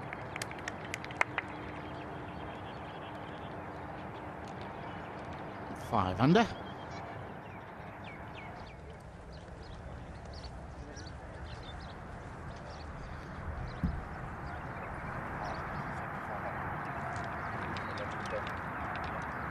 Up the hill at 8 for Ramon Langasque, winner of the Wells Open in 2020 at Celtic Manor.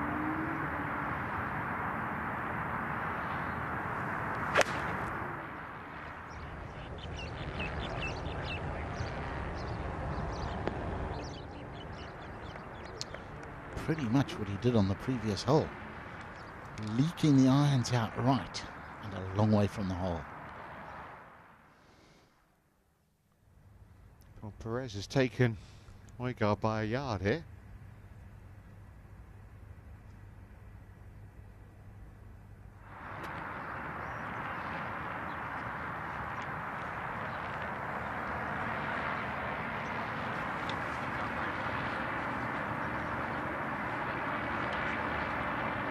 Yeah, 299 yards off the tee downhill for Højgaard. He is definitely just trying to ease it off the tee and get it into play.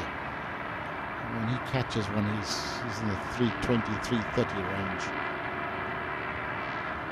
Good lie.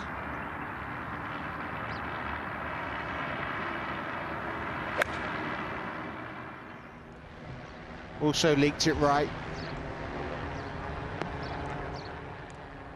It's just out of sync.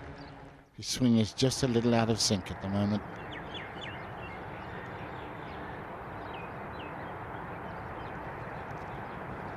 No birdie, unfortunately, for Matthew Jordan. Slightly tentative looking stroke. Now, come on, Victor. Fancy Perez to get a little closer to the leaders by the end of today. Fancy this one as well. Saw Rory do it, didn't we?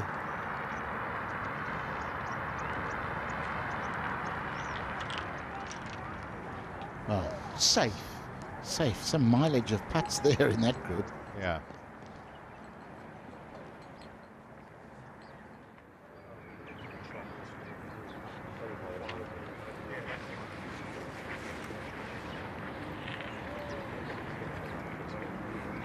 So the top of our feature groups makes its way through to the 11th hole.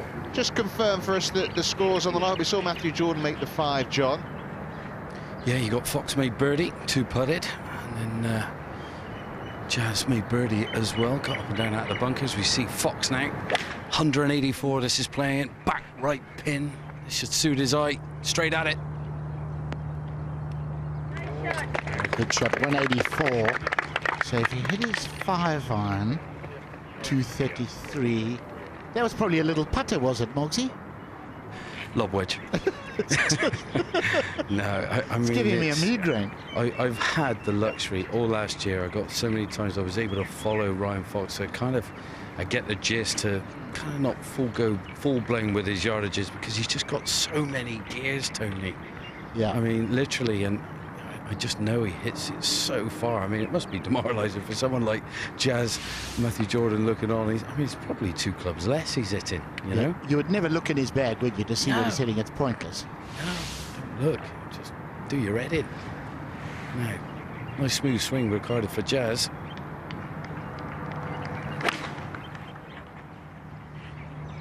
Smoothing one in.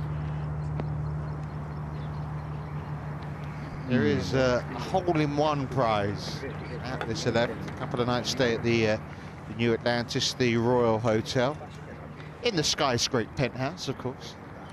Yeah, it looks something else, doesn't it? My goodness, I think Beyonce played there last Saturday. That was a hot ticket. I take it all the single ladies were there as well. Oh, look at you go. Come on then, get your hip movements out there, Richard. Come on. Get off the desk. Knew that one was coming, that old chestnut. Now, nice smooth swing here. Gets a little bit tight at the back of this green. Quite a slopey one from back to front as well. Bunker left, 2 bunkers up the right and 1 behind. Normal man, this is a 7-iron from 184.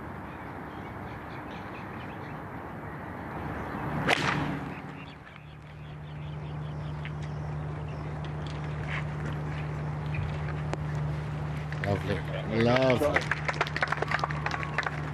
Amazing when we used to stand on that 11th tee.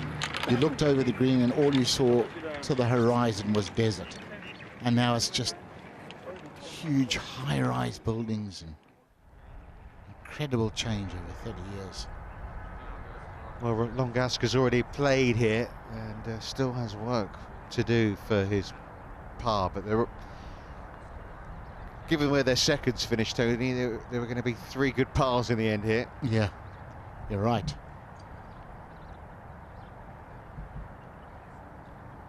Not one of them would turn down a 2-putt.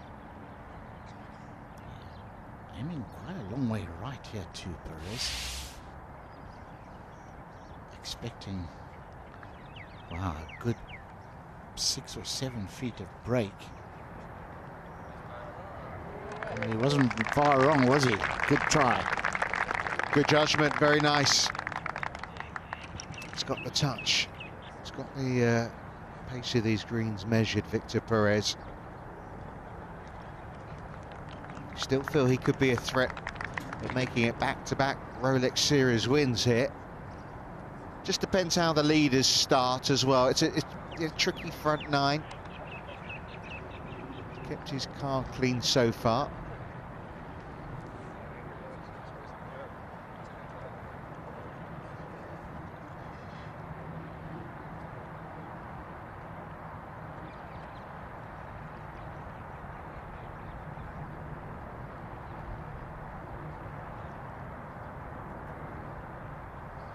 He'd love to be able to go and just tap this one in, a la Victor Perez.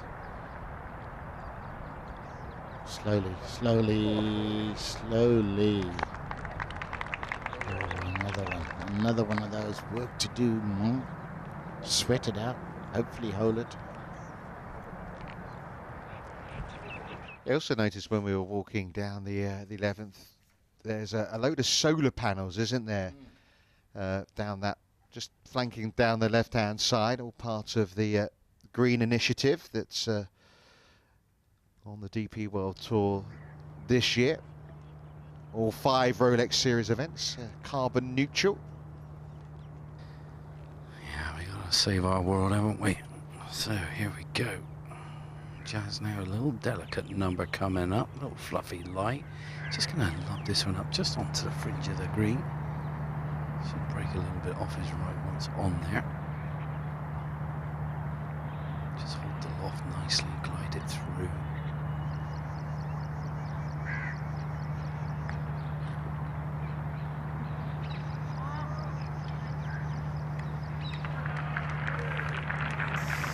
Okay. He might have got a little bit of grass between club and ball there. It was nestled down a bit. Very hard to get it to grip. Now, obviously, we're keeping a close eye on our feature groups, but just have a look who's joined the leaders. Rory McIlroy, what a start. He knocked in his birdie putt at the first from 4 feet and at the second from 6 feet.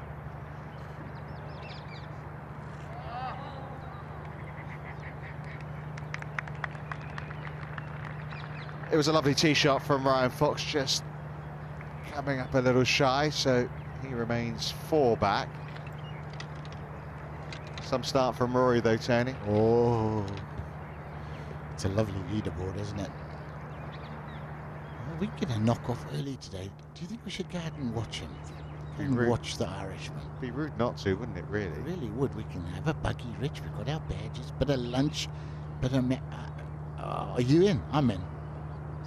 No. Yeah, I'm happy. I'm happy to do that, yeah. It's been early. It's been 100%. It's 4 o'clock starts every morning during the feature group. A little doze looks equally appetizing, doesn't it, this afternoon? Come on now. Come on, Matthew. No, he's struggling to see the lines. Missed the one on 10. You could see the disappointment. It's a could have been round, isn't it? Absolutely.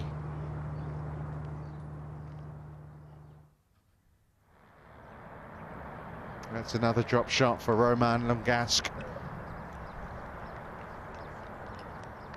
So 2 bogeys in 3 holes. He's back to 3 under now, and a bit off the pace. You can see Rory McIlroy's name on that trophy a couple of times.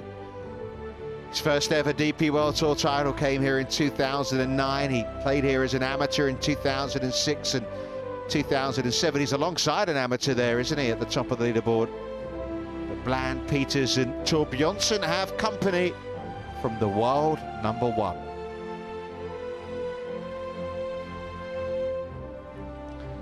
I think McIlroy would like to get one of those little gold stars near his name when he never won a Rolex event. There's not much he hasn't done. No, but he hasn't got a star.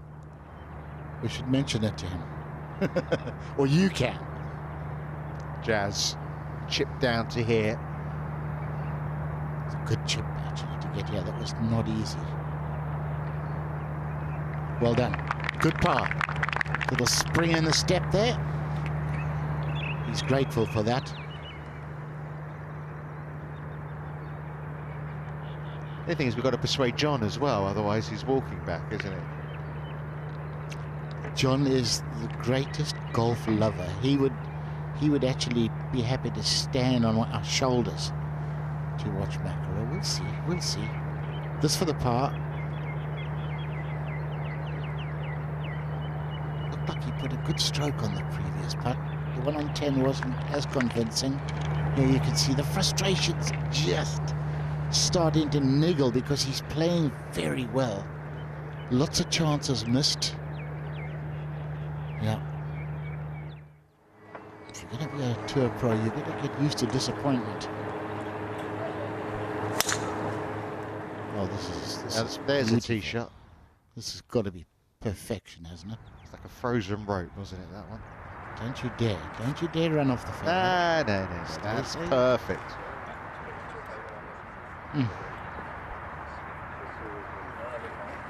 Well, he's playing like a Rolex Series winner, Victor Perez. Showing how it's done in this group, that's for sure. Playing partners struggling a little.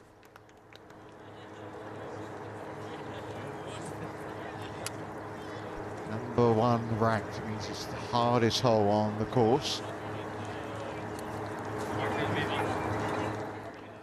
3 wood for Højgaard. If he hits a driver straight, he can run right through the fairway into the water. That's okay. Not quite playing with his usual aggression because he doesn't really trust his strike. Not today, anyway.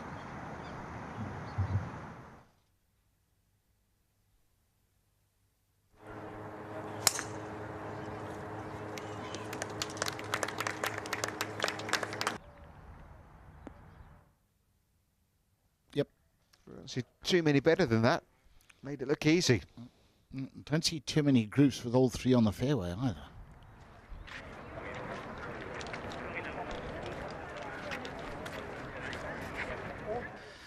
Well, back to the back tee we go. They've had it forward about 30 yards this week. Now it's playing its full yardage, 476. Around the corner, a little soft dog leg, out of bounds down the left where you guys are speaking.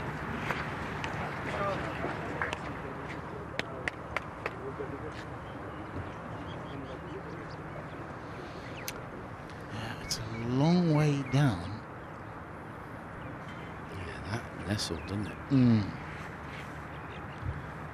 It's going to be a tough shot. Pins over on the left-hand side today, Tony.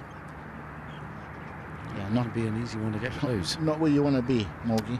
No, you've got to be up the right-hand side of this fairway. I know there's a bit of a lake over on the right-hand side that can come into play for the shorter hitters. Jez now looks like he's out with driver. A little bit of breeze just kicking up, and it looks like it's just flipped from the first 2 days' play. Feels like it's back into their faces. Not a great deal, though. Just making this whole play that little bit longer.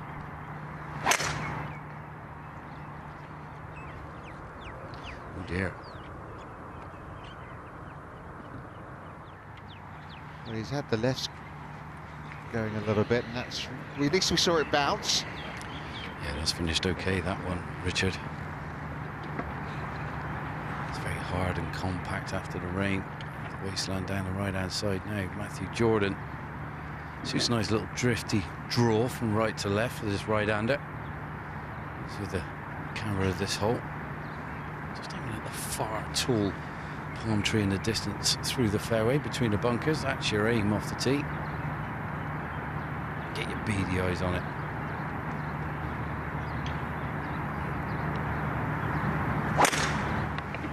He didn't hold back there, did he?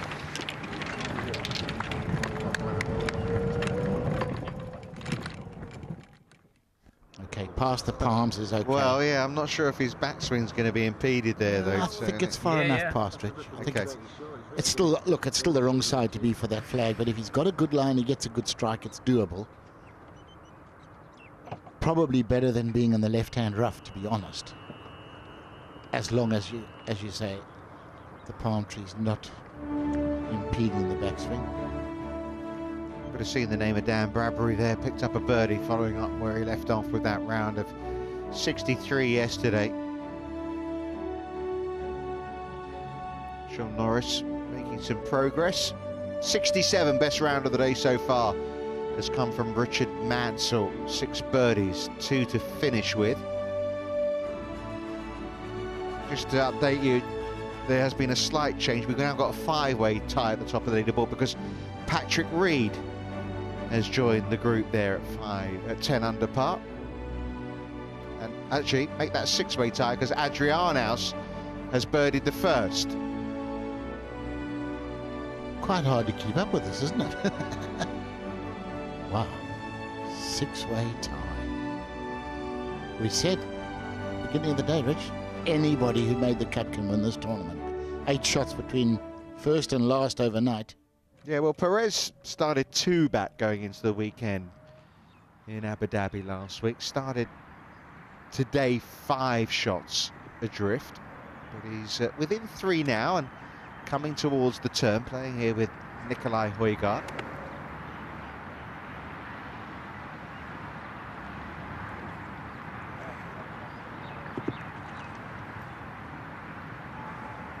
There he is, tied 52nd right now.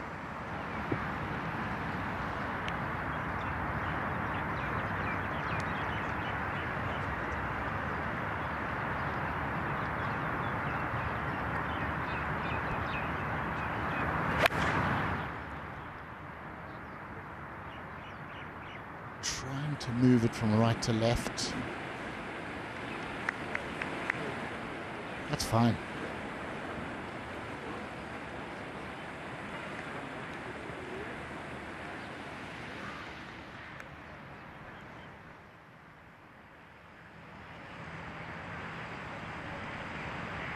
And Gask next to go.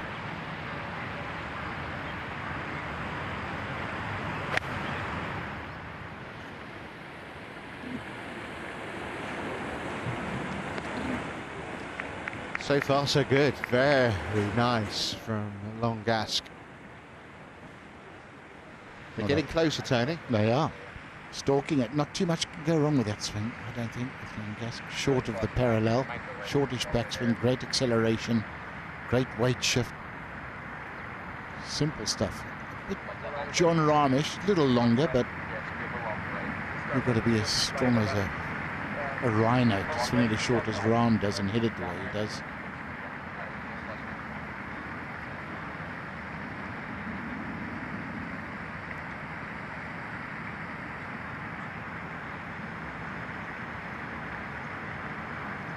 Flag a long way back.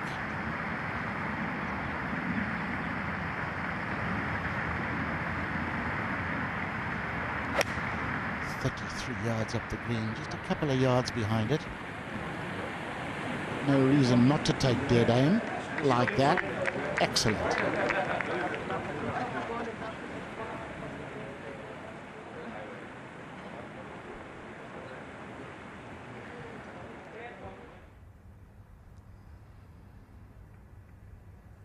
And a bit of breeze come up there, Rich. Look at the top of those palms.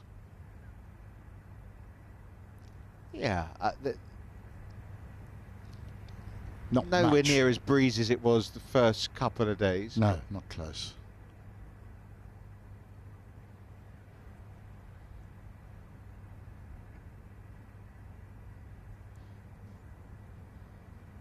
Two shots at 12.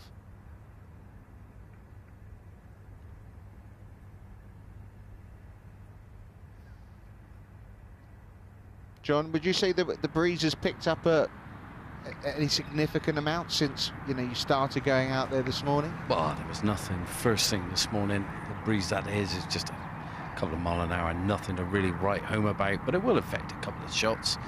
This hole playing that little bit longer because of it back into the breeze, but it's just switched round. It was the opposite direction the first 2 days, the breeze that we had. It's a great hole, pin front left, just over there. Anything short will feed off the green back down towards where the rough is. It's going to be Jazz to go first. He's got 195 yards. Kind of dispersed kind of wasteland on the right-hand side, but he's drawn a nice lie.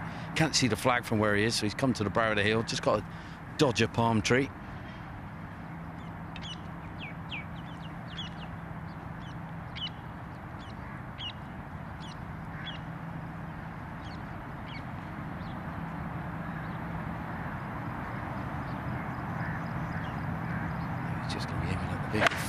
Sign just right of the pin in the distance.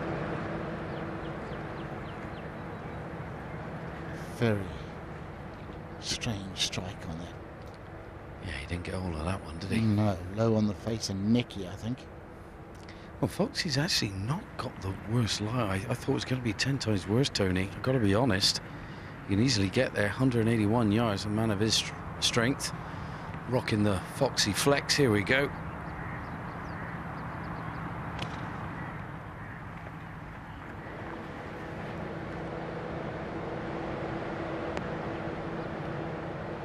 Very good. It's just a shot that most guys don't have in their bag, out of stuff like that. To get it up high and soft out of there. Any to problem? the front pin. Yeah. Any problems with the backswing here? Yeah, well, there is a little bit of problem. I mean, he's in an iron. If to take it up really steep, he's going to have to grip down the shaft. He's going to have to punch it regardless here, Richard. I mean, if he tries to draw it in, which then you'll have to go a bit flatter, then you bring in taking a bit too much sand, as Tony will understand. So you want to come in a bit sharpish and a bit steeper, trap it, but that's going to make him have to go straight at this flag. The bailout is down the right, that's what he'll want. He's got 160 yards, this is about an 8-iron. Grip it down, or even just back at a foot 9-iron, give it everything you got.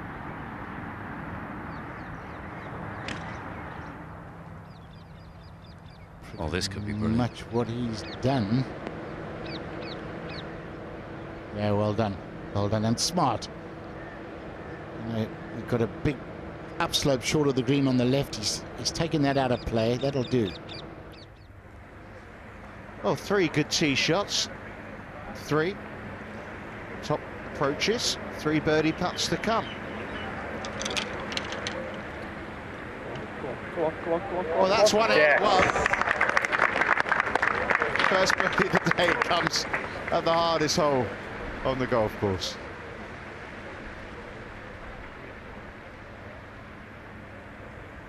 Well done, Nikolai. The golfing gods have a very warped sense of humour, don't they?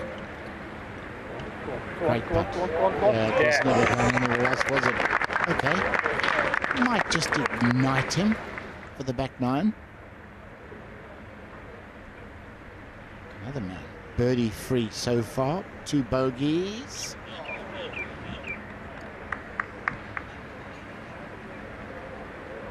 Logask out in 37 then. So from 5 under to 3 under now.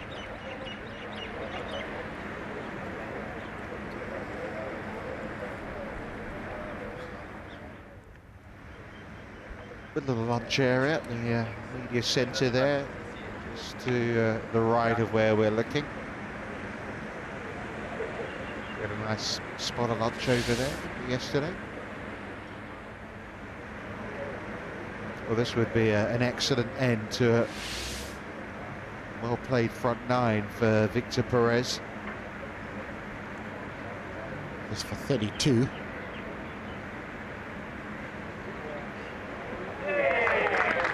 And he's only 2 back into the top.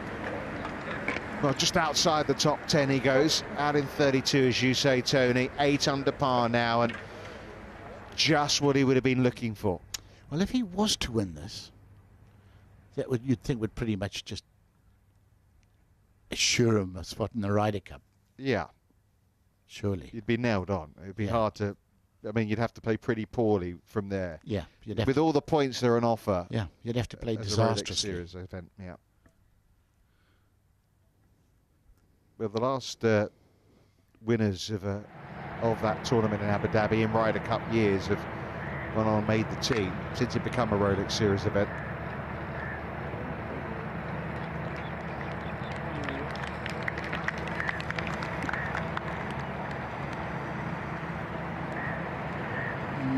Not bad. But not great.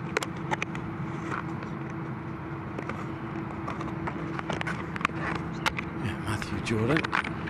Now, and I tell you what, very sensible play. Played to the heart of the green. Had to connect with it really well. Done the job.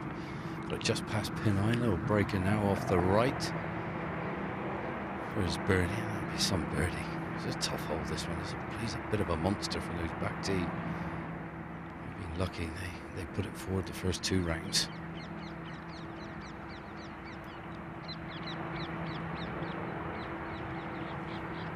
It's beautiful out here now. The temperature's just gone through the roof.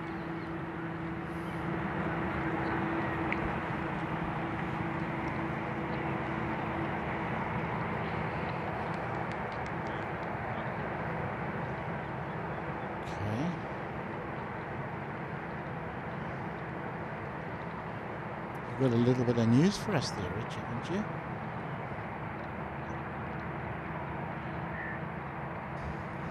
In a moment, John. Patience, patience. Yeah, lovely shot in from Ryan Fox. Now downhill, this is fast. Breaking off the left for birdie.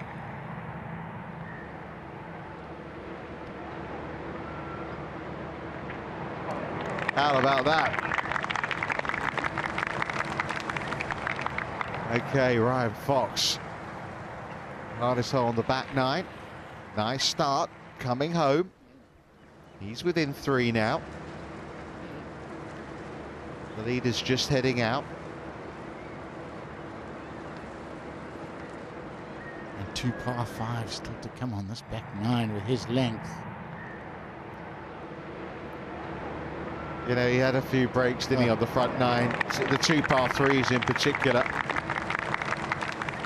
And sometimes you have those breaks, it just gives you that feeling, today is my day. Especially when you make use of the breaks, which he did, both of them.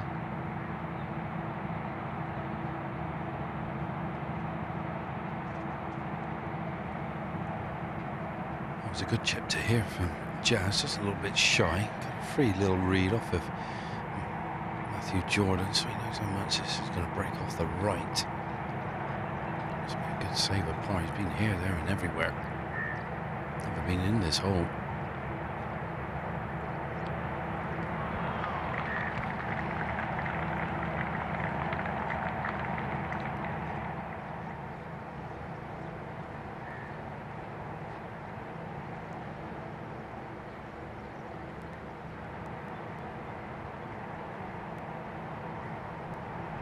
So another step back for Jazz, Jane Watton and on.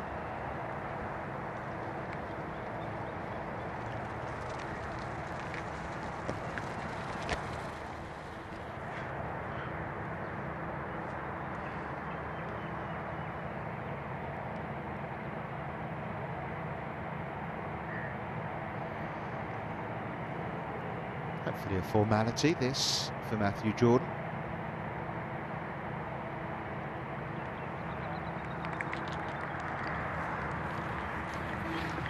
But it's all very, very congested. You don't, if you're Matthew Dorian and you're 6 under, you're tied 29th, you don't know if to look up or look down. You fall back, you know, the leaders are heading out, and they've got some birdie looks to come. Perez hits the turn, though, at 8 under.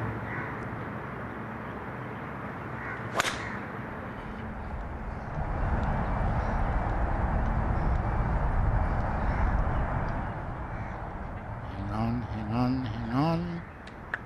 Fine, just in the first cut.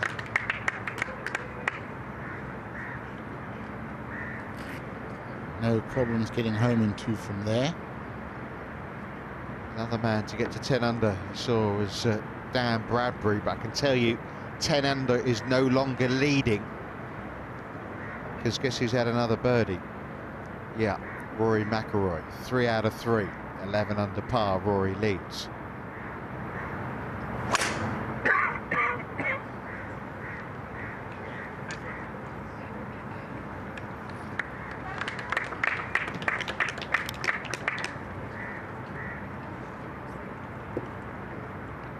It's all bubbling under nicely, isn't it?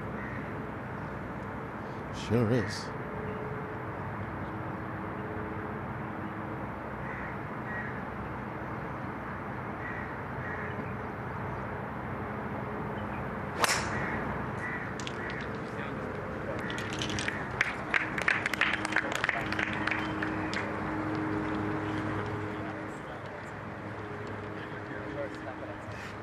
Once again, all 3 players in good position off the tee.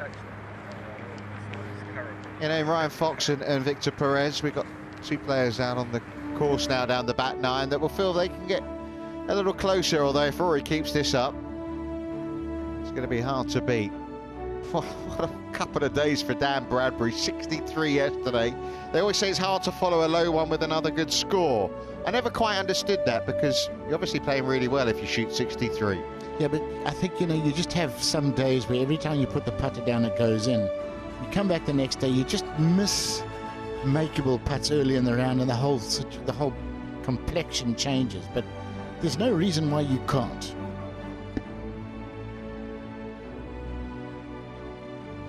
Yeah, Robert McIntyre going on nicely as well. 67 the score to beat.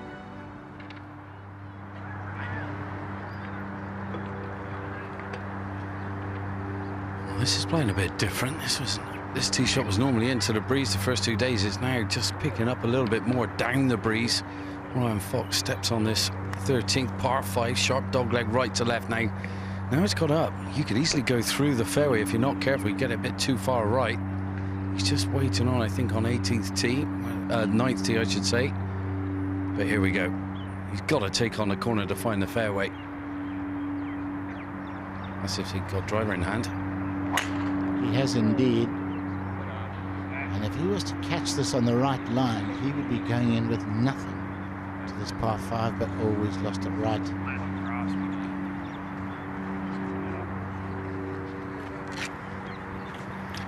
That could be in big trouble there. Yeah, I didn't see that finish, Bogsy. Did that reach that that scrubby stuff? I think it did. I mean, that was coming in at a hell of a rate of knots. So yeah, I'll give you an update in a minute as we see Matthew Jordan now, you've got to take this corner on. I mean, this is a naughty little dog leg, you know, with the breezes. It's just kicking up now, straight down. We'll gain an extra 20, 30 yards from the previous days. Take that into account.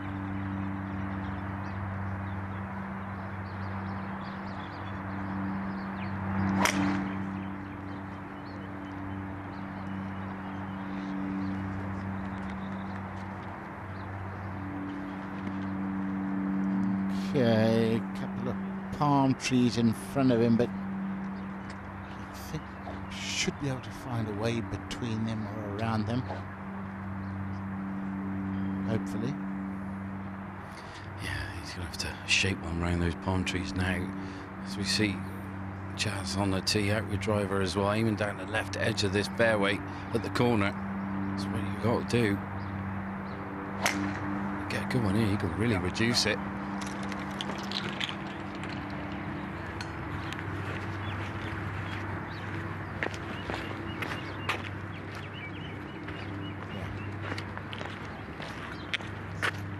Exactly what you're looking for.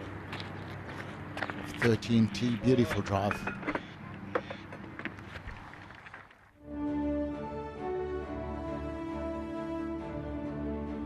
Look at that. McIlroy, birdie, birdie, birdie start into the lead, all on his own. 7 in the pack just behind him. And a couple of other nice moves there. Wallace, Wiesberger going along well. Wow, talk about a logjam. It's unbelievable.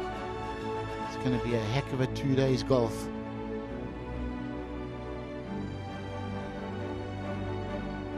Perez, who we're having the pleasure of watching, 3 under today, playing beautifully. Robert McIntyre, nice move. It's heating up.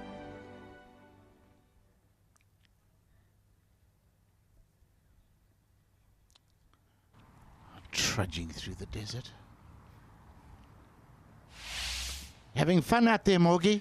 Oh, loving it. You know me, Tony. Always this is where you want to be, mate. Yeah. This is where you want to be.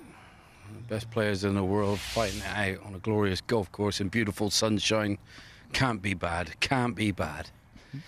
And I must admit, I've just gone over, and Ryan Fox is a very, very fortunate boy. Again? He is. He's got a swing. He's got a lie. Oh, my goodness. And the power he's got, I think he can get home in 2, no questions asked. He can get to the back of the ball. Bit of a puncher, which helps him out of this wasty land stuff. And it's kind of a bit of a tracky kind of lie, but I think he's going to be absolutely fine. Well, we did see a spectator hold his hand up as if, you know, he'd seen it and it was okay. And I think we were all thinking, well, you might just be dreaming, pal, because that was headed into wicked stuff. That'll be the 3rd great break he's had today. Front 9, if you weren't watching, folks, rolled down towards the water and hung up the first time just short. Second time looked like it couldn't, and it was perfect. Well, some people joining us all the time. Let's take a look back at what's been going on in game number 13. It's been pretty entertaining. Jazz Jane Watterton on 6 straight pars. First birdie of the day came at the 7th. Jazz, like Jordan and Fox, starting the day at 4 under, made a mess of 9 until this. Tee shot out of bounds, reload, over the back of the green, horrible bunker shot, holds it for a bogey. It's one of the shots of the week. He's at where he was at the start of the day at 4 under par. Matthew Jordan's played really nicely, just not enough of this. Birdied the first and birdied the 6th. You know, 2 of the harder holes on the front 9. There were plenty of other opportunities as well.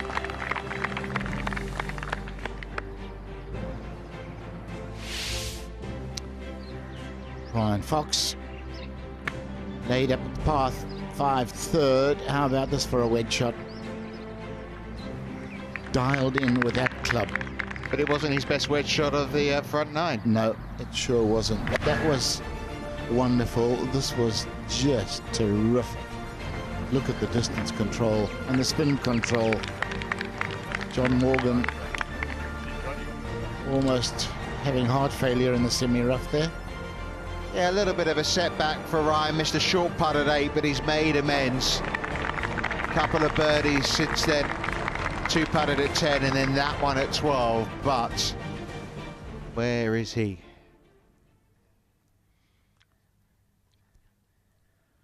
Well, John Morgan says it's a sort of, you know, it's a scruffy-ish lie, but he's got a shot.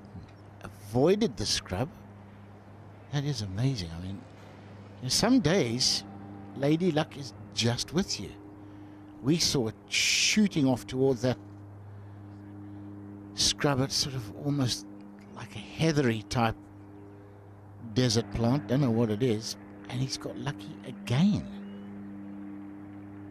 How? I don't know. But when you get the breaks, don't ask questions. Just use it. Well, here's a question for you. Who do you think's just made another birdie? No, I don't believe you now. I don't believe you. McIlroy again. I can't believe that. 4 in a row to start the day. He's on a mission, isn't he? And he hasn't made a birdie from any of them outside of 6 feet. Anyway, long gask. Trying to get home in 2 here at this par 5. Look good. Started left with a little fade, high soft fade. Get lucky, stay there. Oh, please. Let him make his first birdie of the day. Poor lad.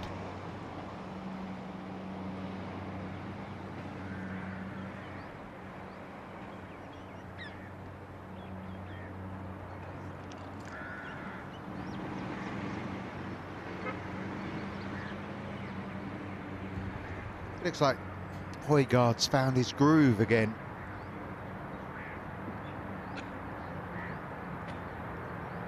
Really well worked birdie at 9. In position to strike here at 10. Probably that 5-iron, Ryan Fox it. He's thinking of eagle here. This is the chance to make a really big move. Oh, a club shy. Maybe not even that. Still a great chance for birdie, though. He can't believe it's come up short.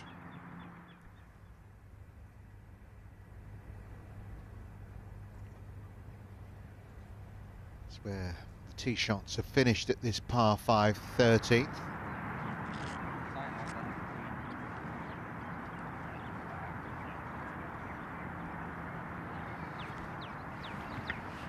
I can't believe what you guys are talking about. Rory on a rampage.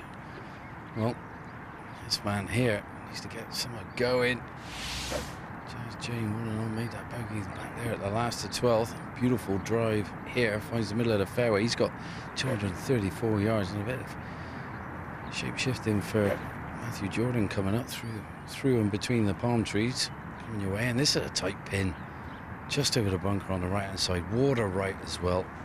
Don't want to be super greedy with this. It's hard to stop it close to it.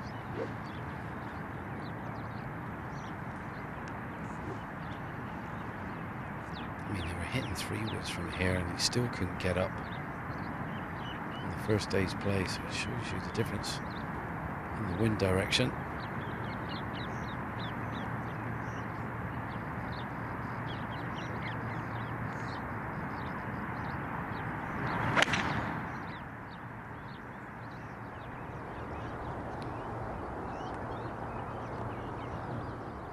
To the bunker. It seems a long time ago now, doesn't it, John, that at this very hole, Rory McIlroy went in the water here, and we were saying how rusty he looks.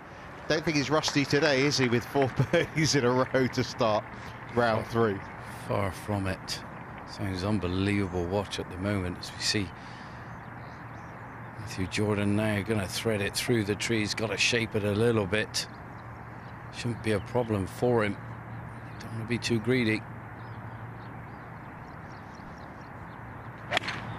Flag directly behind the palm tree. This is the safer play. Go left, cut it in. Great shot, great shot. That's a beauty. wind off the left too to help him with that shape. Quickly to Fox.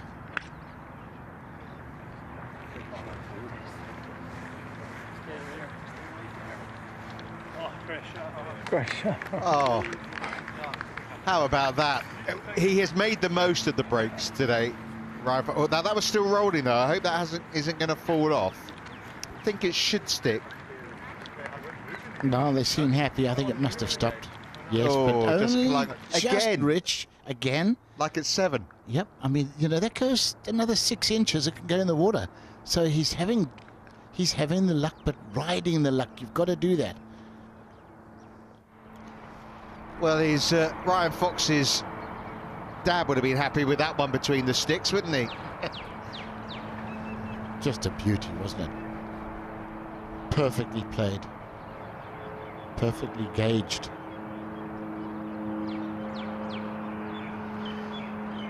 Perez.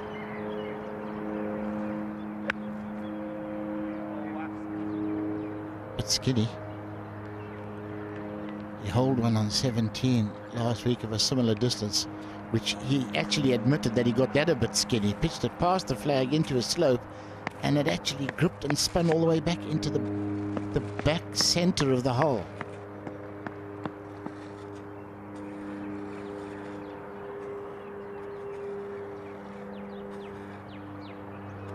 Thing is, you're Victor Perez, you think, oh, I'm making some in-ground, you know, some road, you know, catching the leaders, and then suddenly you look at the leaderboards on the golf course and McIlroy says 12 under par.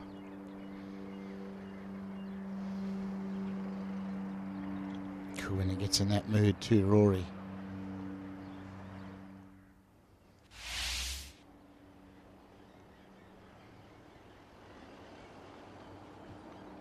Hard act to keep going though.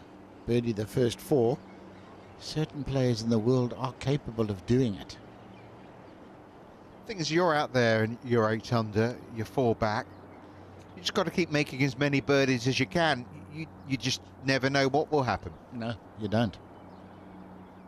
Just keep going, keep doing what you're doing.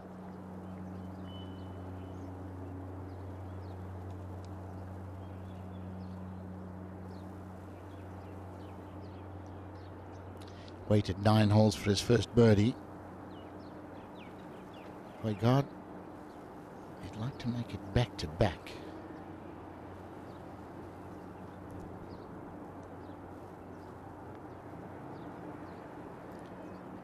Got through the fringe okay. Yes. Easy fall. This is the type of bunker shot you fancy.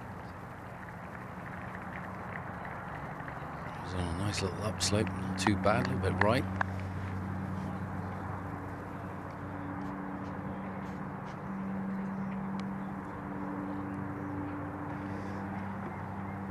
You can see the action this golf course is getting now. Everyone's out on a glorious day, and obviously he's gone through the 4th, 5th, or whatever he's on now, all hanging around the 7th, which is just over the back of his 13th. They might hear a roar of their own now, where we've got 2 beautiful eagle putts coming our way. Matthew Jordan with a lightning fast putt coming down the hill.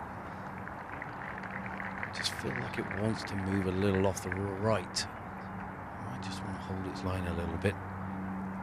Ryan Fox with a, well, very courageous shot. A little bit close for comfort on the right hand side, but from where he was, unbelievable.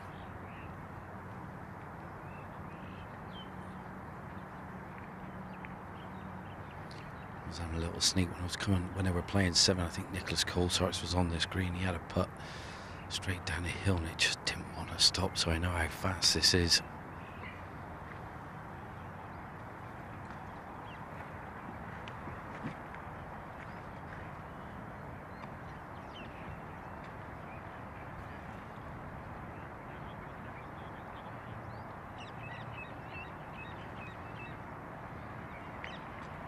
Just keeps on running by.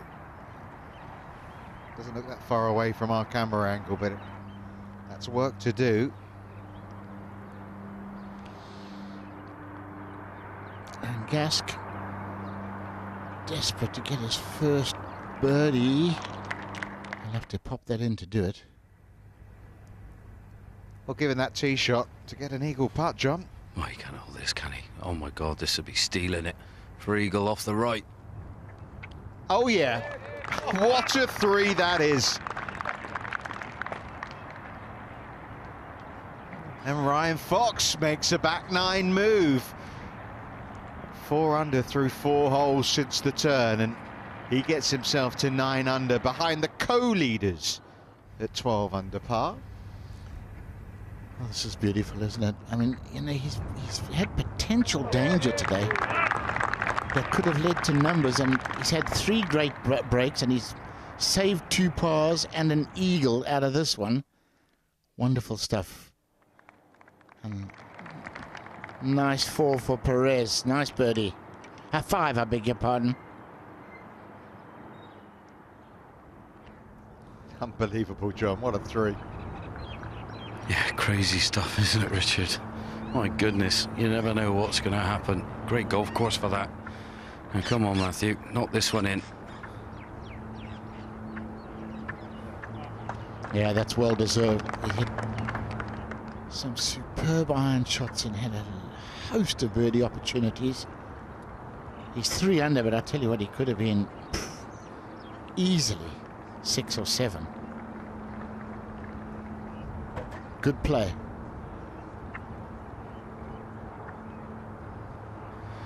Yeah, got a young lady wandering around here, just a big fan of Ryan Fox. She's rocking the flag around it.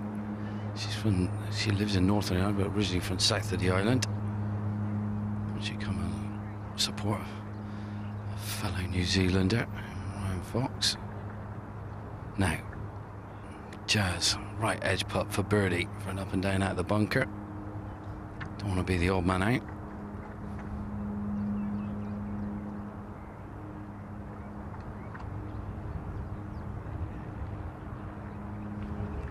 Excellent.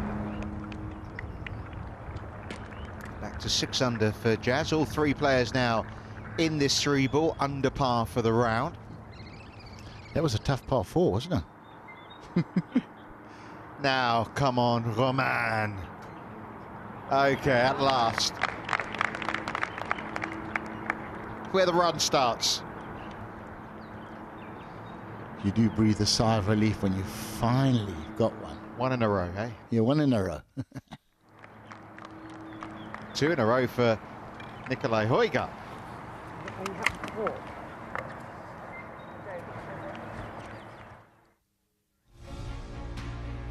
Adri Arnaus, Dubai-based Adri Arnaus. Birdie at 1, eagle at 3, joins Rory McIlroy at the top of the leaderboard. McIlroy with a 4 birdie start. Thomas Pieters and Michael Thorbjornsen, a couple of the overnight leaders, making some progress. Dan Bradbury picking up where he left off. There's Ryan Fox now inside the top 10. Things heating up in more ways than one at the Hero Dubai Desert Classic.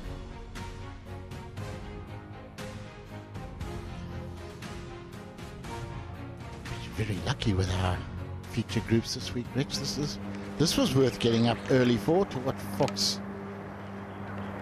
Jordan and Jazz. Great Perez as well. Yeah, absolutely. The business. Victor going along beautifully.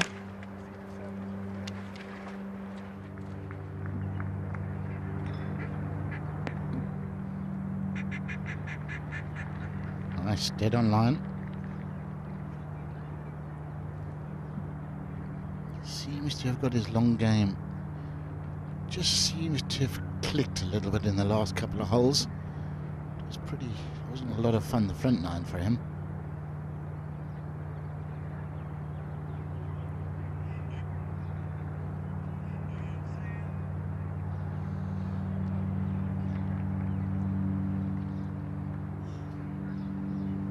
Now, off the back of that first birdie, long gask.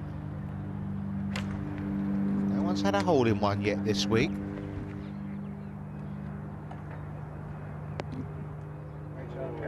Oh. Classy effort. Amazing. You wait all that time to get your first birdie and suddenly a little adrenaline rush and come up with one like that.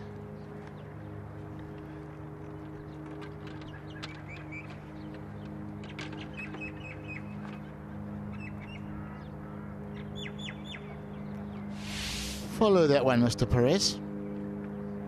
Yep.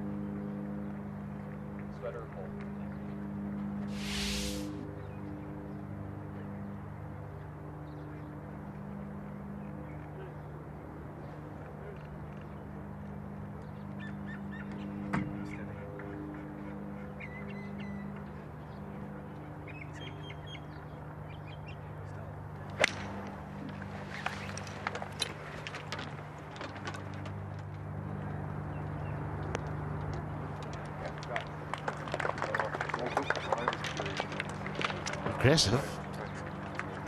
It's okay. Ryan Fox has already teed off here. He's found the fairway. Jordan looking to do the same. Just a hybrid dogleg from right to left. If you go too far down the right, there's a pond down there, so hence the layup. That's fine. Not a long iron in.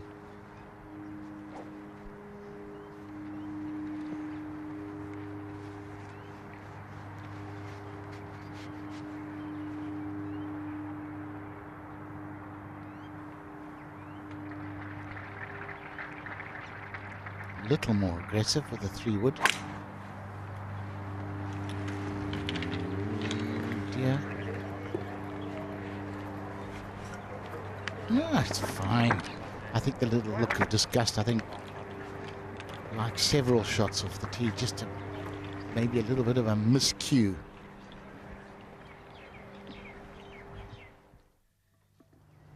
Well, the race is on for the Dalla Trophy. A couple of players in our feature groups are getting themselves in and amongst it.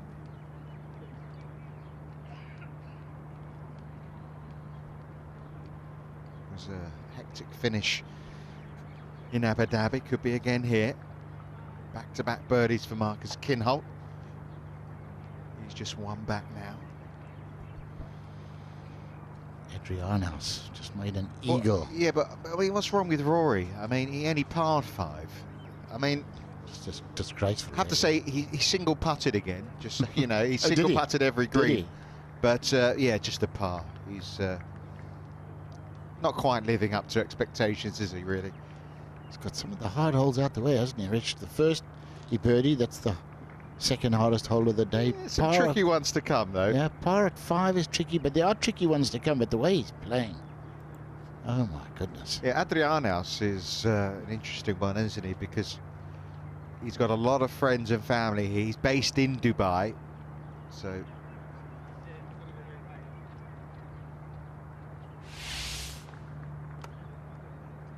Another prodigious hitter, isn't he, the Spaniard? Game 17 here, another of the big hitters in Nicolai Højgaard, who's just steadied the ship. See Perez, look at him looking away. At least he's doing it. Is it his turn, or is it going to be Nicolai to putt first? I think it is going to be Højgaard.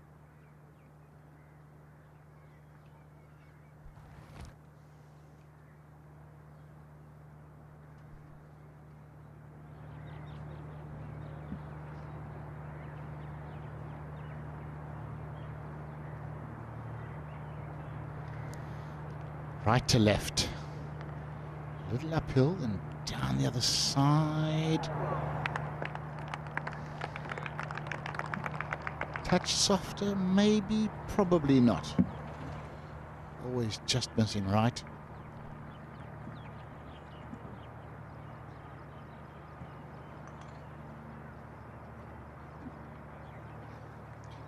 Oh, where's Ryan Fox? I thought he was on the fairway. That doesn't look like the fairway to me. Well, yeah, the top of his swing just kid just cried out, he came off it, pulled it left, and fortunately he's in a little clump of bush there. He can get to the back of the ball, but he's made mincemeat of this. He's really cut the corner. I mean, he's only got a little sand iron in hand, if that.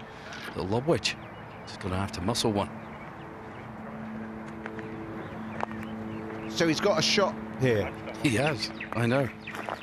I mean, it's his day at the moment, isn't it? Well, it is. You can see it now, probably with our camera position.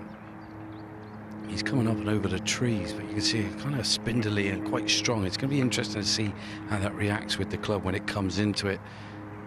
But the power he possesses, I mean, he could probably go for the most lofted club and just hit 7 bells out of it.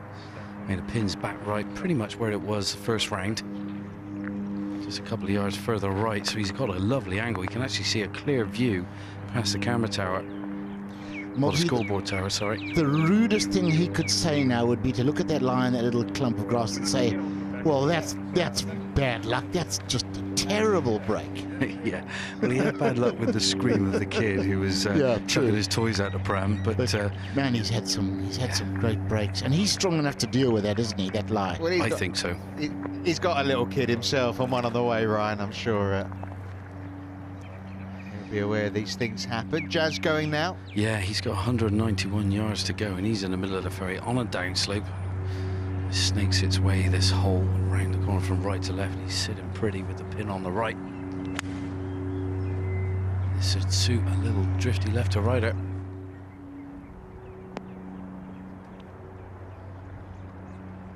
That's fine.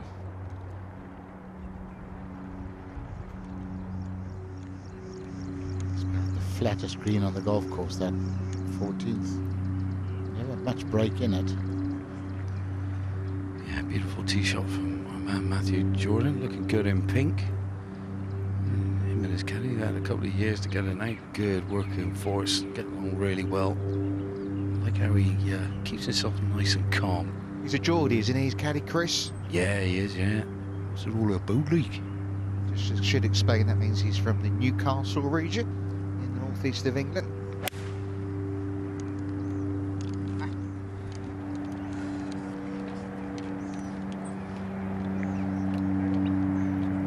Thank you.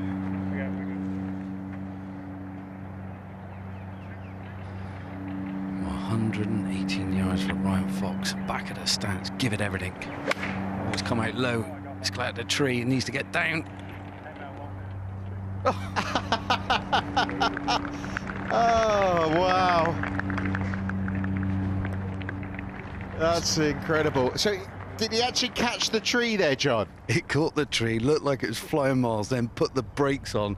He's laughing his head off. I mean, that again, big stroke of luck. Yeah, you can hear it. I think they came out with a monstrous flyer. Hit the tree, took pace off it, did something to it. Perfect. Somehow put spin on it. I mean, that is unbelievable. I'll tell you what, was he 5 under at the moment? It's unbelievable. Let's go to Perez. Birdie putt at 11. Oh my goodness. What are we seeing here? This is just awesome. So Victor Perez and Ryan Fox emerging from the pack in our featured group coverage here at the Hero Dubai Desert Classic.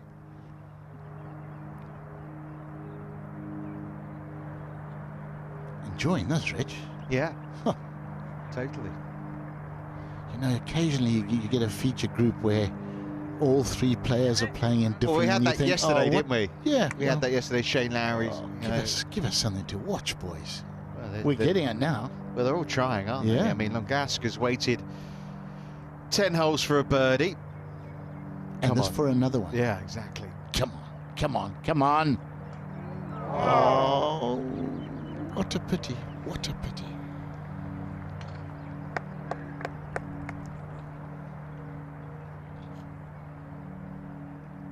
So many Race to Dubai points on offer as well. So we're talking about Matthew Jordan saying how frustrated he was last year when he made the cut here in Dubai and Abu Dhabi, made the weekend and then just fell away. Shot 73, 78 over the weekend last year, finished tied 70th in the end. Sort of thing you learn from. And playing much better today. He's 3 under for his round. And, well, you'd say an outside chance for birdie, but they must be looking at what Ryan Fox is doing, John, and shaking their heads. Yeah, this game is crazy. I mean, he had his unfortunate breaks last year. Matthew Jordan had his chances, and it didn't come off, but he swings them round away, so it'll come back his way again. He's got a lengthy number, and he'll be happy with 2 putts here, because this is not an easy putt, just a little bit off the left down, so it'll be cozy in this. It goes in bonus, but nice update for you for Ryan Fox. I mean, he's laughing his knees off, and he's aimed a little bit right, thinking the bush is going to pull it a little bit left. Anyway, it's come out like an absolute rocket, hit the tree in front of him, ricocheted left, back on line, and come up short of it just from the back edge of the green. Unbelievable. With backspin. With backspin. Crazy, isn't it? Absolutely crazy. Can't write this script. Take it when it comes, I tell you. Because you'll be unlucky sometimes, just like this man. The tide's changing for Matthew Jordan, playing some lovely golf.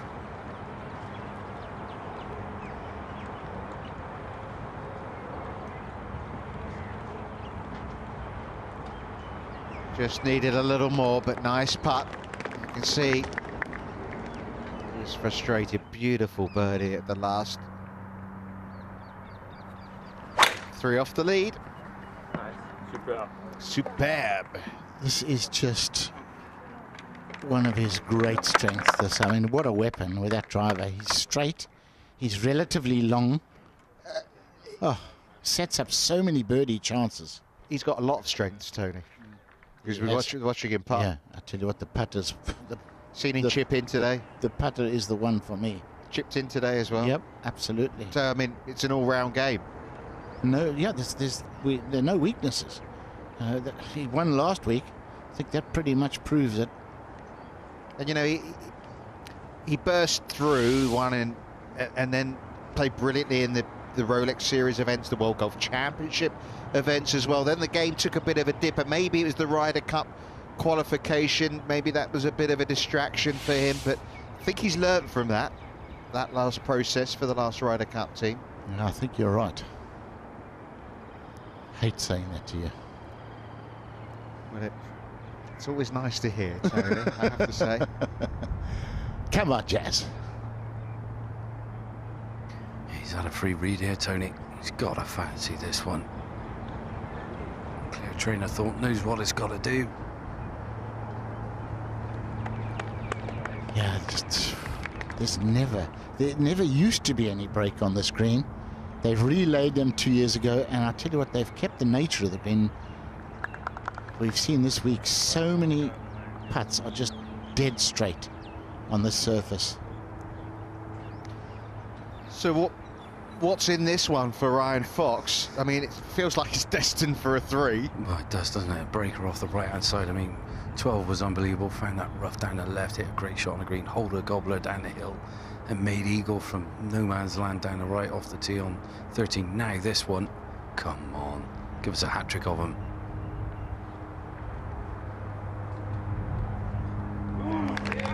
And just like that, Ryan Fox moves to 10 under par. 5 holes played of the back 9, 5 under for them. We thought the previous 2 breaks were good. I mean, you know, if you've got to describe that shot, it almost sounds outrageous, the break he's had there, and then he does this. He's just gone 3-3 at 13 and 14 from ridiculous situations. But you've got to make the most of things that go your way, and he's done that. I mean, they were good parts, weren't they, both of them? Yeah, absolutely. But Matthew Jordan's thinking, how's he 6 under and I'm only 3 under today? Yes, because Jordan's played the most consistent golf. Yeah. No question. And good golf. Well, as you can see, Ryan Fox within 2 now. Rory McIlroy off to the fly iron house with an eagle at 3. Peters back-to-back birdies at 2 and 3. Ditto Marcus Kirnholt. Perez is right there as well in a tie for 10th. It's going to be a good finish, isn't it, down the stretch in our feature groups. Day 4, round 3 in Dubai.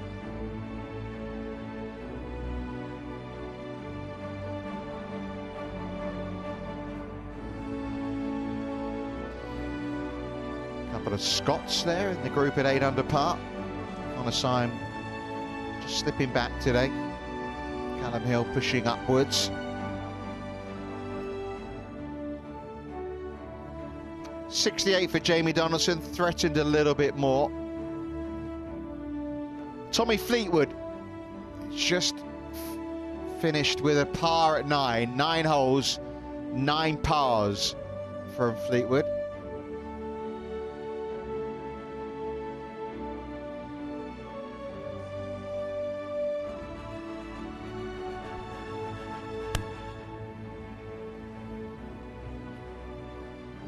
Well, what next from the Fox? Only problem with this par 3, John, is he's got no water to flirt with. No, I know, but don't think the old saying, fortune favours the brave. And I tell you what, my goodness, these last 3 holes where he's gone 3-3-3, he has had to take it all on, and he's taken it all on, and it's come off. Well, Mogsy, I'm going to remember that second shot of his for a long time, because if you described that to somebody who hadn't seen it, they would think you were talking rubbish. Oh, yeah. I mean, freaky deaky, it really is. I mean, what a round of golf he's put together. Out of nothing. It looks like, you know, he should be easily 3-4 worse than what he actually is, but he isn't. But that's the marks of great players. We've seen it from Rory on first day. Yep. But this is a beautiful hole. I love the shape of this green. I mean, they chuck the pin just over on the left-hand side. It's so awkward to get near. On the crest of a wave, Fox, you know, this is 185 yards. A little bit breeze off his left. He's going to have to hold it up, try and work it against the breeze and stop it, but he's going to be in no more than an 8-iron.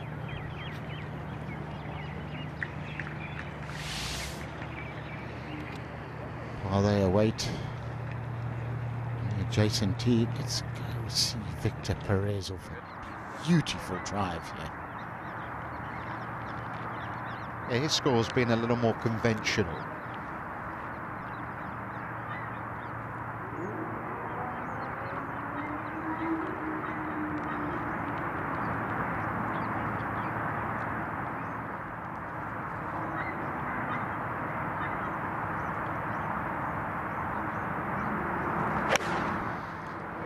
Steep upslope leading up to the front of the green. The flag's just over that, so don't be short. Be there? Be right there. Be right there. Gorgeous golf shot. So you don't have to be in the bushes to make birdies? Or flirting with the water. This was wonderful, wasn't it? I mean, they've worked the club out to perfection, and the strike is pure. He's holding the pose. He thinks it's good. It absolutely is. Yeah, still got the good vibes as Victor Perez. Now, Fox.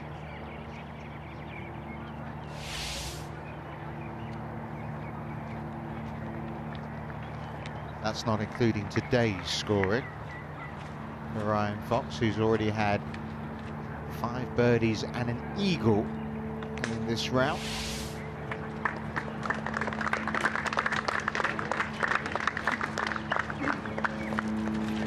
Now the green clearing ahead. There's Julien Guerrier.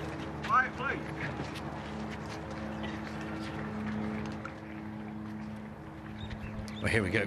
Front left pin near all the danger zone. The bank just down the left-hand side, really thick, rough, down towards the wasteland bunker. Just going straight out. I reckon just a yard or 2 right of it as caution. 185 is playing today. Oh, this looks good. Nice to meet you. You all right? It is good. Well, when I was walking up towards the 11th, when they played the 10th, oh, there was a little doorway open underneath the bar that's around here, and you wouldn't believe it, there was Thatcher's cider underneath there in barrels. Brought it all the way in from my own land, Somerset.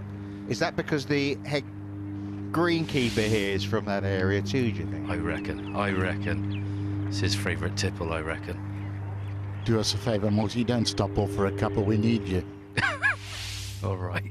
A little bit of breeze, just feels like it's just switched the other way, a little bit right to left, which is going to help for this pin. I hope I'm right with this. It's not just where I'm stood. Matthew Jordan can use that. one hand off. He has it short side himself, has he? Yeah, I think he has. I wonder if that stays grass. I think he'd rather be in the sand, to be honest. Yeah, in these lovely warm conditions, a nice fresh, bubbly, fizzy pint of cider. Whoa, tickles your taste buds, I tell you. Mother's milk, as they call it. Now, Jazz. I've got a suspicion we might not be hearing from John Morgan for much longer. Yeah, if you do hear me, it's like that. So no change then? Holding the pose. Does he like it? Yes, he does.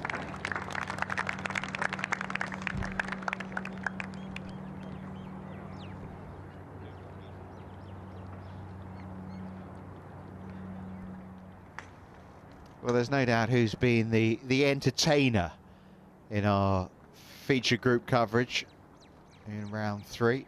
The man there, tied 7th, Ryan Fox.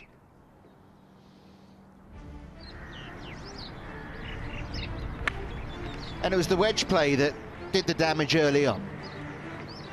Third hole, third shot, par 5. Great control, birdie there. Now, I think, you know, meeting Carmen and Javier Ballesteros earlier this week to pick up the Seve Ballesteros award, maybe it's rubbed off a bit of Seve in him, the way he's played today. Well, he's played some miraculous stuff, hasn't he? This at the 4th. In she goes.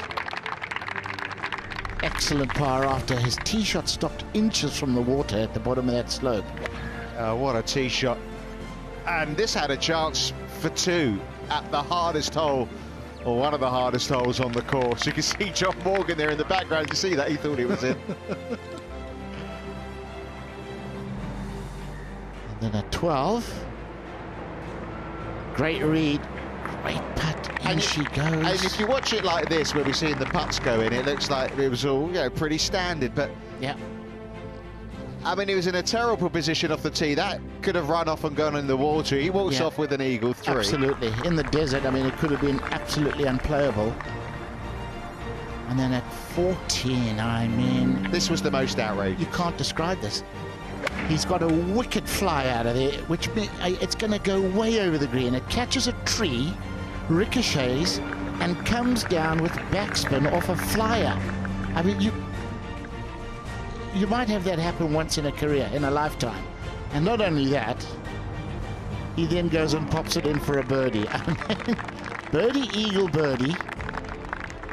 It's outrageous stuff. What a back 9 so far from Ryan Fox. And he looks at it like, you know, well, this is just the sort of thing that happens every day to me on the golf course. Well, he did win twice and have 4 runners-ups last season. Yeah. You asked earlier on, how does he follow a great year like last year? Well, do stuff like this, Rich. To Perez eyeing up a chance to join Fox amongst the leaders. There he is at the moment, tied for 10th, but he can get to 10 under par here. I was about to say something, but I don't want to curse him.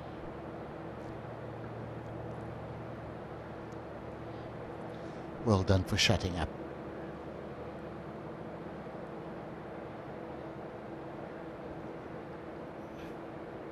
To get to double figures under par. Never in doubt, never in doubt. I was about to say, the way he's putting, he's not going to miss that one. And there you go. I think that's as good a putting stroke as there is worldwide at the moment. Well, I'm up in the hospitality right now, loving it. Fox can't hold another one, can he? Break her off the right for a 2. Go. Not going to get there. Nothing wrong with the 3. No, not at all. At the 15th. Just nicking a little sweet potato fries here. Ketchup? Yeah, why not? Big dollop of it.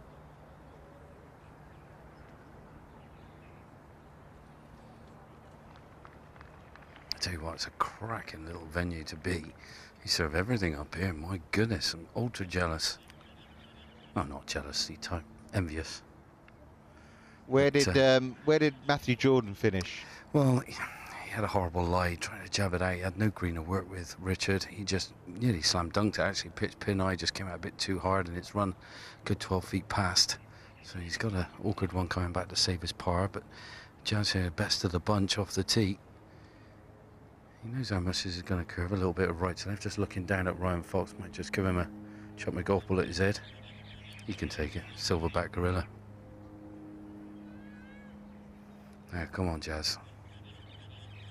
Hasn't hold much today at all. Well overdue a few putts to drop.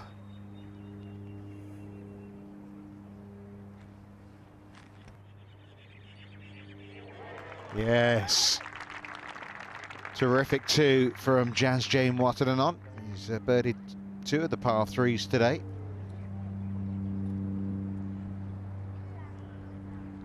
Hanging in there, isn't he?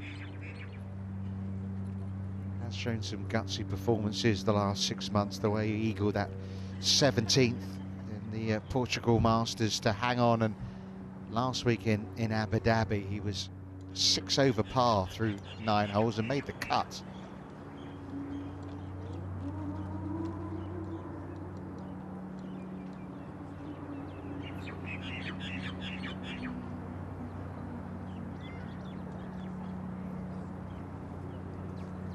Bogey free today. Keep it that way. Keep it that way. Oh, what a pity.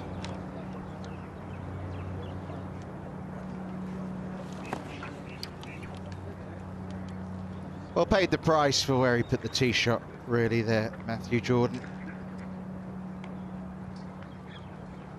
Yeah, he was 6 over par after 9 holes, and then shot a 75, turned it around, and then 67 day 2 made it right on the mark. It's a lovely feeling that you feel very proud of yourself when you do that. Well, I think Victor Perez could well be giving himself a bit of a lie-in tomorrow morning. Par 5 coming next. Here, this 13th. Pardon? Very good question. Did I want to? What? Did you want to? Yes. No. Side conversation there, Rich. Nice to keep up to speed with the spectators, spotters. Well, he hasn't birdied this hole yet this week, Victor Perez. As you can see from the graphic there, it's a very scoreable hole. Just needs to hit another one of those pure tee shots of his. Split another fairway and he will be making 4 or better. I don't think there's any doubt about that if he hits the fairway.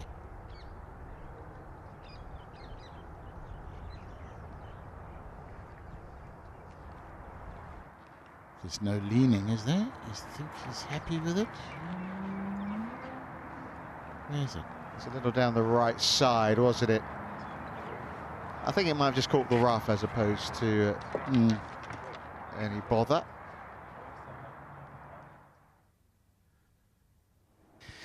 Well, Jazz has already gone after making the 2. He's found the fairway down the right. Now, the mighty Ryan Fox. Here we go. Beautiful hole, this one. Soft dog leg, right to left. Picks up the tee quickly. His work ethic's fantastic, though. I mean, he's been working with Jamie Goff on the range. Still no stone unturned, I should say. He's working on everything, but something's obviously clicked. He's had a bit of good fortune now. Matthew Jordan. Looks like he's got driver in hand, unless my eyes mistake me. Looks like it, John, yeah. Yeah, just in the shadows here, in the shade behind the hospitality. Not feeling any breeze back in here, but it's back into their faces. Down the left side. Ooh. Hard to tell in the shadows, but I hope it's not as close to those trees as it looked. Boygaard now can let one rip at 13. I was going to say he can take it quite well left over the trees, but not that far left. Oh, I have no idea what's over that mound. That's Never as been bad down as the there. one at the second, isn't it? Yeah. That needs a lot of luck.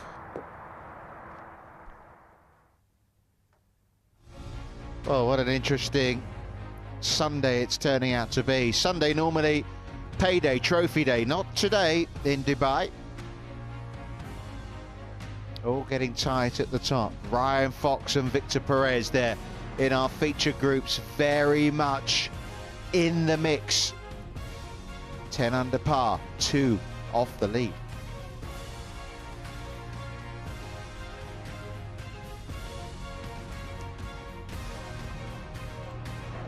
Now 67 from Mansell, but every chance Perez and Fox could be bettering that. Jamie Donaldson, though, was 6 under par with a few holes to go, and he ended up with a 68. McIntyre, Larathabal just taking steps back. Callison Moyers just birdied 17.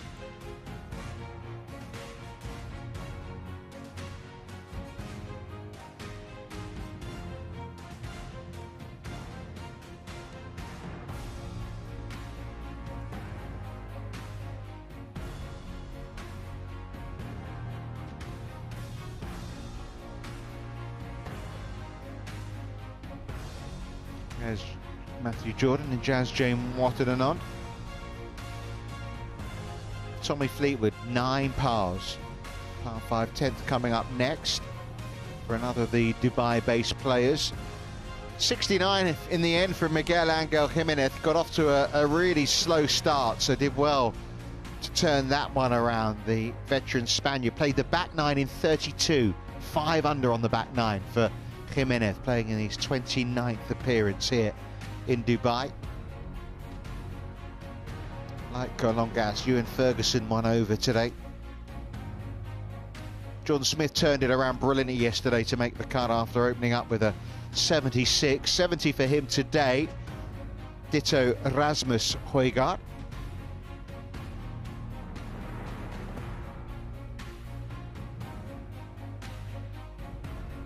Now remember, there is another cut, so you need to be in the top 72 professionals. There are 2 amateurs who are going well, so you need to be top 74 basically to make sure you can tee it up on Monday. So 3 under par at the moment. Oh no, 2 under par at the moment actually is the mark. Just about. Although given conditions, you might think it may get up to 3 under. 87 players made it through to this 3rd round. 2 under pars where the cut fell.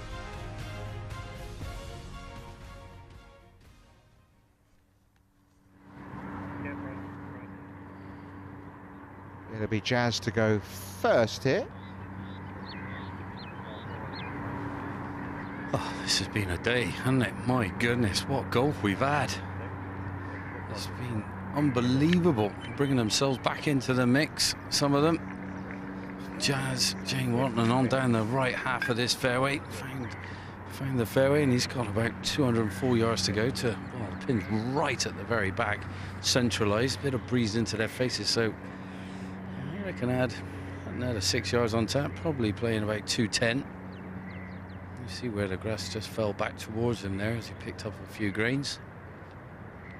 Yeah, good chances coming up. You've got that driver ball playing down breeze, the 17th and 18 par 5. My goodness, anything can happen. Yeah, Marcus Hellekild has had a couple of eagles on this back 9. Like Foxy eagled 13, he's just eagled 17. He might have another one to come yet. He's got 18 to play, the big hitting day. Green's cleared now, John. Yeah, definitely. Well, this doesn't really make you want to hit it the whole distance here. You kind of want to pitch it in the middle of the green, feed it up there. So you want to kind of straight back, hit a nice little easy one, take some spin, bring the ball flight down, scuttle it up towards the back portion of this green.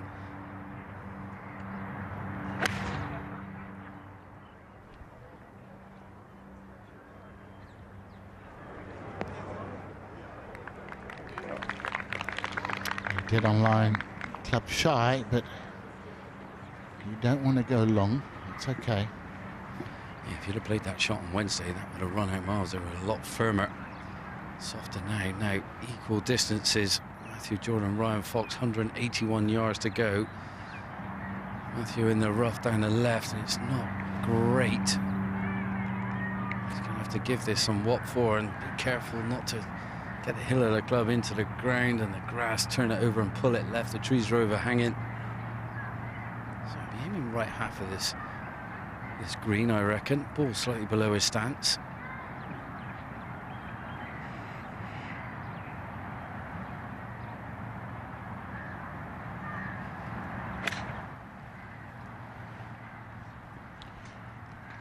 Got a lot of club on it. He's done well.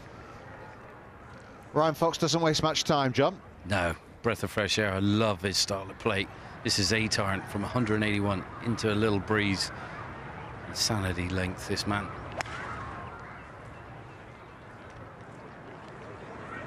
Be right. Yes, another birdie opportunity awaits.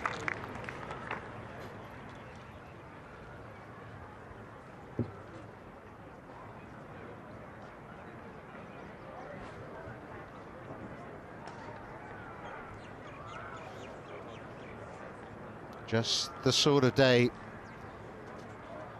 he was looking for, Ryan Fox. We've seen some of his highlights and he's almost been matched step by step.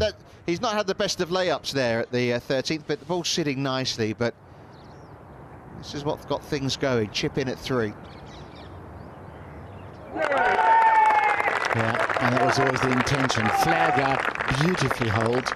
But he was fortunate, that could have run down as well. Yep. Left of the green there. Like Ryan Fox, he also birdied 6 from a little further away.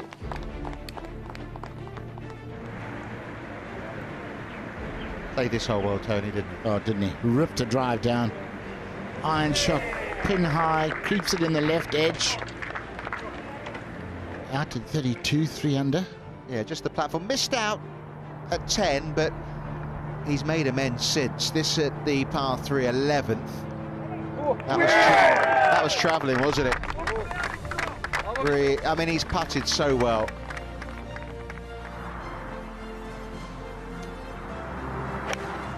Didn't have to wait long for the next bit of magic. Tough flag to get close to from back there, unless you Perez. High floating one into the wind. Beauty. And he pops that in for back-to-back birdies. Yeah, 15 putts in 12 holes so far from Victor Perez. Helps when you chip in, I suppose, at one of them, but still.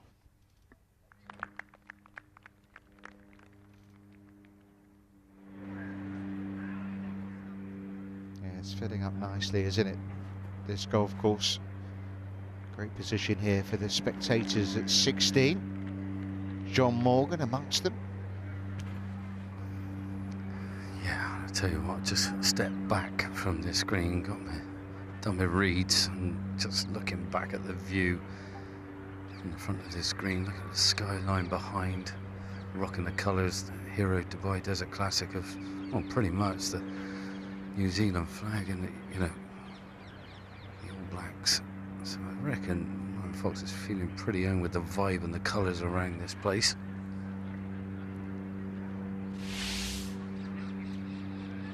A beautifully shaped green, little subtle contours. So it feels like it's going to double break on Matthew Jordan. So playing up the hill into the green as well. You can see where it gets that little bit darker.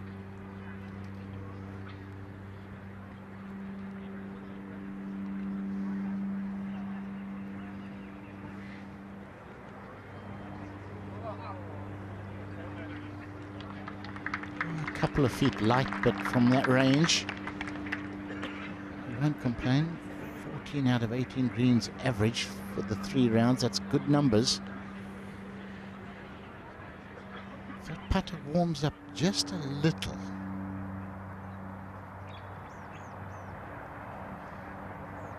Well, he's not made the most of this hole so far this week.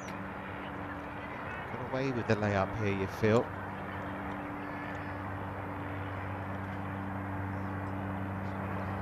not much room between the bunker and where the flag is.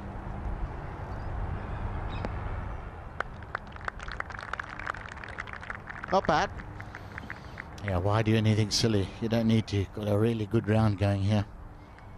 Can still roll that in. Of course you can. We've got the evidence. There's no doubt.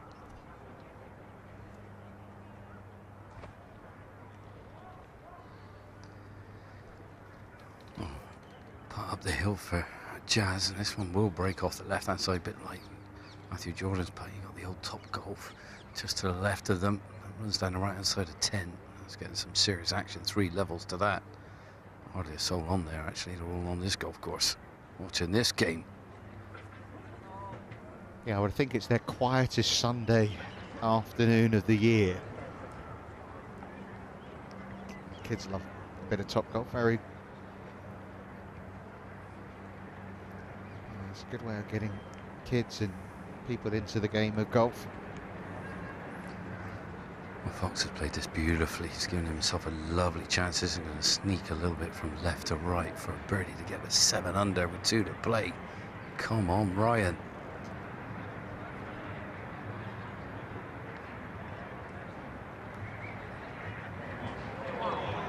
Well, it was turning, not quite enough. Perfect speed too, isn't it? A foot to 18 inches by, they say, is the ideal pace. Nicely done. Another tough hole out the way. Par secured. 17. He can get quite close to the par 4 and 18 par 5. Well, where's the gap? Over the top.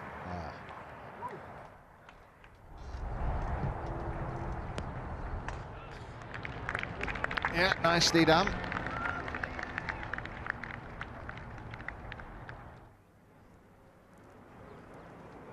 Back to 16 green. Jazz, not for the first time today, just raced it past a little.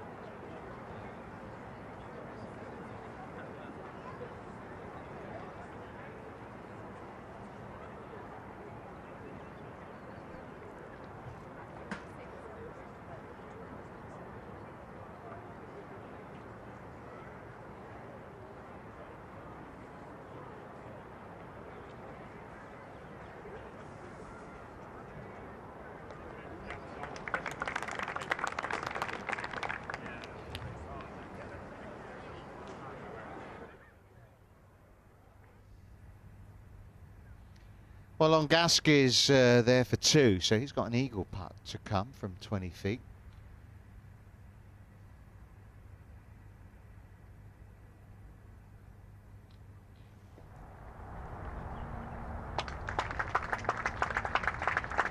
Nikolai now, wake up, making his way onto the green.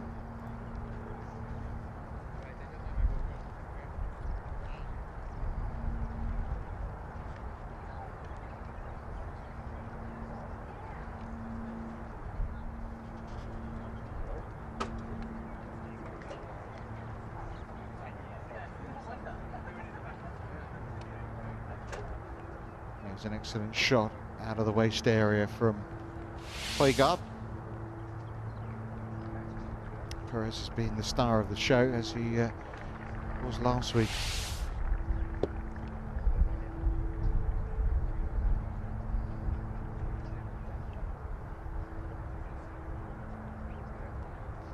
Yeah, we had a Perez-Fox battle, didn't we, at the Dutch Open last year? That was a pretty special one. Fantastic win in the end for Victor Perez there.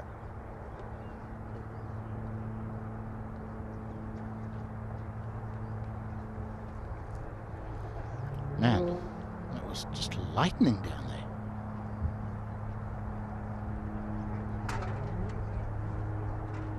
And he's a bit disgruntled with that effort.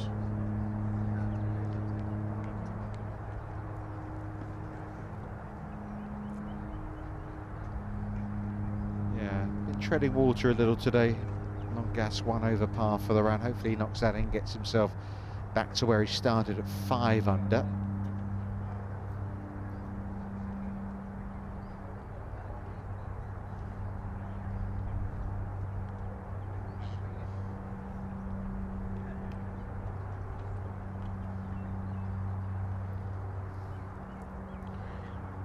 evil little pin position.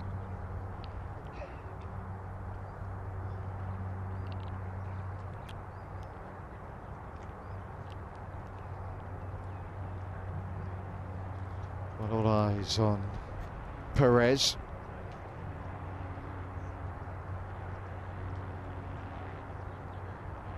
Yeah, the putts he hold in that playoff and in the just prior to the playoff in that Dutch Open, incredible. 40-footer in the end, clinched it in extra holes. Got pretty excited at that as well, like he did when he held that bunker shot at 17. To get within one of the lead.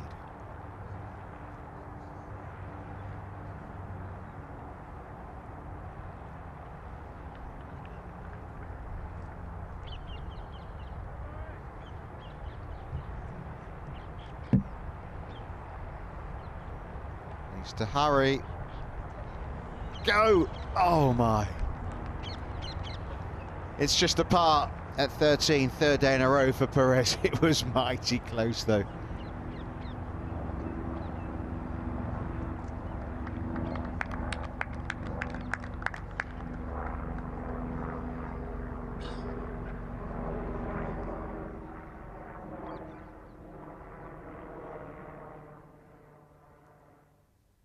Seventeenth. It's only short par 4. Ryan Fox get there? Yes. Don't know where this little breeze is. It's sprung up, but front flag as well. Yeah. Don't think there's any doubt. If he catches one, he can get it there. And he's you know, he's one of these guys. He's got another 20 yards on tap anytime he wants it, without even looking like it. Well, here we go. Outward driver, pins front left, 322. He can do it down the breeze. Well, he looks interested. Just got caught up down the right-hand side. Saw Min Woo Lee not one on here yesterday. Yeah, pulled out. That one's slightly down the right-hand side. I'll have to check what the lie's going to be like any minute. I'll get back to you. Yeah, it just looked like it sat down. We couldn't see it. Doesn't mean it's necessarily a bad lie. And he's got a fair amount of green to work with. Great entertainment. And it's kind of the hors d'oeuvre, isn't it, before the main course.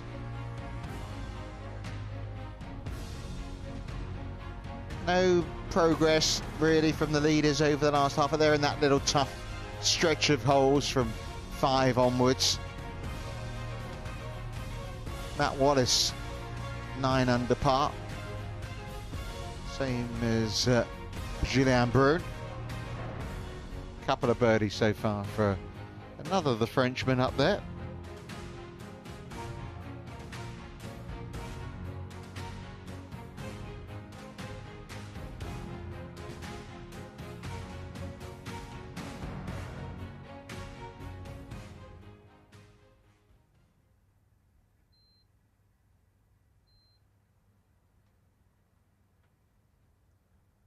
Somewhere with a round of 68. You might have noticed that Patrick Reed there slipped back to 8 under par, just double bogeyed the 8th.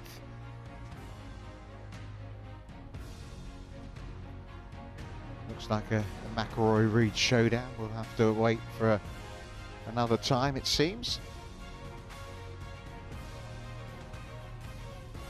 Marcus Hellick killed it, 6 under, 2 eagles on the back 9.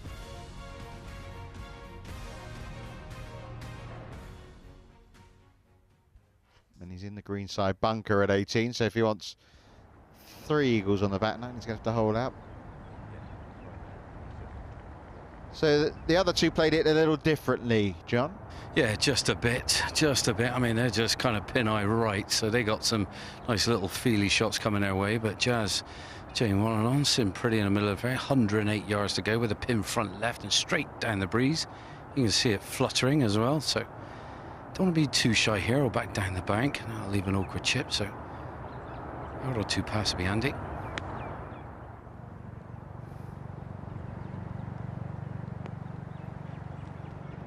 That was a gorgeous golf shot right over the flag.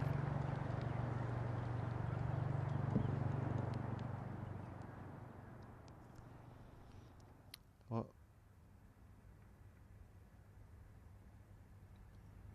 it's all lie dependent down there for these two, John. Yeah, well, they're both taking a little walk up to the edge of the green, and the worst lie out of the two definitely is Matthew Jordan. Unfortunately, was virtually stepped on it before I could see it, and he's on the flatter surface, where Ryan Fox is on a slight upslope, a little bit better, both, but he's got a little bit of grass between club and ball that he's going to have to play through. And like you say, a little bit of green to work with, but it looks like a bit of more of a tabletop from their direction where they're looking at it. I think Matthew Jordan has to go a little bit of the balloony route, get a little bit more height than what Ryan Fox has to. He's going to have to put a little bit more effort into this one. Anything within 6 foot, he will take it, I promise you that. Bit of action going on the other side of the green, just get him out of the way. Marshall's doing their thing.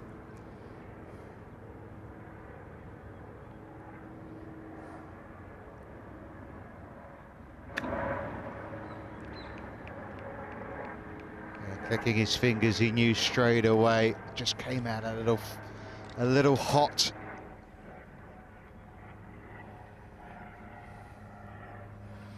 Well, one thing I learned last year, when he gets in a sticky situation around the greens, he's pretty good. Ryan Fox, he's got to fancy this one. If they haven't put the jinx on him, he's got to get down.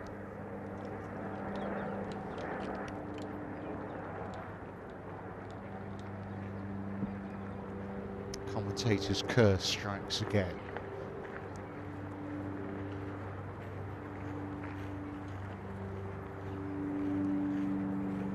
Well, the last thing he wants to do here is give a shot back. Although, given what we've seen of Ryan Fox today, he'd probably chip it in. We're going to fancy it, that's for sure. It's one of those. Would fancy it. He's got a nice line. Yeah, he's up against a little bit of the colour, but it's not affecting him in the backswing. Back of the stance, hands forward with a bit of a sand dart, just jab it on the green.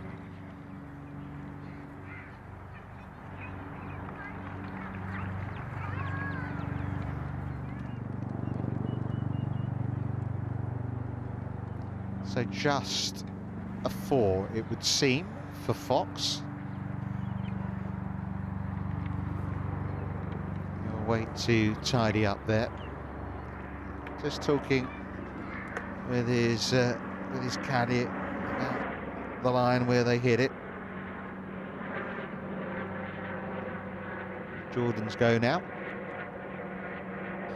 Yeah, close to the pin competition between these two. Matthew Jordan's got to fancy this as well. Pretty straight inside left, if anything.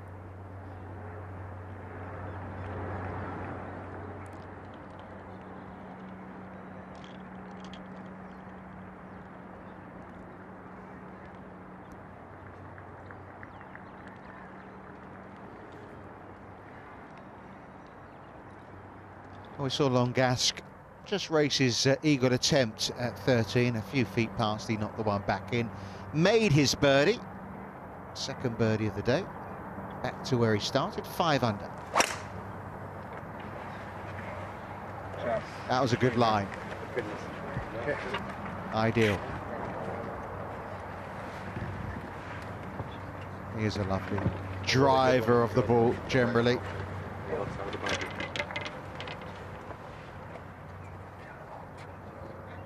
If he could just maybe get in the clubhouse 12 under, something like that, Victor Perez, he'll feel he's got every chance of making it back-to-back Rolex Series wins. He'll be keeping a close eye on what the overnight leaders do once he's had his late lunch.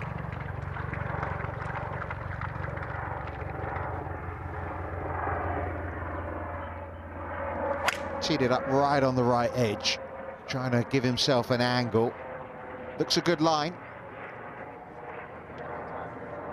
just got caught up. Difference for taking the 3-wood there as opposed to the driver. Didn't quite get enough length on the corner. But he laid back, Jazz. Is he the only one who's going to walk away with a 3? No.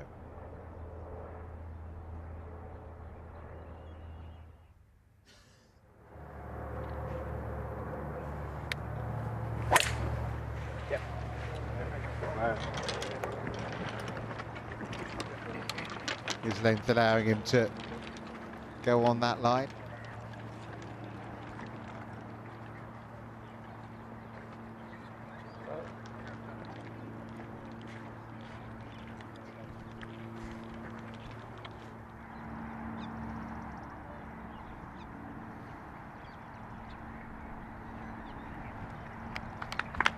Four for Jordan.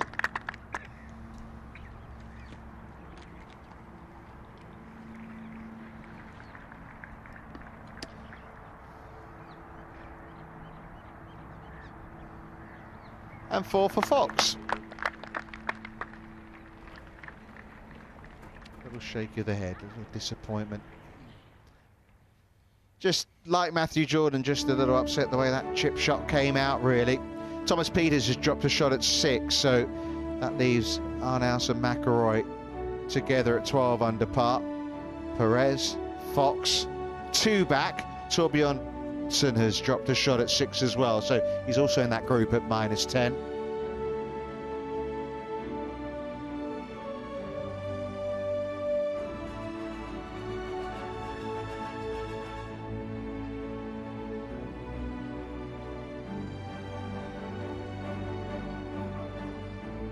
Well, you can see the gold star there by the name of Victor Perez. That is because he is now a Rolex Series winner, courtesy of his victory in Abu Dhabi.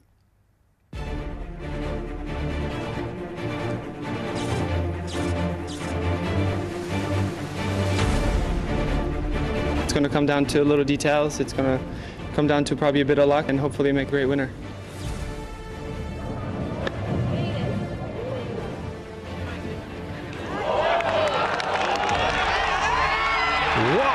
A shot from Victor Perez. That is the stuff of dreams, isn't it? It came up maybe a little skinny, I'm not gonna lie, and then spun back, and then the fortune of the ball going in. But it's probably the greatest shot I've ever hit.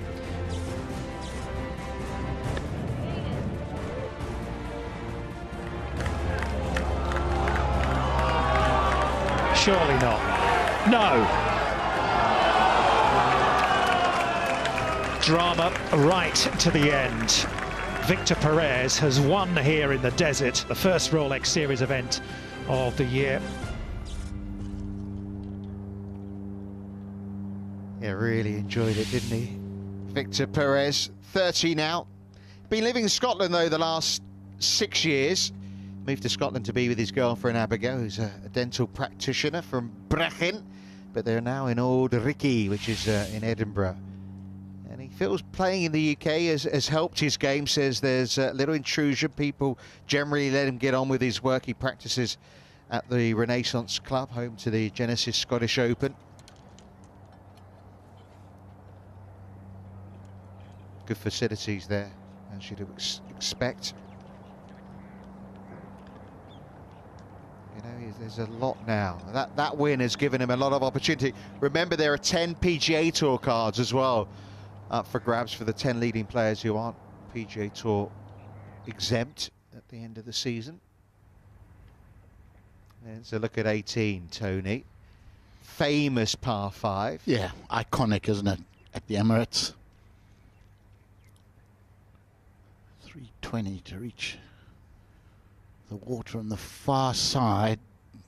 It's always a question of picking the right line for the club you've got in your hand. Ryan Fox can reach that penalty area down the right, but I don't think Perez can. He can afford to just hit it just over the right edge of the left-hand trees, maybe just right of them. Interesting, I mentioned about Perez not birdieing 13. Ryan Fox hasn't birdied 18 yet this week. it's an awkward hole for him because he's a left to right hitter at doglegs right to left. There are trees down the left side off the tee which are potential danger. If you miss those, you can leak it into the water on the right. It's not a comfortable tee shot for Ryan Fox. Drawer of the ball will love this. Fader, not so much. Yeah, you've hit the nail on the head there, Tony. Doesn't suit the eye of Ryan Fox. He's going to have to sort it out. It might suit the eye of this man. Little baby draw round the corner, like you say, suits that shape. Being a right-hander. Put an extra tree in on the left-hand side by the tee box just to hinder those left-to-righters. Ryan Fox. Breeze just getting up into their faces, making it play that a little bit longer, this tee shot. Settle, settle, settle, settle, settle. Beautiful. Yeah, the fairway's firmed up there, hasn't it, since the first few rounds? And it slopes the wrong way for the camber. Goes right to left, camber's left to right.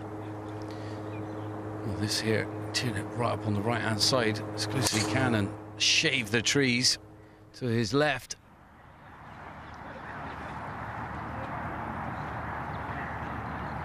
See, with that club, he can almost not keep it on the fairway.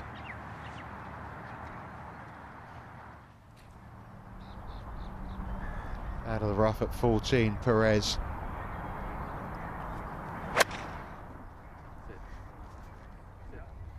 Cool, that was thick stuff, wasn't it? Done all right. Yeah, I think he was a little worried it might catch the bunker. It's fine. We're taking on the corner, Matthew Jordan into this faint bit of breeze. Taking it on that right edge of the left trees there, Tony, as you were talking about. But not too much. Is it good? They're saying shot. Yeah, that's why. Nice. Ryan Fox, I think, said, I wish I had that one. But I think Ryan Fox, I mean, he hasn't birdied this out. I think you can go with less than a driver off that tee, you know. Can sling it a bit easier with an iron, maybe. 3-wood. Yeah, there you go. 3-wood. 3-wood's the shot, I think, all day long for him there.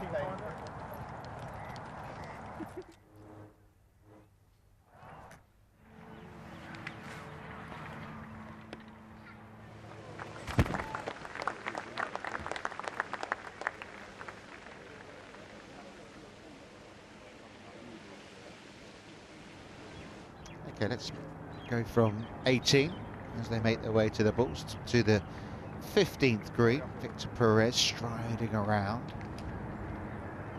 He has pace putted so nicely. If they miss, they don't miss by much.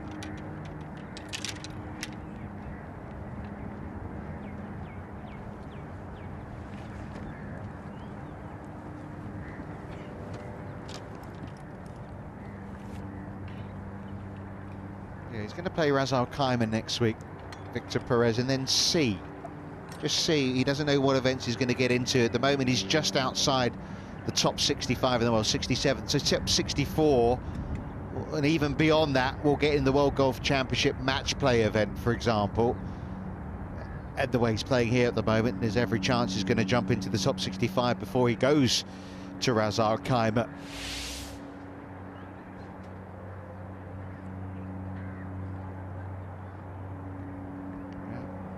14 birdies already, and counting.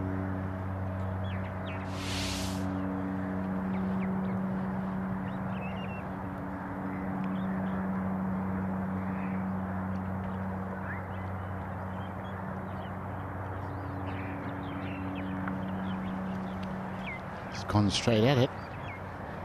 There was a little bit of turn, but again, quite a bit of turn actually. Unexpectedly, pace was spot on again.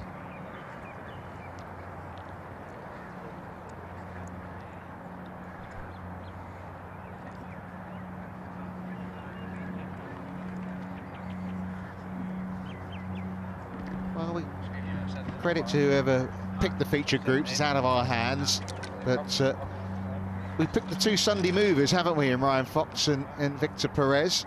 Yeah, certainly have. we've been quite fortunate. We've watched a lot of good stuff. And their playing partners have played very solidly and just not had a lot of luck with the putters. But it's been good quality golf. Yeah, Nikolai Højgaard not quite on his game, not really. I mean, the ball striking was excellent last week in Abu Dhabi. It was his putting that wasn't quite up there, which is why he still finished tied 10th, but wasn't right in the mix. Today, he hasn't hit the ball as well as he would like.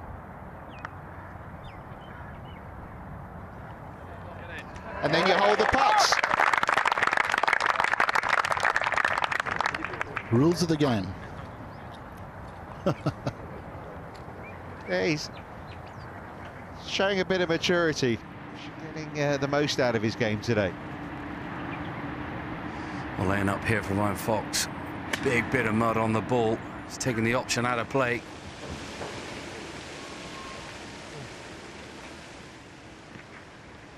That's a great hole, this 18th, isn't it? Because even the third shot, I mean, he's got to come over the water there. You've got to be spot on.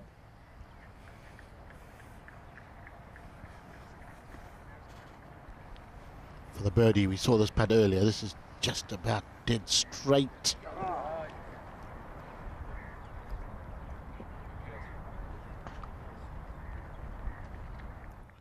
It's his putt, but he'll mark and wait so he doesn't stand on Perez's line.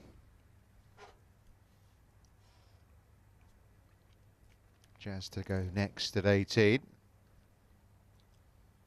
That's when Colin Montgomery hit driver off the deck from there onto the green on the way to winning in 1996.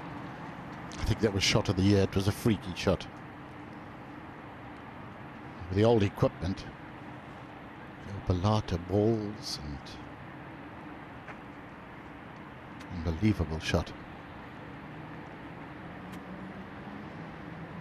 Yeah, how many years ago is that now? 27 years ago.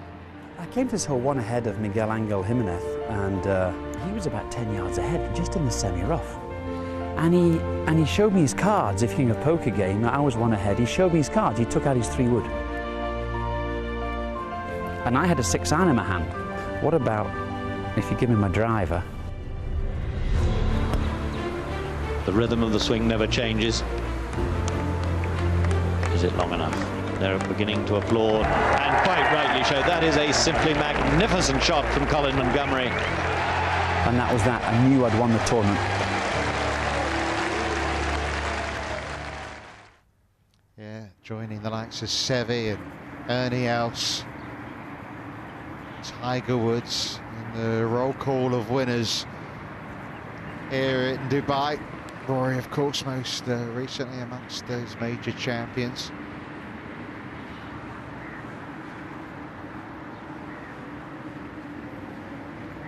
Well, Jazz here, ball above his stance, just in the first cut. Grass going, he's lying absolutely perfect.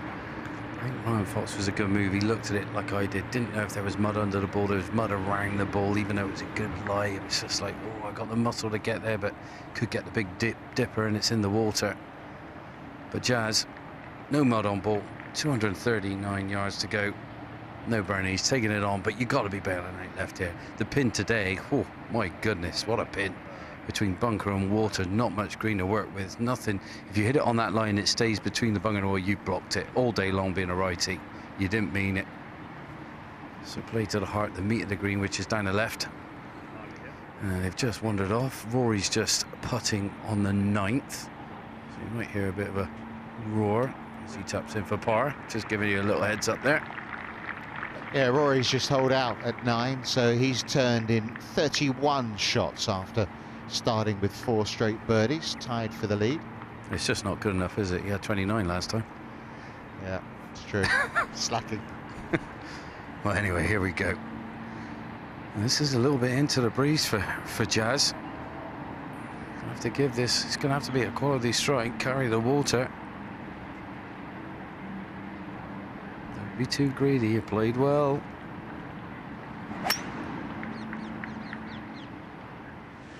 Oh, this is nice, be the club.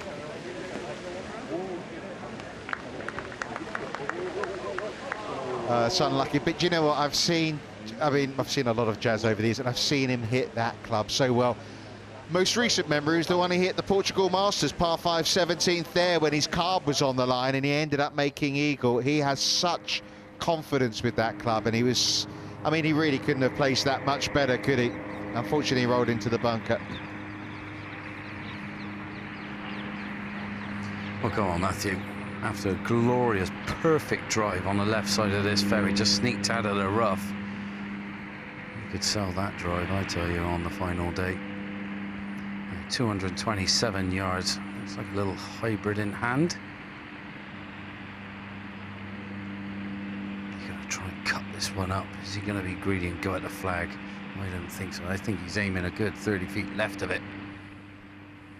Maybe even 40.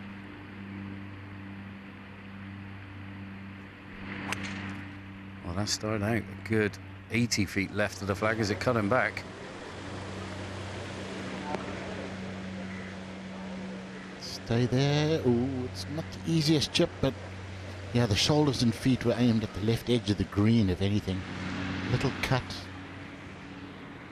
Might not be as bad as it looks.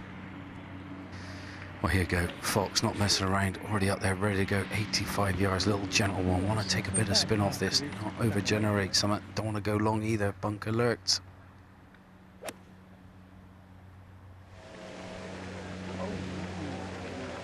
Goodness.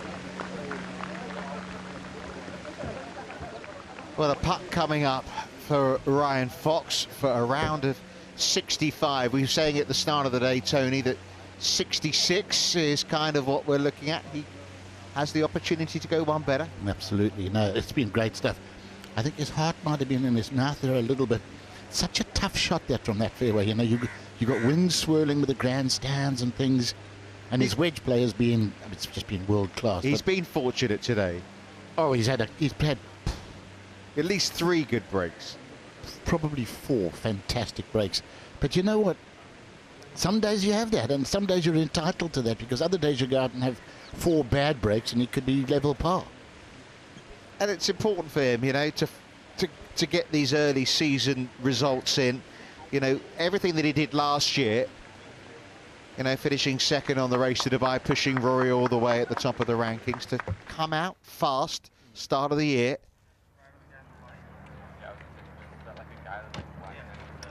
Now, here's another man who's entertained us so far today. Victor Perez, now at the par 3, 15th.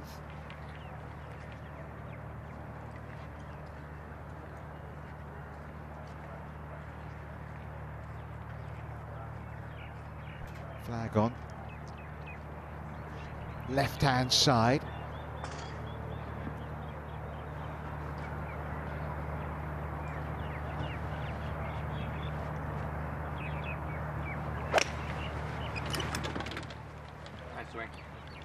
Well, they like it back on the tee. Yeah, solid enough. Another birdie look to come. And a hole that can be dangerous. Looks innocuous enough, 15. But it does catch a few out.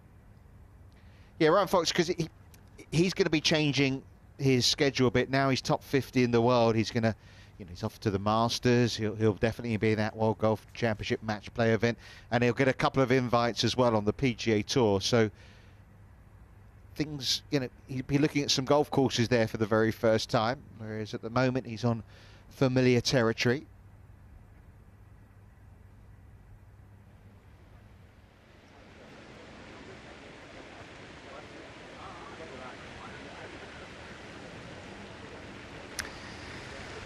Well, Jazz is in Jazz's favourite bunker where he hold it out on 9. He's back in there again in a different position to a different flag. And it's devilish, not much green to work with whatsoever. Down and away towards the water, very daunting task. Does he have to land it in the fringe to get it close, Foxy? Oh yeah, I mean, if beggars could be choosers, definitely. I mean, this is inch perfect needed. Yeah, John mentioning he's in that bunker again, because this is a shared green, 18 and 9.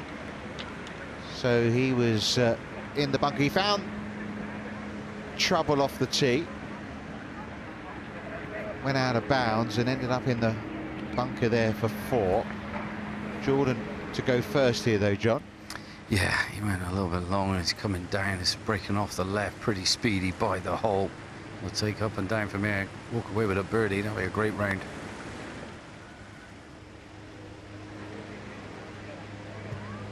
That is a golf shot. Had to land it within 2 inches of the fringe. Great touch. Yeah, so Jazz was in the bunker for 4, and it was an awkward looking bunker shot. I mean, it doesn't get better than this, does it? And listen, in the hole for a bogey 5 after driving it out of bounds left. It's one of the best bogeys you'll ever see. What a moment of truth. He's got to get some speed into this one. One in the skull, this one, he'll find itself in the border beyond. Need to nip it absolutely perfect.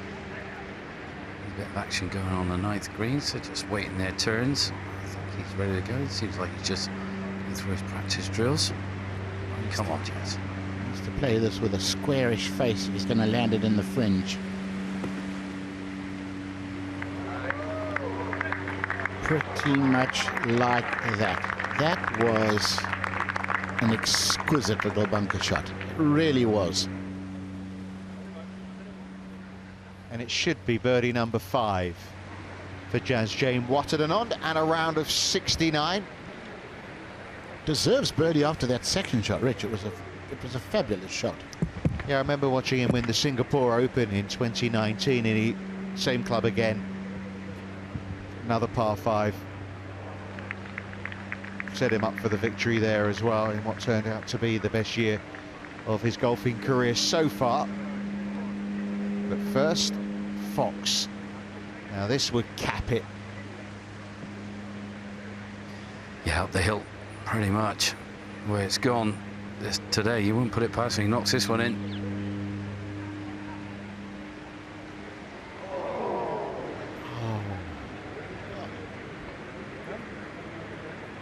So close to yet another birdie. But job done really, 66, he's in position. Yeah, what a day at the office for Ryan Fox. It really has. I mean, he's rode his luck. 12, 13, 14, really showed it. You know, got away with a few lies, but capitalised, went for broke. The fortune favours the brave, and, well, classic round. Double digits, under par now.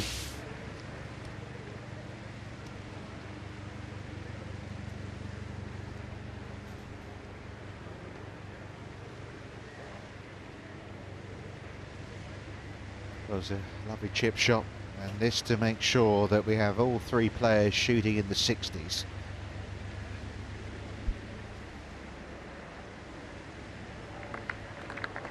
Birdie finish for Matthew Durant. 69 played really nicely today. Game looks in good shape.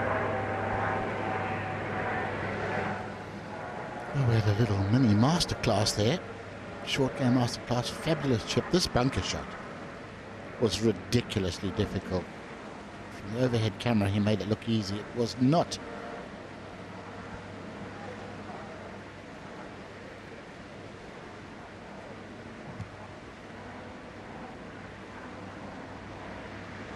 Well, 12 under par between the 3 of them. No complaints from us, Tony. No, it's been a great day's viewing.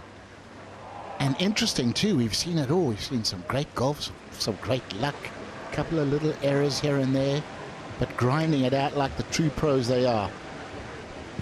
Well, there is Ryan Fox, 66 from the 35-year-old New Zealander.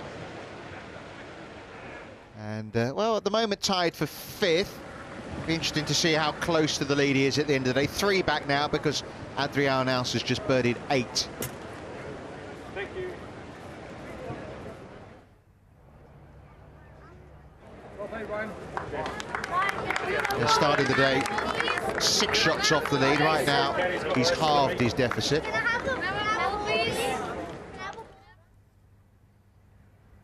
Yeah, great entertainment from them 3.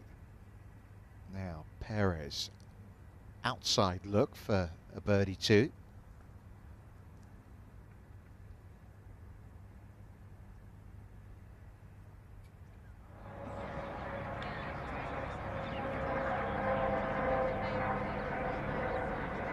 Nice, solid, safe iron shot in from 185 to here. I don't think I'd ever bet against this man holding a putt.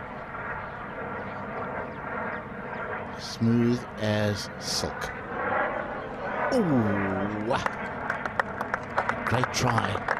They just took a big swing, didn't it, right at the end? You can't complain about the pace there either.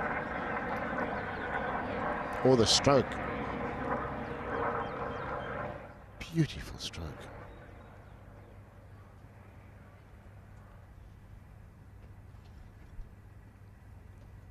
Well, great day's action. Be nice to think that plenty will get in to watch the final round on a Monday. I know it's a work day again, isn't it, Monday? Tell their boss going to sneak out of the office for just a couple of hours. Mr. Green chip to there, Longasque with a bogey.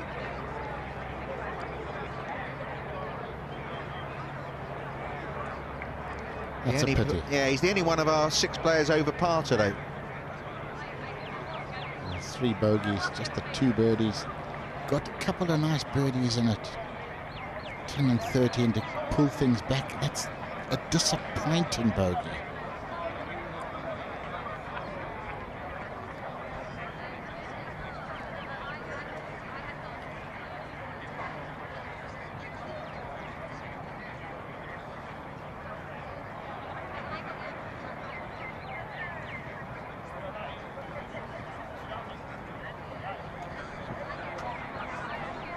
Terrific tee shot here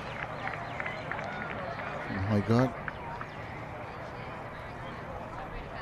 Tiny bit of right to left, well done.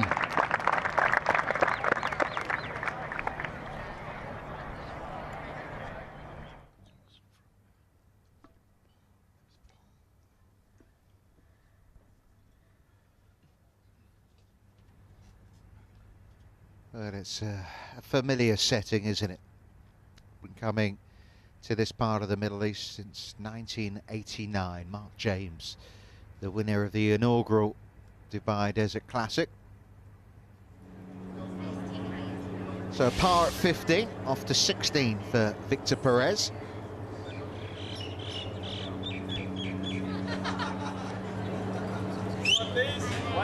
Security, can you get them to be quiet? Can you have them be quiet? By the way, that was a par. Oh my God, I did think it was a par. The graphic said it was for 2, but well hold anyway. They're definitely a par. Bit of noise on the balcony. A few boisterous. They've had their lunch and a few drinks. Perez settles again.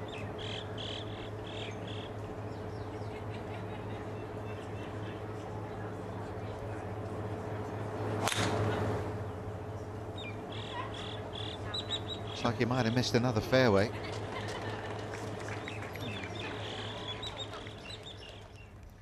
Makes it a tricky hole from there.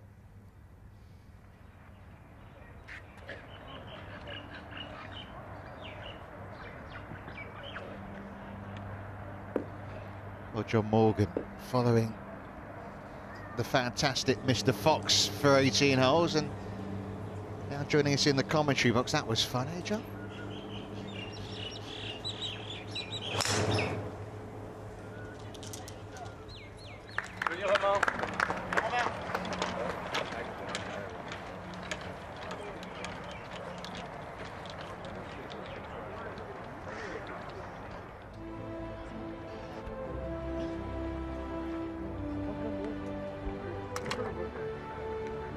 One-shot lead for Adrianas over Rory McIlroy. Richard Bland alone in third, and then a lot of players at 10 under par.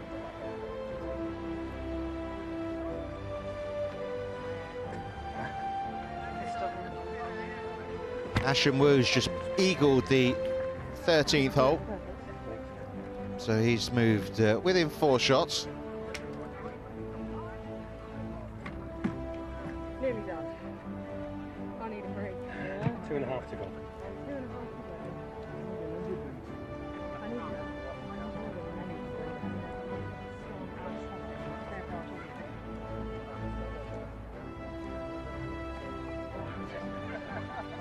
just depends, Tony, where the leaders finish at the end of the day. How many players are still in with a sniff tomorrow? Yeah, you're right. I mean, you might... what the lowest, the worst score will be to finish in the top 72 in ties. We shall see. England, it's coming home. Still very wide open though, isn't it? I mean, just... Yeah, disappointing day today for Ian Poulter. 12 pars for Tommy Fleetwood. Ludwig Aberg losing the race to be top amateur, even though he's well placed. I think your microphone is working now, John. I can't hear you.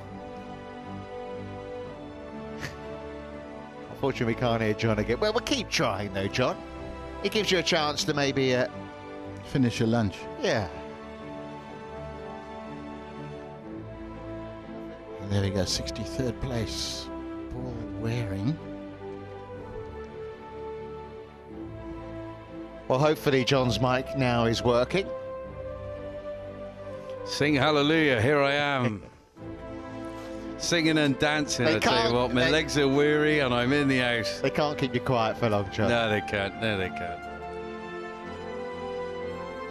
It's been a cracking day. I was had an absolute treat following my three, I gotta say. Yeah, just a 12 under par between them. Oh, it was an elaborate circus of all great tricks and trades of the game.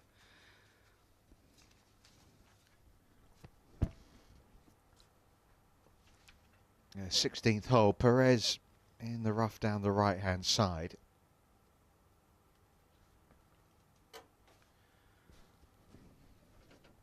I've seen pretty good lies, I gotta say, in this rough. I thought I'd see a lot worse, you know, on a consistent level.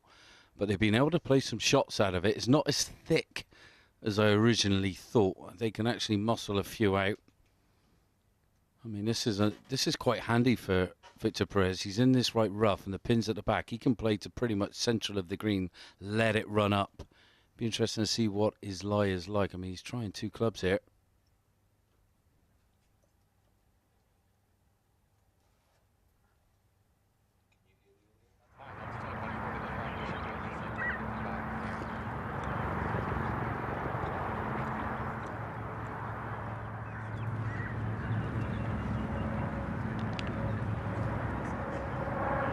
Perez's caddy, what a player himself, Richard. Yeah, a lot of you get that now, don't you? A lot of caddies are, you know, being either pros or close to being. Well, he was like number between 1 and 5 in the world as an amateur. I mean, hell of a player himself in his own right. I got in a bit of trouble. We were around Marcus Simone, the Ryder Cup venue for this year, and I was speaking a bit loud being on course there, so they rung me up on it, but then they let me off. He shot a good round, thank goodness. Well, Gas going to go first here.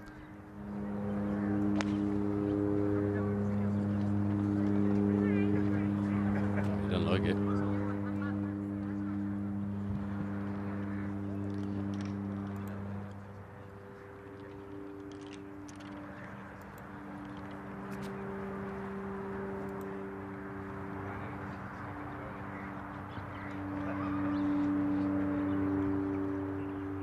He's only hit 4 fairways. There you go, and he's having a great round. A bit like Ryan Fox didn't hit many fairways either, and ends up shooting a round like you wouldn't believe. So yeah, the rough, you can get away with it if you're a little bit, like you said, you know, Tiger said, miss it big. You're all right. You can do it here. Get the waistland, get a decent lie.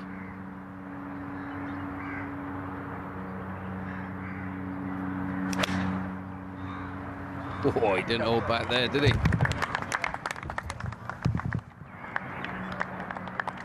Didn't chase as much as I thought it would.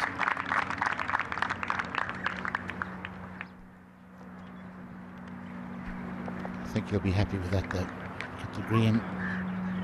Had to give it everything he had. We got nice drive. 183 to go.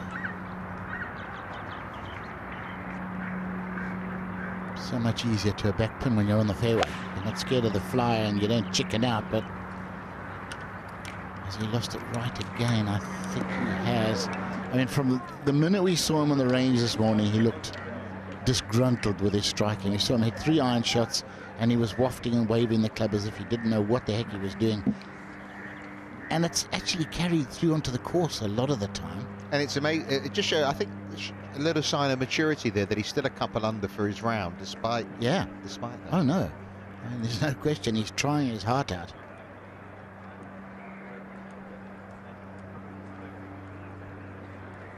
And you have to, because you don't know at the end of the year. You know, each shot, one shot could be the difference between getting a card, keeping a card, getting into the top 100, getting in the top 50 to get into majors, etc. Getting in the Ryder Cup. Getting in the Ryder Cup, it could be one shot.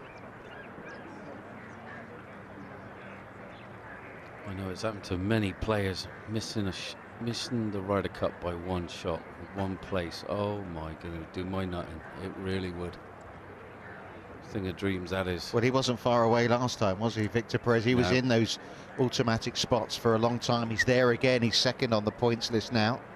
Well, I love the introduction of the Hero Cup. You know, great initiative for the youngsters coming in, for the Europeans in Great Britain and Ireland to come together, fight against one another. Absolutely brilliant. Good for team morale, good for everything, really. Get the competitive juices flowing as well. Get a few match plays under your belt, because you don't get to play much match play as a professional. You really don't. That's the one thing, unfortunately, when you turn professional, you don't get to play a lot of. And I think Perez would be a really irritating guy to play against in match play, because every time he misses a green, he either chips it close, and if he doesn't, he holds it. He's holding putts for par, and eventually it could break people down. Well, it does break people down. That's the one person you want on your team. Sevi was the king. He could hit it all over the world and make pars and birdies and just grind you away.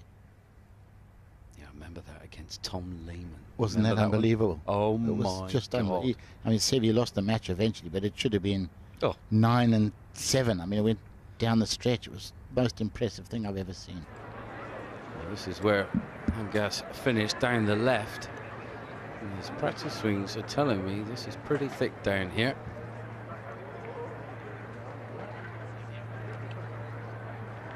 Looks a popular spot for the fans, John, there. He's played an absolute worldie there. Beautiful shot. And then Romain Longas was there for his win over in Wales at Celtic Manor. That was a very nice win for him. Overjoyed. All his mates got the champagne out, poured it all over him. Good expensive bottle that was. It's a shame it went to waste.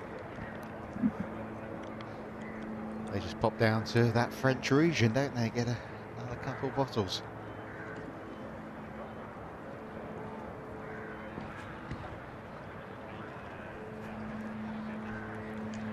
So you said, Tony, he's had the rights today, has he? Yes. Yeah, most of his misses have been right. Hit it, hit it, hit it. Yeah, it's sort of like, I don't know, it's almost like he gets ahead of it with the body. Morgan, the hands just never really catch up, you know. Leaks it out right, not enough release. He's got so much power and speed. You've got to be a little bit off, haven't you? That's right, when you're going at it that hard. Yeah, he's hit a couple of very poor tee shots as well. Well, halfway through the front 9, Rich, he started just smoothing it, didn't he? He started just, you know, stroking it just to get it back into play, to get something on the fairway. But then at 13, he was pushing again, and it went a long way left. Absolutely, then he went left, yeah, I think it was the double cross. This is a bit of a beastie putt up the hill. You see where it's shiny going back towards Perez. That means he's back into the grain there, so slow putt. Bit of a snaky one, this one.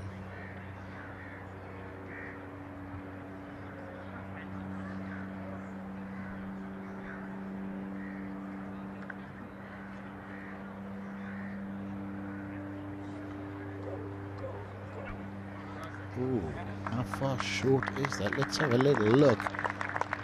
Crowd seem happy. His pace has been ridiculously good all day, and this one is a little shy.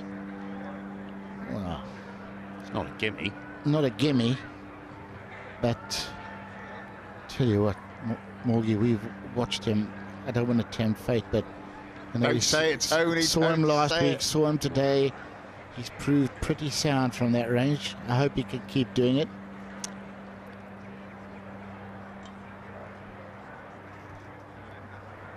I'm a big fan of his, I must admit, when he took on Ryan Fox over in Holland, which was unbelievable. I mean, I couldn't believe. I mean, he stole that event from Ryan Fox. He really did. Couple of just, monster putts. It was his day, wasn't it? I mean, it was just a Hoover, sponsored by a Hoover company now, I think. He just hoovers up the ball on the greens. Now, Nikolai Højgaard. There's par, a little left to right of this one. Henry.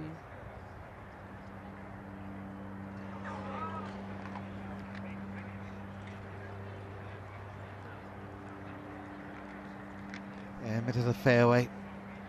Walk off with a bogey. Very frustrating for Højgaard, who's worked so hard to get his score today.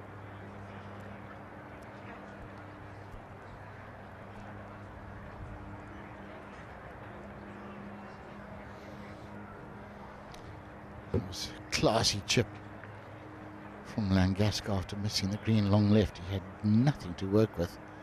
This would be some par, and it is.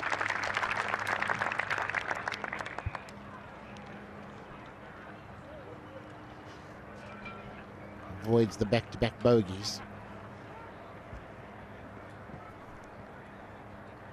12 under, by the way, is the lead again because Adrianaus dropped a shot at 9. So Perez 2 back still, and maybe another couple of birdie opportunities to come. First, though, he's got to make sure of the par here at 16. Yeah, straight up the hill, no messing.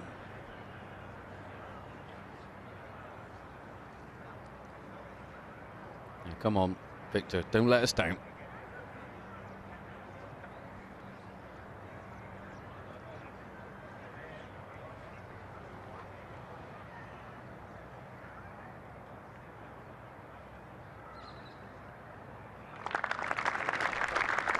Don't you stare at me, John Morgan. It went in. And you, Richard right Kaufman. Oh, I could barely watch. I put so much pressure on it.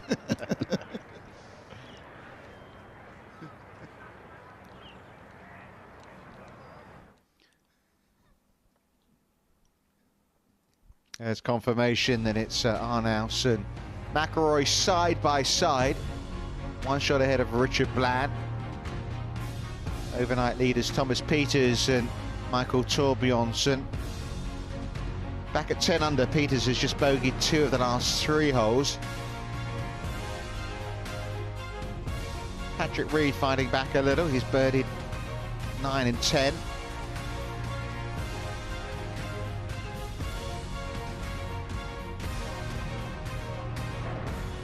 I think safe to say it's going to be well worth watching on Monday if you can.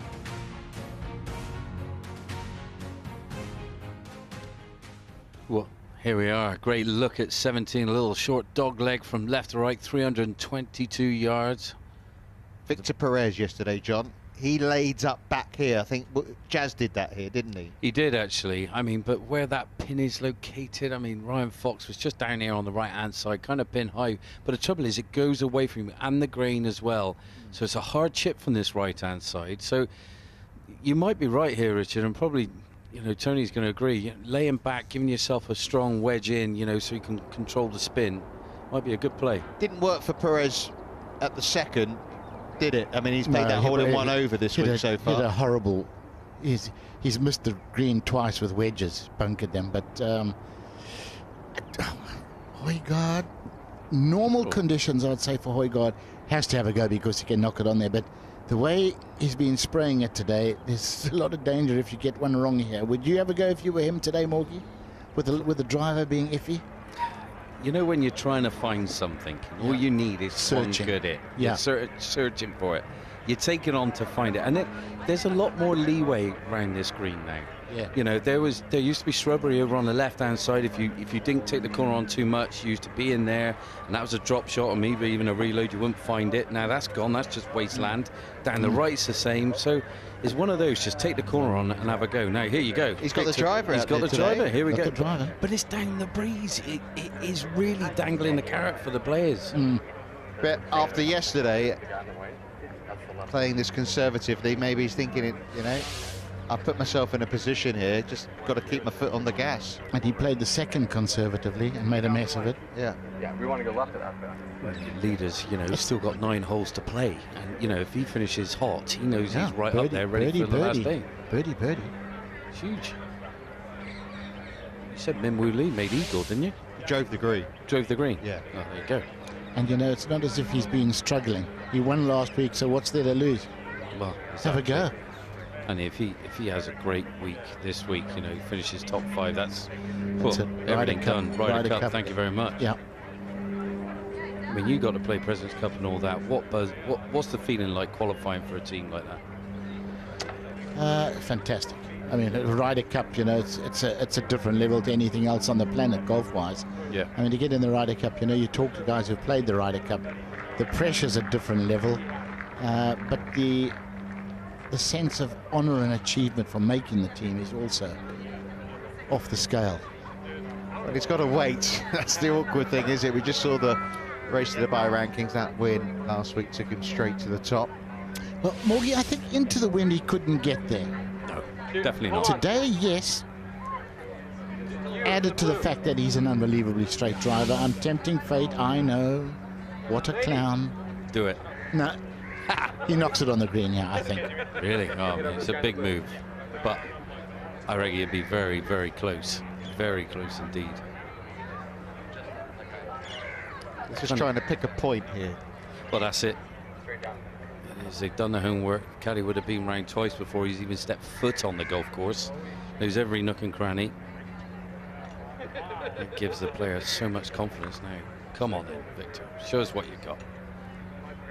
Just keep that beautiful rhythm that he's had all of last week, all of this week.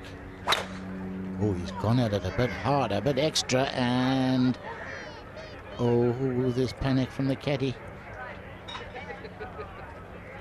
He's just beyond where Ryan Fox was and Matthew Jordan, and that's pretty slick from there. He's going to have to get that up pretty high. We'll have to see what the lie's like, and hopefully it lands nice and soft, but that's very fast from there once on the green. But the reaction when everybody ran left, Morgie, I thought that was 50 yards right. I thought, oh, he's blown it. It just shows you getting further right than you actually think. Now, Angas following suit, out with driver. They're all having a go. Why not? It's what we come to see, isn't it? Oh, he's gone lefts. Now that would have been close to the shrubs. That used to be there. Yeah, there was thick stuff there. There was. I've only been here once before, but that was what I remember.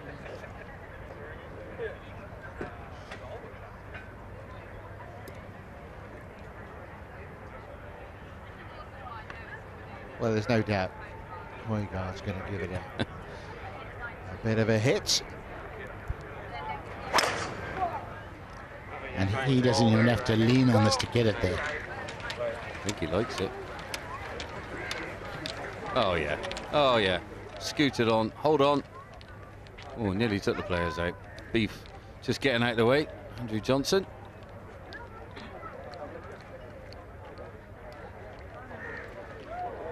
That's going to be an interesting chip. A call up hole, so players made way for the tee shots, and now they can finish off their putts. Well, 10 under par was leading at the start of the day. Ryan Fox has finished on that. Mark Perez out on the course on that number. Rory McIlroy out of the blocks so fast, 4 straight birdies. He's followed it with a bunch of pars since. So all these players are right there. McIntyre 3 under today in a group at 8 under par.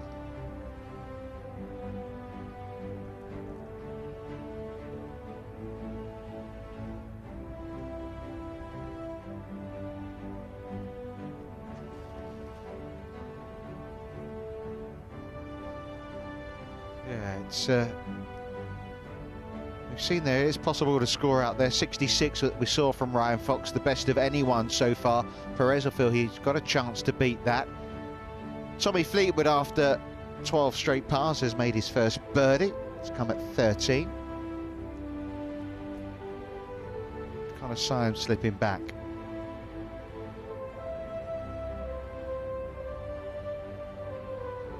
Nice work from Callum Hill. Yeah. This week, Rich, having been out of it for so long. And it's you know, mentioning about Matthew Jordan saying he felt like he didn't capitalise. You make the cut here. You know there's 8,000 Race to Dubai points up for grabs. It just can give you that solid foundation for the rest of the season. Well, it does. The confidence booster. I mean, you're coming into a stellar field. You're playing a great game of golf. You know there's a big season ahead.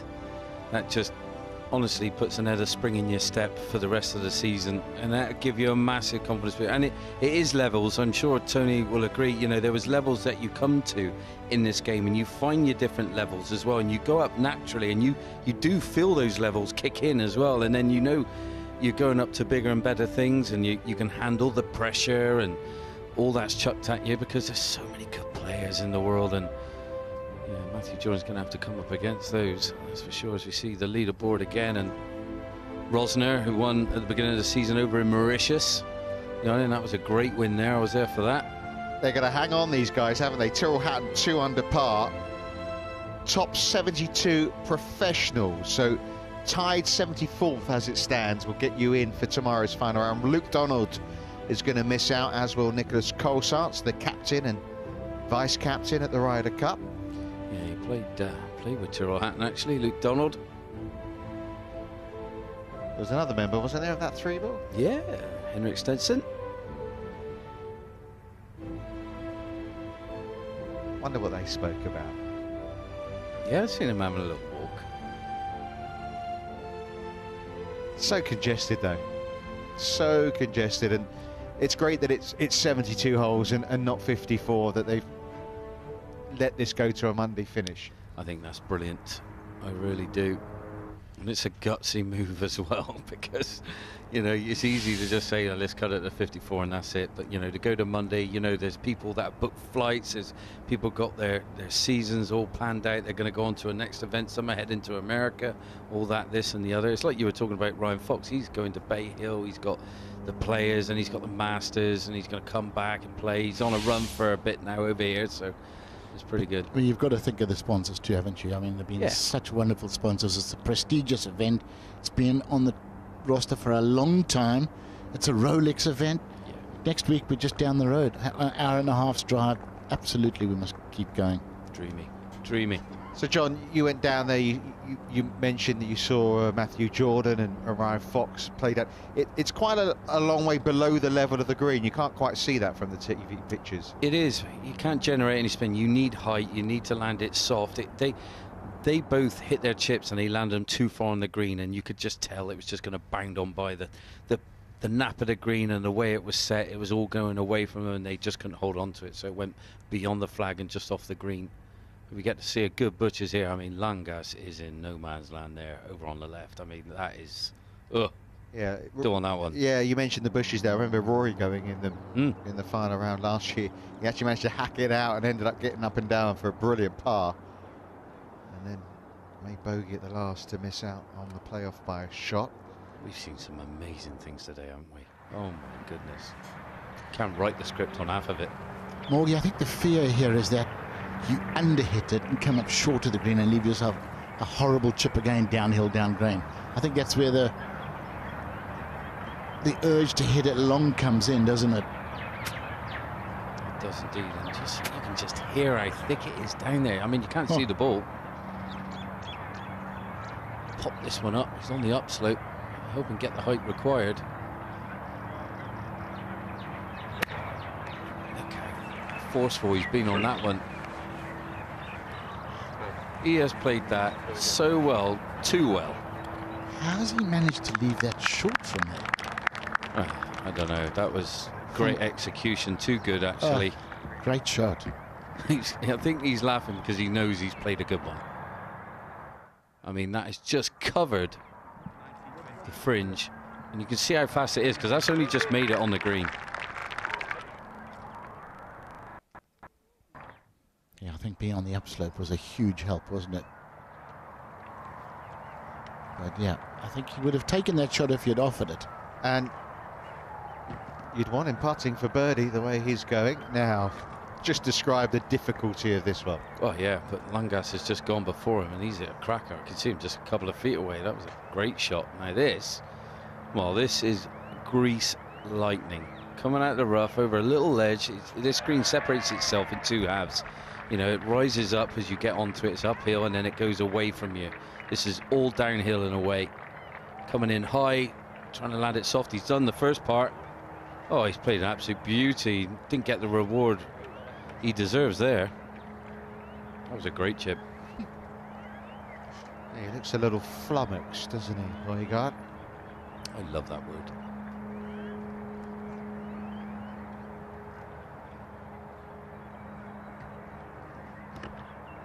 I look like that every time Richard fires out some of those stats at me. Utterly flummoxed. I don't know where he finds it all.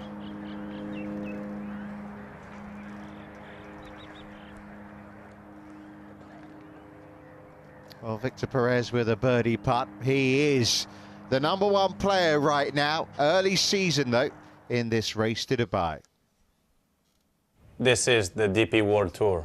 Absolutely brilliant. A season-long race across 44 events. He's a winner on the DP World Tour. Across 5 Rolex Series events. Unbelievable! He is a Rolex Series winner. We will visit 25 different countries. There will be first-time winners. And a breakthrough win on the DP World Tour. And history makers. And the Scottish Open has its youngest winner. And it all ends in Dubai. The DP World Tour Championship is his. There can only be one champion. Rory reigns supreme. #1 in Europe, #1 in the world. This is the race to Dubai. Yeah, Rory #1 in Europe, #1 in the world, and #1 on the leaderboard as well right now, alongside Adrian Aus. Victor Perez, though, with the early advantage on the rankings themselves, and the way he's going today, doesn't look like he wants to give up that spot too quickly.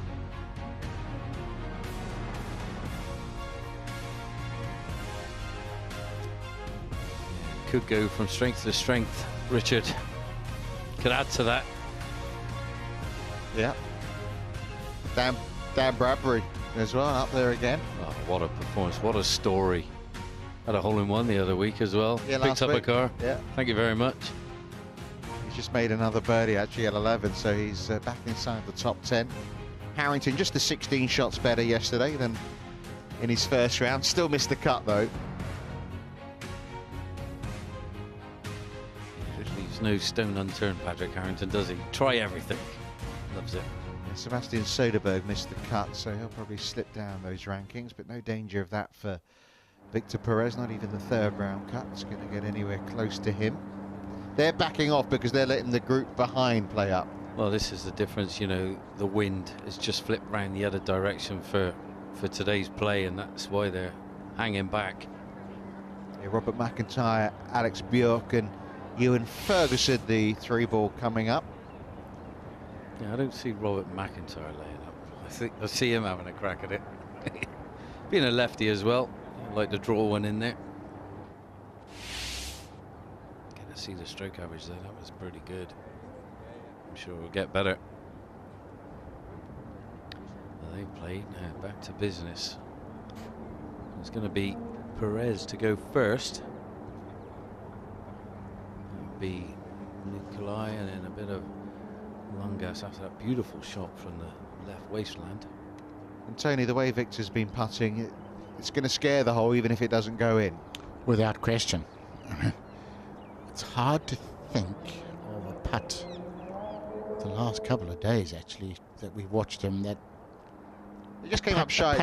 Yeah, but a putt that hasn't looked good, and they might miss, but all the way there you think, oh, this has got a chance.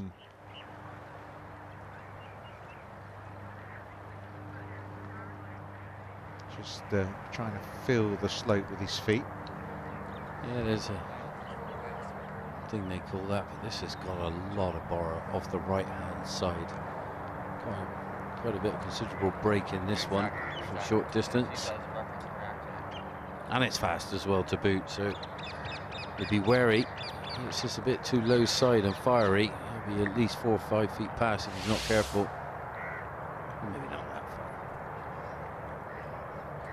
This to get within 1 shot of the lead.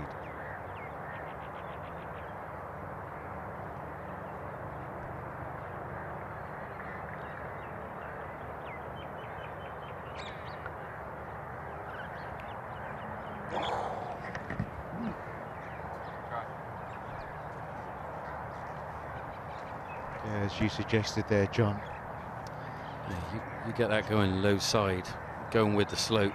All of a sudden you're a couple of feet past before you know it. Easily done though.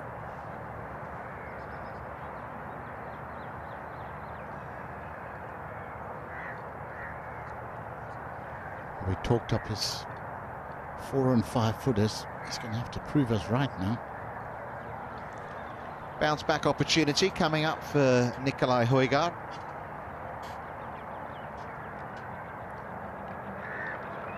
This is a man, you know, if you go between the brothers Rasmus and Nikolai that we see now, I mean, the wedge play of Rasmus is far superior, I think, you know, and Nikolai has the magic weapon with driver and length and everything like that, but Nikolai's been working really hard on his wedge play. He really has, so I think there's good things to come.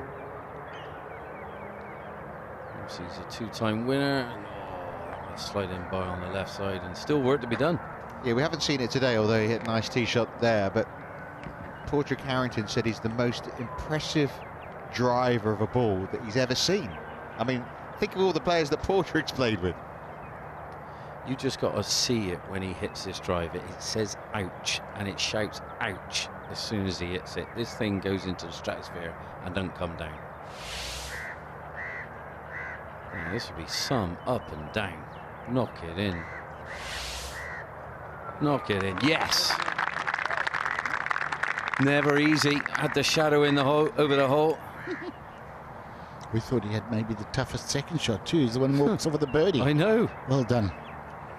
Absolutely bonkers, isn't it?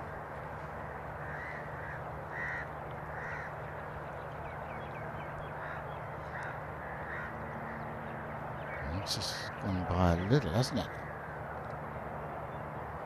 3 feet maybe. Okay.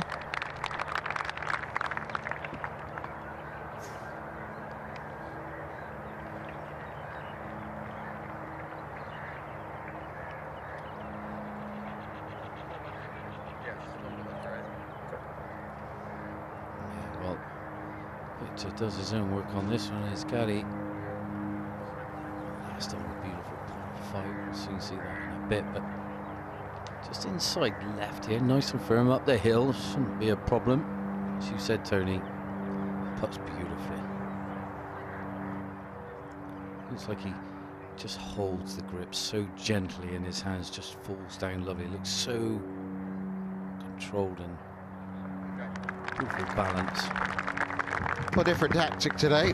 Went with the driver, same result though, a par. No drop shots though in this third round. Perez 10 under par, which is still just 2 shots off the lead.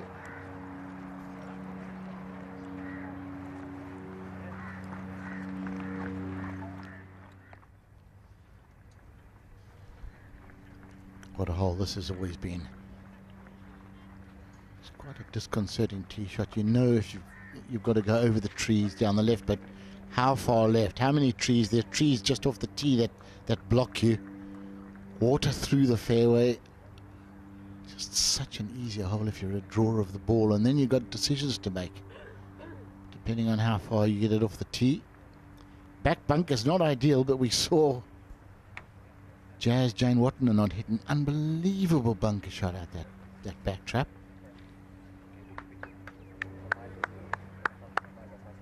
Looking for 4. You get a good drive here, you're looking for 4, but it's never a guarantee. Yeah, it's a hole, isn't it, John? You got to make decisions. Well, you do. I mean, you know, with the length of Nikolai, he can aim miles left and give it an almighty thump if he wants. If he overturns it, he's in the wasteland down where we seen Shane Lowry earlier in the week, and he played one from there. You know, but you can go through, and that's well within his wheelhouse because he hits the ball so far. Langas here, teeing it right up on the right-hand side. And these trees, they put an extra one in there, and it just dangles a carrot, and you can't go that short line. You've got to shape it from right to left, as Tony said.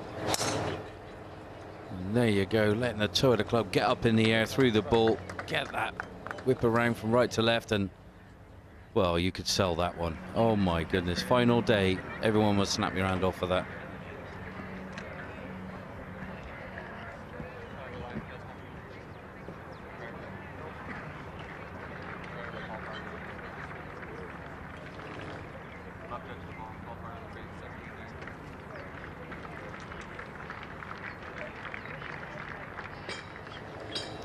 Oh, what a gorgeous day it is. Crowds building. Leaderboard that's stacked. And in amongst them, last week's winner. Final hole of the day for Victor Perez.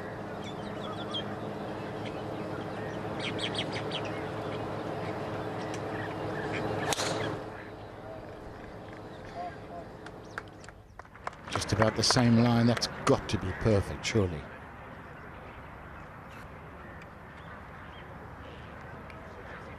Magnificent tee shot. Well, here we go. Let's see what Nikolai's got in store for us. How much of the corner is he going to bite off? Has he got 3-wood? Yeah. Or has he got driver? No, he's got driver. Right, here we go. Water's in play if he gets it a bit too far right, I tell you. This could go miles. Oh, he's come out of it. It's got to get down.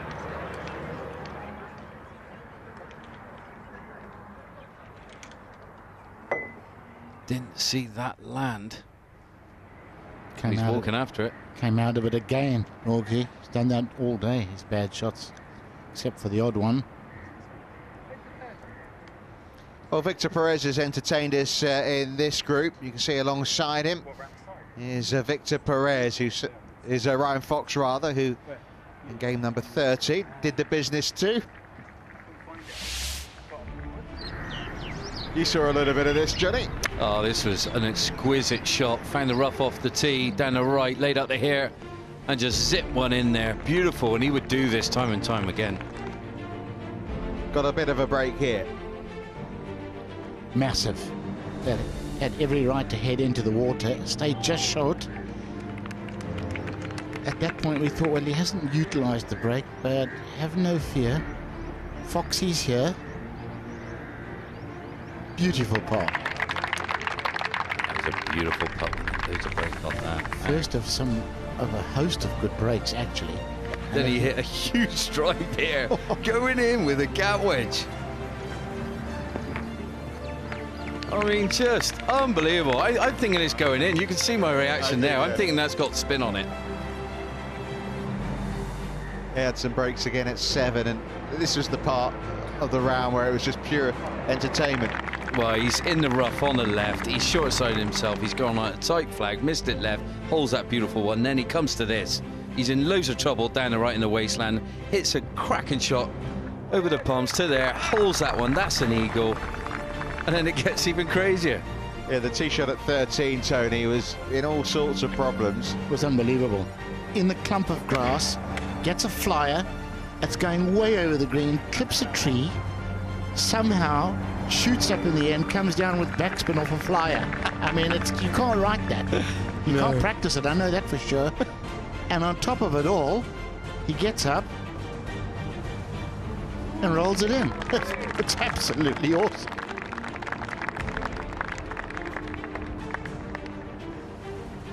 Fantastic. It's nearly a face of embarrassment there, isn't it? When it comes to 16, he had a good chance, just overcooked it. Tell you, less pace, that was in. Yeah, 18. This also looks in for birdie at 18. Wow. What a round it's been for Ryan Fox. Well, it's the best score of the day so far. 66, Victor Perez needs a birdie to match that. And it was the number we said at the start of the day. It was actually. Bob on there. He did it. 66 shots. Got a chance to win that Dalla Trophy. Richard Bland back at the top. He's just birdied 10 alongside Adri Arnaus and Rory McIlroy, who's struggled for the birdies since those 4 to start the round with.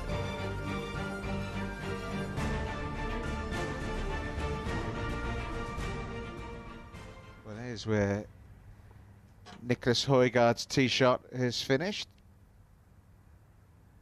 Yeah, no surprise to see Højgaard over there with his power and length. I mean, that's so close to the outer bangs. Very fortunate if he's got a swing.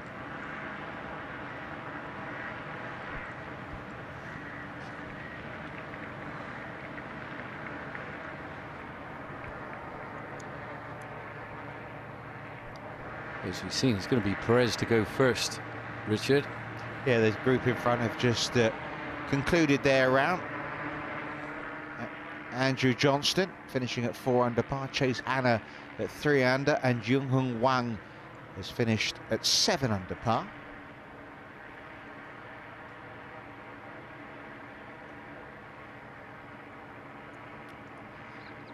Well, this is the glory of finding the fairway. You get to live clean and play, so there's going to be mud on the ball. The amount of rain we've had last couple of days soaked the golf course.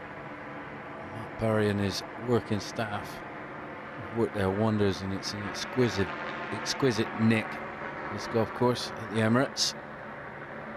And it looks like it's going to be 1 guys to go.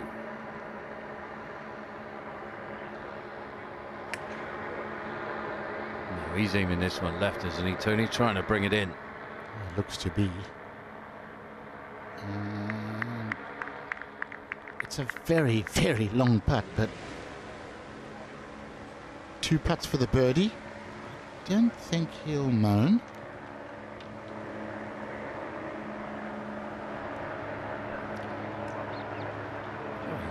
He's got his hands on the wedges. I wonder if he's laying up. He's not, is he? 252. Oh, No, no, he's go just on. keeping them warm. Go on, get that head cover off. Oh, yeah, go on. That's what we want to see. Yeah, although I don't like seeing a player who's in 2 minds. No, I think it's just a question of which wood he's going to hit.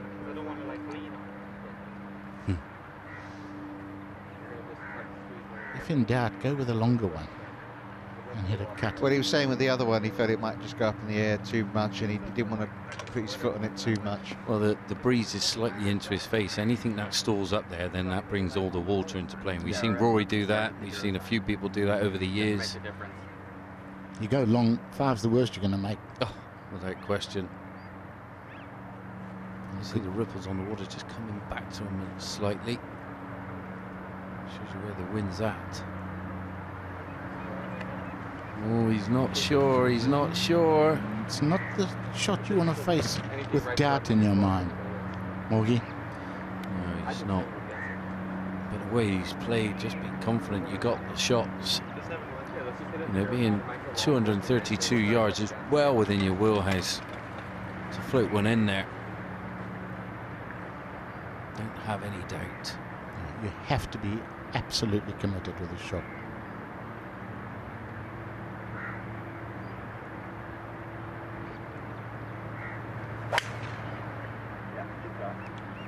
And it was. Caddy likes it. Didn't hold back, just launched it.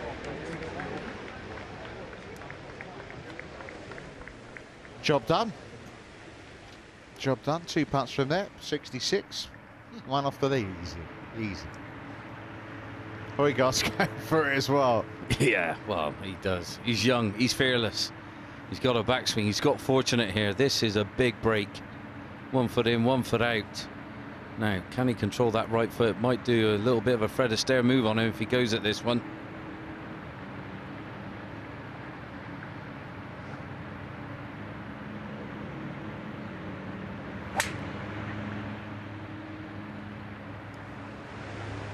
Just cutting hard. Nowhere near.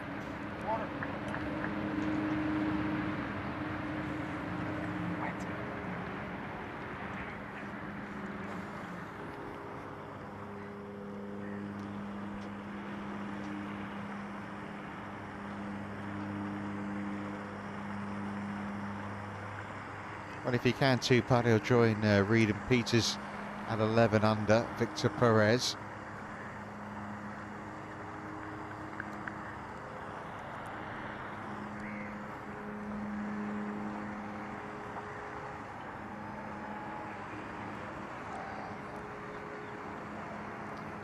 He's walking down. Pretty confident strides, and oh my god, look at that. Love that. Do do do do do do do do. You ever watch that film with Brandon Lee, The Crow? I did. What's that? Did you? Oh, I love that film. It's a great shot, wasn't it? In the UK, you'd say that was a jackdaw, but I don't know what. I'm not sure. Some kind of crow. Yeah, it was. On the tee, on the flag, in front of the whole gallery. You'd be there. Little show off. You'd be there with your camera, taking a few shots, getting the light perfectly in his eye. I wish I had.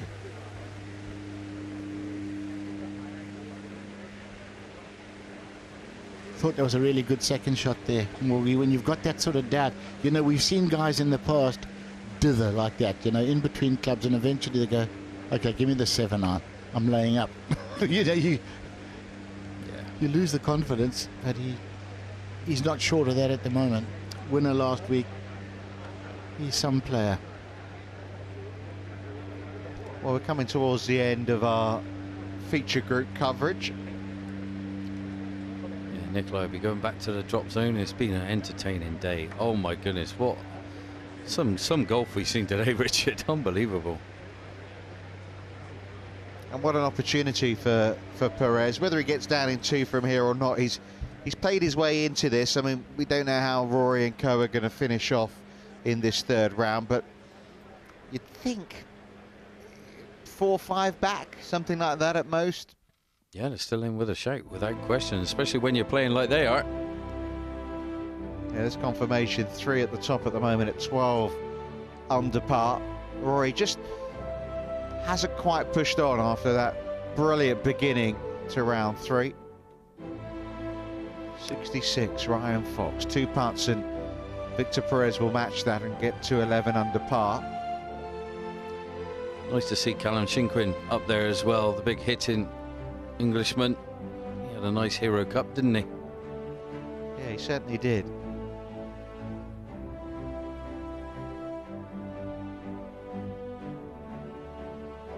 You guys are going to be here, aren't you, for the final round tomorrow?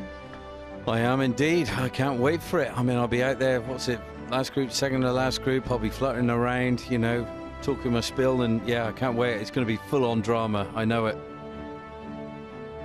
And Tony, then on to Ras Al Khaimah, where Ryan Fox, Victor Perez, they'll be in the field. They'll be amongst the favourites the way we've been watching them so far today. No question, they're both looking in fine form. Quite looking forward to seeing that golf course, but hasn't it been fun so far this week? And tomorrow, I think tomorrow is going to be an exceptional day's golf.